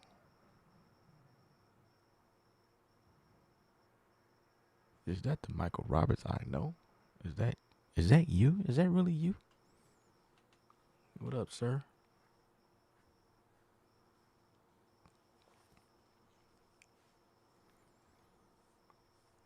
Yeah. I just make the music, I just make the music. The other part, figuring it out who to send music to is really not my forte. You say, yup, that's me. I'm me, bruh. It's me in flesh, brother. It's really me. It's me. It's me. What's up, bro? How you feel? Are you familiar with Hazilo? I don't know if I probably said that wrong. He could use some music. He's down in Port Arthur. He's on YouTube. No, I'm not familiar with that name. I am not familiar. When you say someone needs music, you got to be specific. Because I don't know their style. I don't know. The cool thing about what I do is that I don't only cater to one audience. I come up and do stuff crazy. Like this one right here, like my boy 2 Nickels. He called it when he was like, this is a L-up, like from back in the day. Because 2 Nickels been following me for a long time, and he knows, like I used to produce stuff like this all the time on the channel, like R&B type stuff. And I just kind of deviated away from it from a long time, like been doing other type of music. I be watching all the time, boss. Man, I appreciate it. What do you like through Facebook? Or you actually be on here on YouTube? Are you one of those ones where I be like, man, talk to me. What's up? Let's have a conversation. And then you really don't say nothing because you just be incognito in the background. Like, nah, man, I'm just gonna be here. I'm a ghost. I'm just here. I didn't come to talk to you, brother. I just came to watch the channel, man. That's it. That's it. 2 Nickels. This is probably a L-up 2.0, bro, because like this is more of a polished sound. But that sample is crazy, bro. That sample is what took it up a notch. Yeah, Facebook. All right. That's what's up, bro. That's what's up. I appreciate you, man, for tapping over on the YouTube side and making your presence known. Yeah, man, you welcome to say things to me, man. You welcome to make your presence, make your presence known here, man. You are welcome to do that, sir.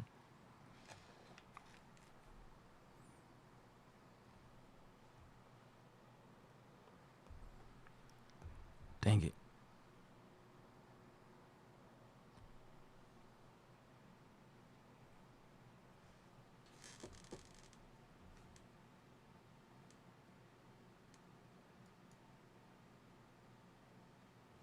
This man said Pimp C.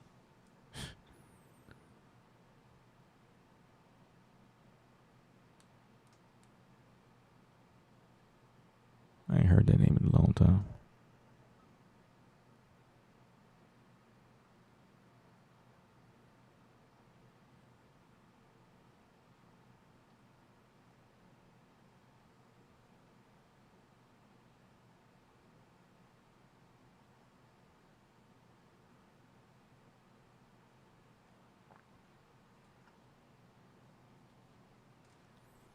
Let's see. Do I have the other track still going?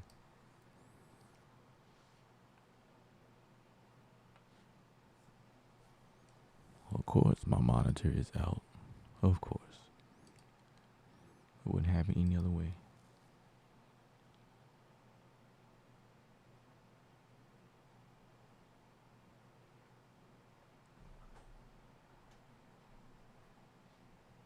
I appreciate that, 2 Nickels.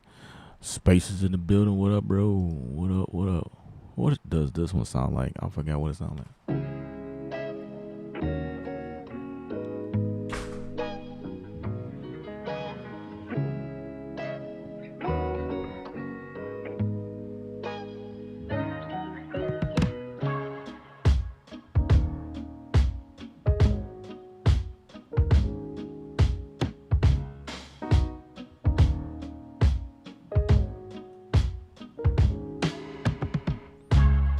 make the bottoms a little heavier. That's what will glue it to me.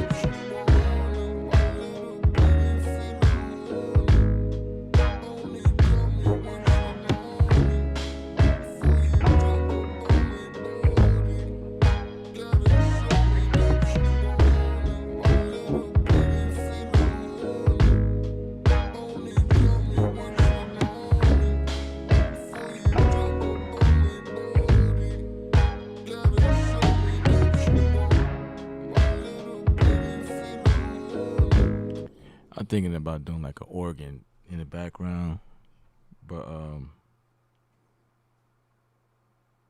it you will know the organ is there, but it's more like a presence. I feel like that might do something for me. But I'm probably not gonna do that right now. I don't want to listen to this one again.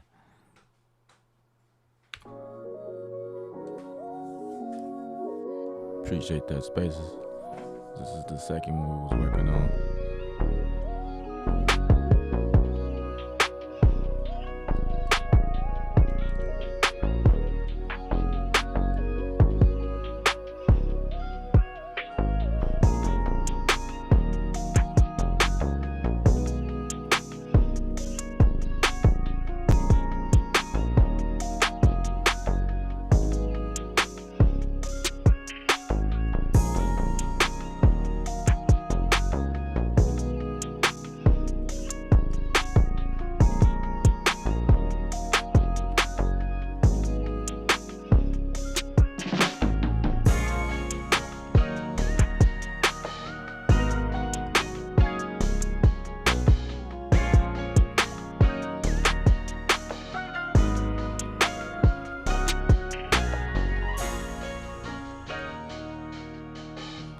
Dude, that's crazy to me. I had to let the sample breathe.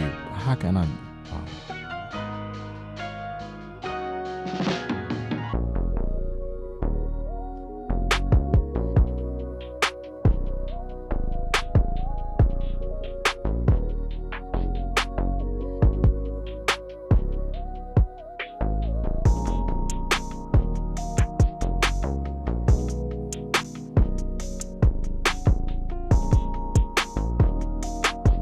Said Keith Sweat. Man, who are you? Dude, you got an old soul.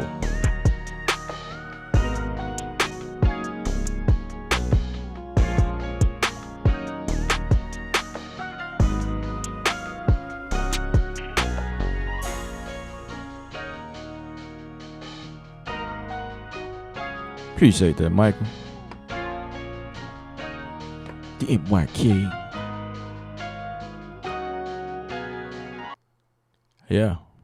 Yeah. This one, oh my gosh. If you was to ask me what I like more, I couldn't even tell you. I like them both equally. The other one, I still need. You can tell when something is done and when something not. And the big thing for me is usually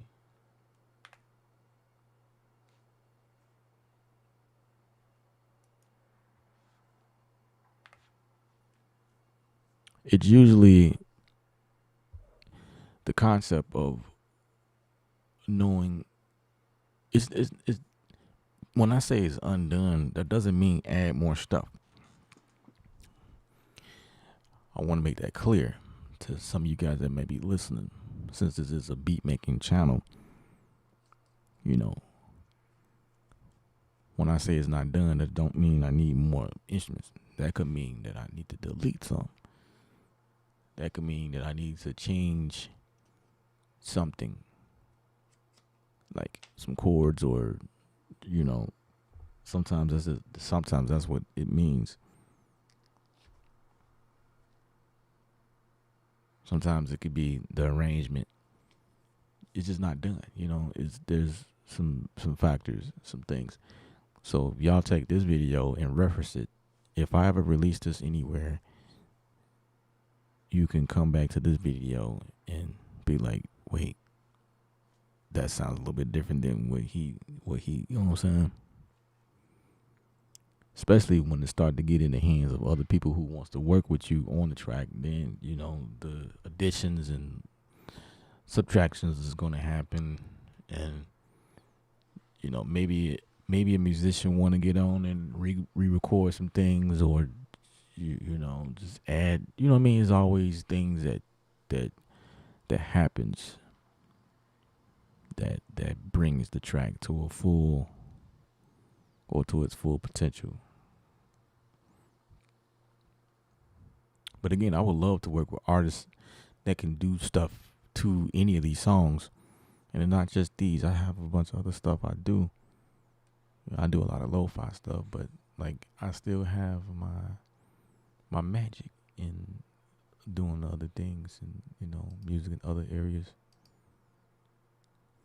So don't get it twisted. Don't get it twisted.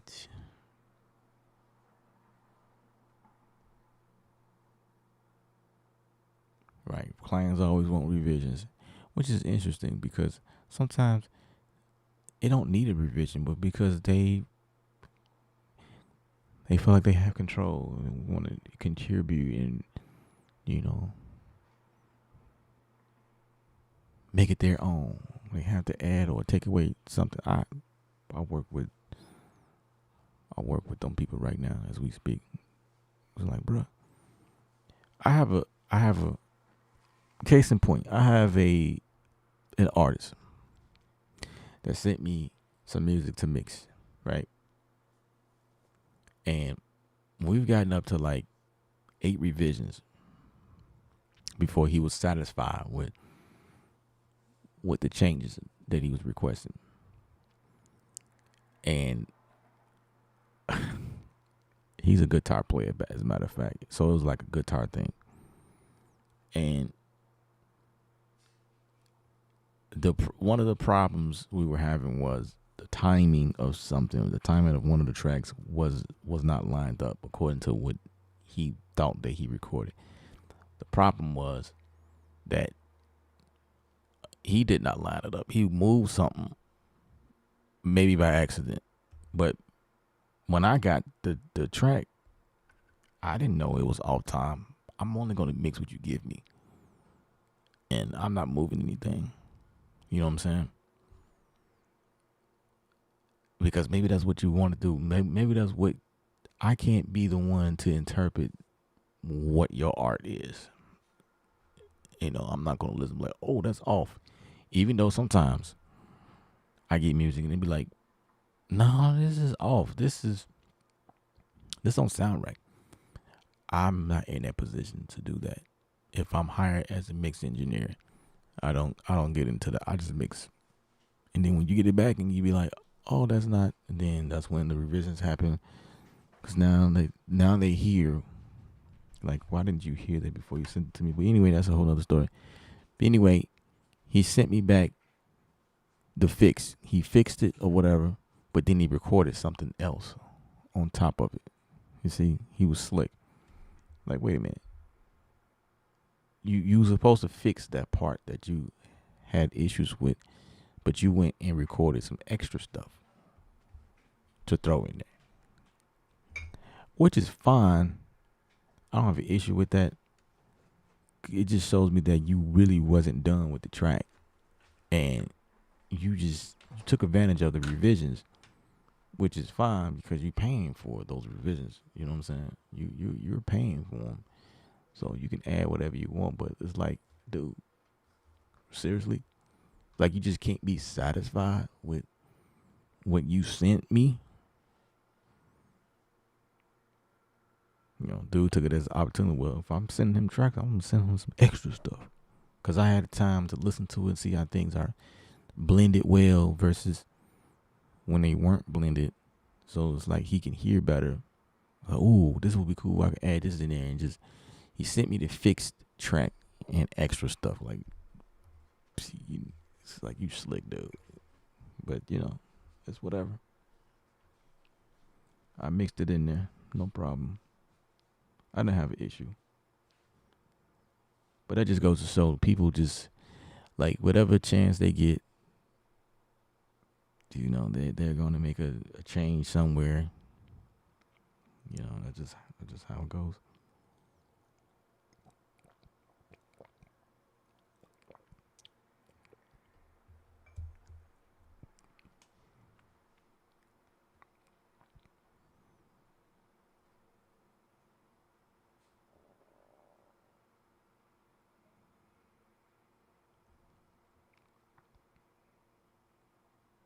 What's my take on outboard processing?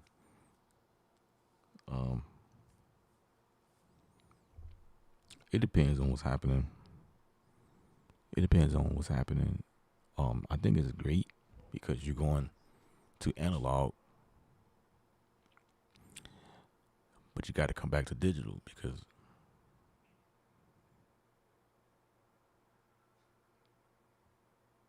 that's how you know, you bounce down and get it up and send it to people or upload it to whatever. It's got to be converted to digital anyway. But for you know, I don't think nothing wrong with it. That's what the industry does. Ain't nothing wrong with that. That's standard, you know. All this computer technology happening right now, yeah, that's great. You do all your stuff, you know, all your beats or whatever on the computer. And then in some cases, people are doing everything physically with outboard gear. They don't even touch the DAW no more. That's where a lot of, this is where the industry is trying to head. They're trying to go back to that authentic sound, that organic sound.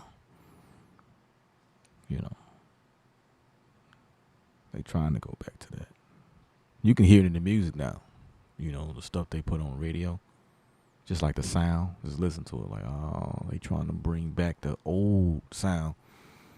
And so just imagine what they're doing in terms of processing. They're certainly utilizing old gear or vintage gear.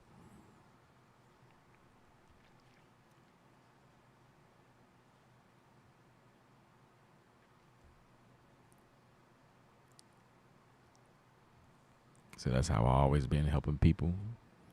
Hey man, we're gonna put that on the screen. I like that. We gotta put that on the screen, that boy. Helping people with anything they need. You are correct, sir. No doubt. No doubt. That's what made the stream long.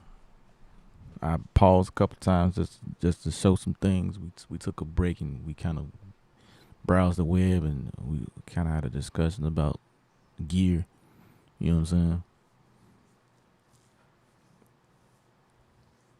You know, I'm on here showing my process of beat making, but you know, I'm not always talking about the internals, the inner workings of music, and you know, the different perspectives, and you know, the stuff in the background that happens. No one really talks about that. You know, making beats is cool, but like, you know, what about the relationship with the artist? You know, stuff like that. You know, what was some of your favorite moments, or what was your worst moments? You know, things like that we get into here and there, and we talk about those type of things. You know, that's what this channel is here for, man. It's just, but you know, with y'all that's watching currently, I already know ain't nobody gonna come back and watch this video. It's too long. People's attention span is too short. Dude, we've been on this stream for 7 hours. We've been here, and I appreciate you guys for hanging with me. You guys are solid. Y'all on my rock. Appreciate it. Again, to DL, thank you for the super chat earlier. That was when it was light outside. The sun was here. Everything was different. We still on the stream. It's like the next day, bro. Wow. It's 12 a.m. my time. It's 12 a.m. We already in the next day. This is crazy. This is crazy. So crazy. So crazy.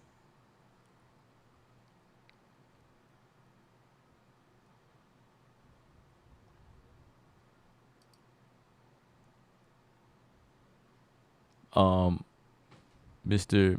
Myro, I'm on Facebook now, so I'm seeing some questions you asked. You said, what platform am I streaming on? I'm using Ecamm, and Ecamm is pushing to YouTube, Facebook, and what's the other one? I forgot the other one. Yeah, it's pushing to several places. Yeah, so man, 23 comments. What is happening?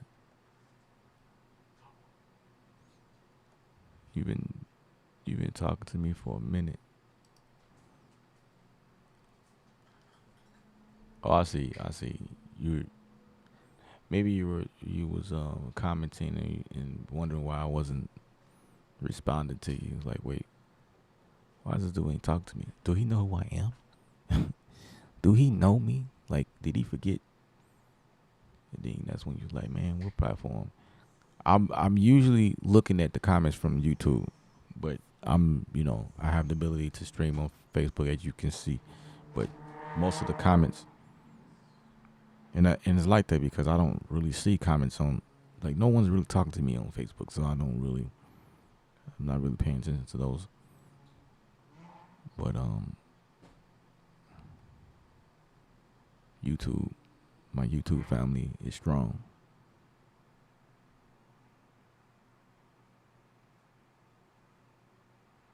Two Nickels say, make sure y'all hit the Discord.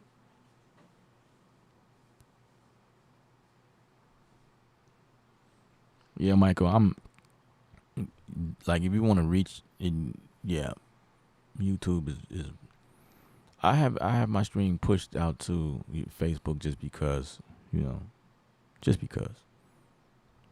it's like a great way people can just see what I be doing, showing people stuff, like people that's not on YouTube, that's kind of like, that's the concept there. But YouTube, like, everything is strong on YouTube. The interaction, the the subscribership, the just everything that I do is really, really strong on YouTube. So make sure y'all subscribe. Be subscribed to the channel. Hit the thumbs up on the video, because it really helps me out. I really appreciate that, man. Straight up. I'm not gonna ask y'all to share anything, but I ain't gonna say no. If y'all want to share this video, it's too long. People are like, what is this guy? What is he doing?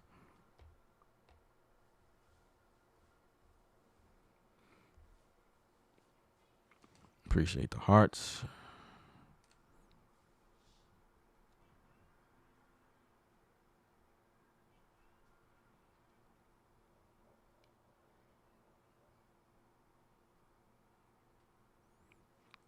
I will be streaming again, probably in another few hours. I'm gonna take a break. I'm gonna get some sleep, and I'm gonna be right back in y'all inbox, right back in y'all notification section. Like this Elif guy, he is on fire. I will be doing more things. I got a little time now, for a short period of time. So here we are. Let's play that track again, man.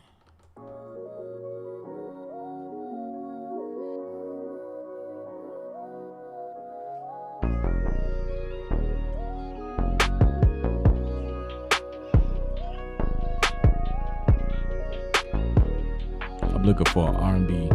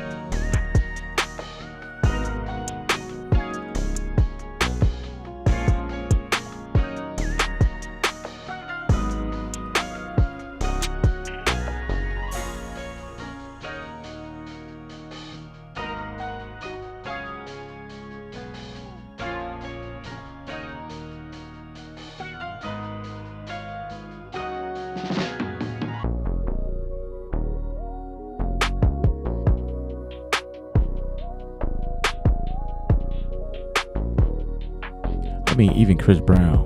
I can hear Chris Brown on this.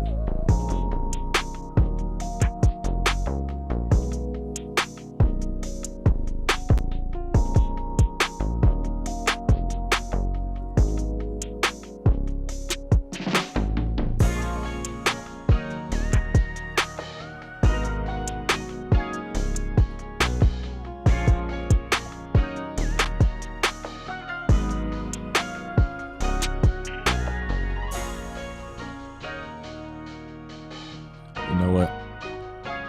I kind of know who I'm going to send it to now.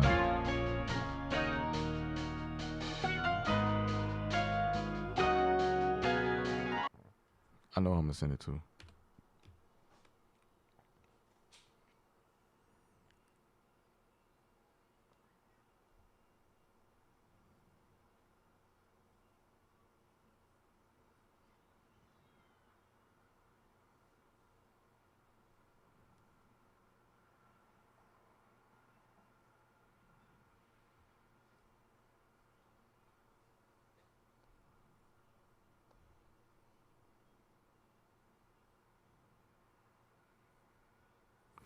All right, y'all. That's it. That's all I have.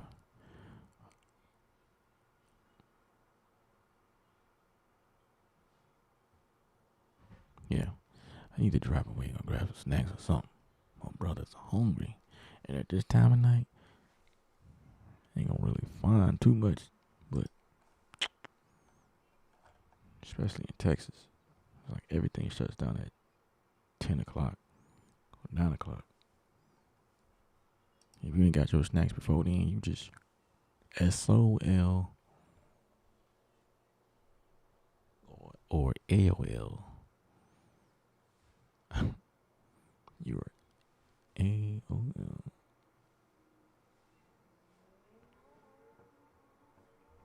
Ass out of luck. That's what that is. That's what that is. Alright. We out, guys. Remember, live your life. Governed by art.